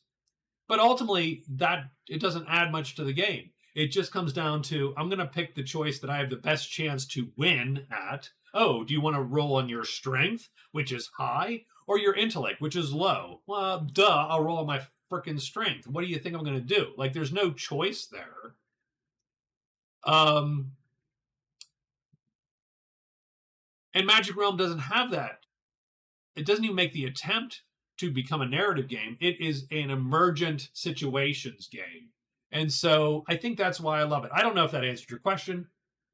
I am deep in the weeds of my head here. Rob says to me, I love the open the D&D world, and you have an open invite. Thank you. Because you can do whatever you like, and this game encapsulates everything from D&D, makes it into a game of chess. So yes, it's the board game version of D&D, the strategic board game version, right? I wish I'd make a computer version so I could download it and play right now. You can. Not against opponents. You'd have to play against yourself. But there's Realm Speak. Now, Realm Speak. Okay, so time out. Realm Speak is very hard to use, not knowing the rules of the game, because Realm Speak does not give you. There's no you're not being handheld through a tutorial to play Realm Speak. It is literally Magic Realm in Java. I will give you a download link. But what you should do is play Realm Speak or go through Realm Speak after you do something like go through the Book of Learning.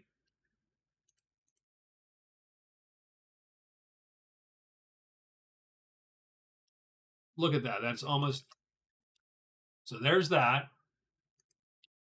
And let's look real quick. Magic Realm, Book of Learning. You should go through the Book of Learning.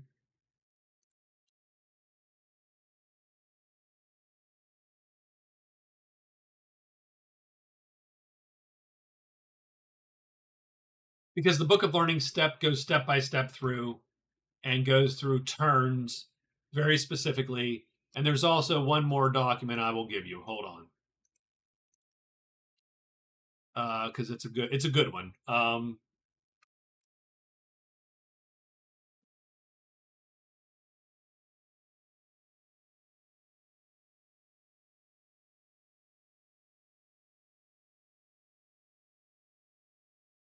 The least you need to know to play Magic Realm is what it's called. Um, so yeah, so you should definitely check those out because I mean those are all great. I love Realmspeak. I don't play it as much anymore because again, it's hard. I can't shoehorn my variant into it, which I do love the variant. My bitch about Magic Realm and Dragons Down is I don't like the victory conditions. I don't like how the game scores you, and I would read them both, frankly. I would read The Least You Need to Know to Play Magic Realm first, and then I would go through the Book of Learning because the Book of Learning is closer to a tutorial where he goes, hey, dude, let's play the White Knight, and you're the White Knight, and you're here, and you're going to do this thing. So it takes you blah, and you go here, and then you go here, and then, oh my God, you're jumped by a bad guy. Oops, the NAND link gives me an SSL error. Really?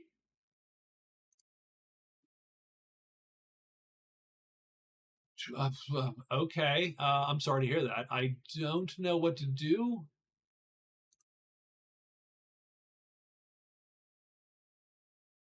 Give me a moment.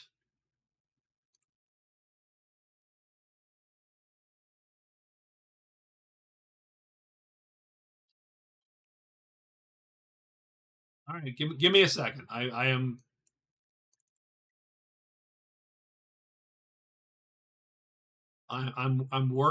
working. It. I'm working an angle. Damn it.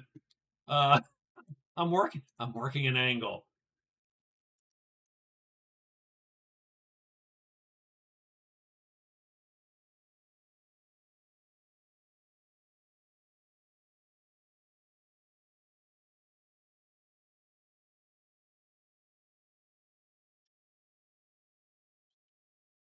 Hold on. Can you get to this file?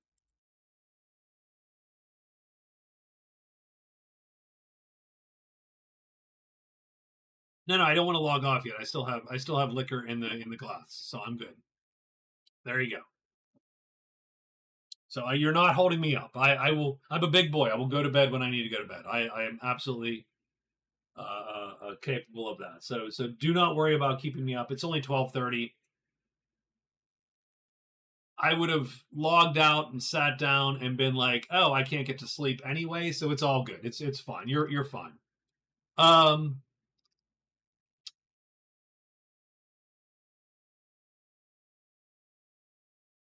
huh. Rob's like, "Oh, if you learn how to play Pilgrim, you're a very special, intelligent person." Hey, I'm terrible at the Pilgrim. I hate the Pilgrim.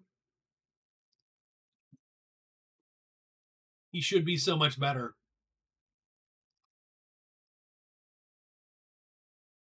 So there you go. All the manuals. Study up and try it out. Well, excellent. Good to hear. Definitely a worthwhile endeavor. It does take a lot. It is one of those games that does indeed sort of give to you what you put in.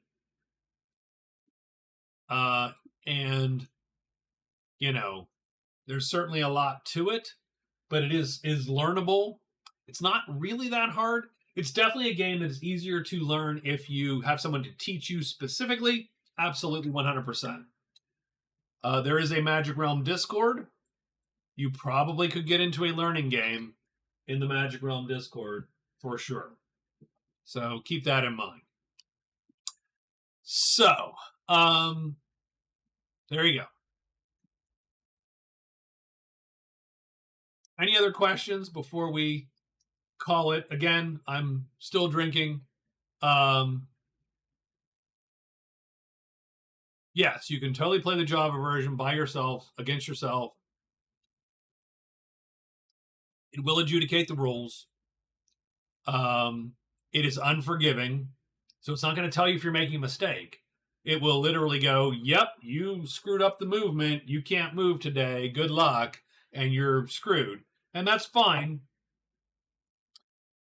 And the UI is rough, but it is a, if you know, and and combat is done to the absolute letter of the book. So that's hard for some folks because they only, right, because there's a lot of special cases in the real rules, and you have to do things certain orders, kind of thing. So that's all. So keep that in mind. You'll be fine.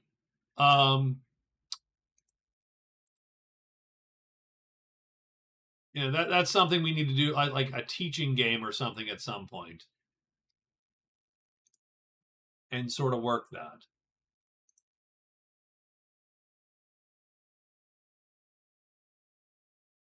So no, I'm enjoying the Dragons Down series also. By the way, I have to totally admit, like this has been very. Uh, I was sitting there and I was like, ah, man, this is going to take forever to get this done, and I just sort of had an epiphany and let's pound this out and just get this thing done, and it actually sort of worked out, right? It just clicked a little bit, and I found Nandeck, which is a great program, by the way, to make cards. And so I could take my Excel spreadsheet and just make these cards, and these cards suck. They're not great looking, but their goal, the goal of these cards is not to look good. The goal of these cards is that I don't have to ever look at my rules. I can just look at the card and go, oh yeah, it's supposed to play like this, and be done. So coffee mug shirt. Now don't get me wrong. You technically could get into trouble for this. But you know what I thought of today, Rob? I don't know why I thought of you, but I thought it would be really cool was a shirt with like the cloven hoof card on it. Like I thought, oh, that'd be sort of fun, actually. No one would know what the hell it meant, but just that shirt with the cloven hoof, because what shows up every goddamn time you need to get something done? It's that and the Flowers of Rest. Those two things show up every damn time that we need to get something done. So, all right. Well, it was a good night, guys. Thank you very much. I would make that shirt in a heartbeat. Yes, I don't know what the saying is yet, but yeah.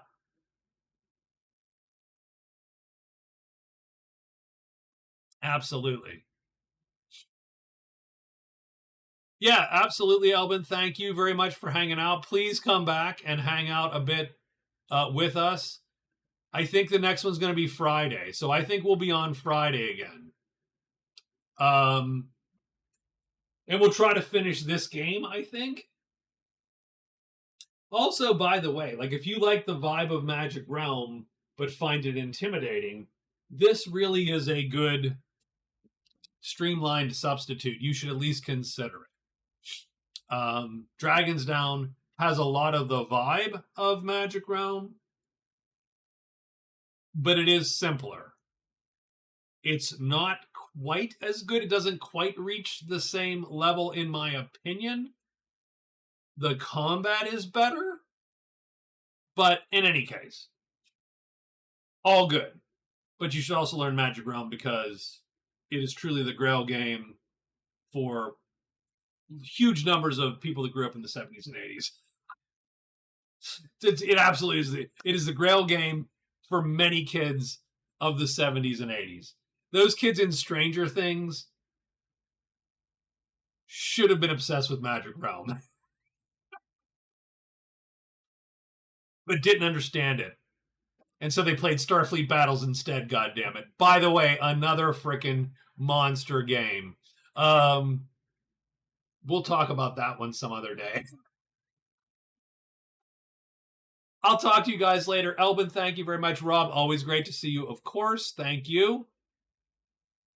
Michael, always good to see you. I hope your Skyrim character goes well. Victor, got me thinking about a Patreon. I feel like I'm selling out in a weird way, but definitely might be a good idea to try to. Yeah, we could do some stuff, and I think we take that cash and. I mean, I'm not gonna, I think we take that cash and maybe do something with it. Maybe we do. Maybe we get some upgrades around here. Maybe buy a game or two, or maybe do a giveaway or something, or coffee mugs, like you said. So, in any case, I will talk to you later. Thank you very much, and good night, guys. Good night, everybody. See you Friday.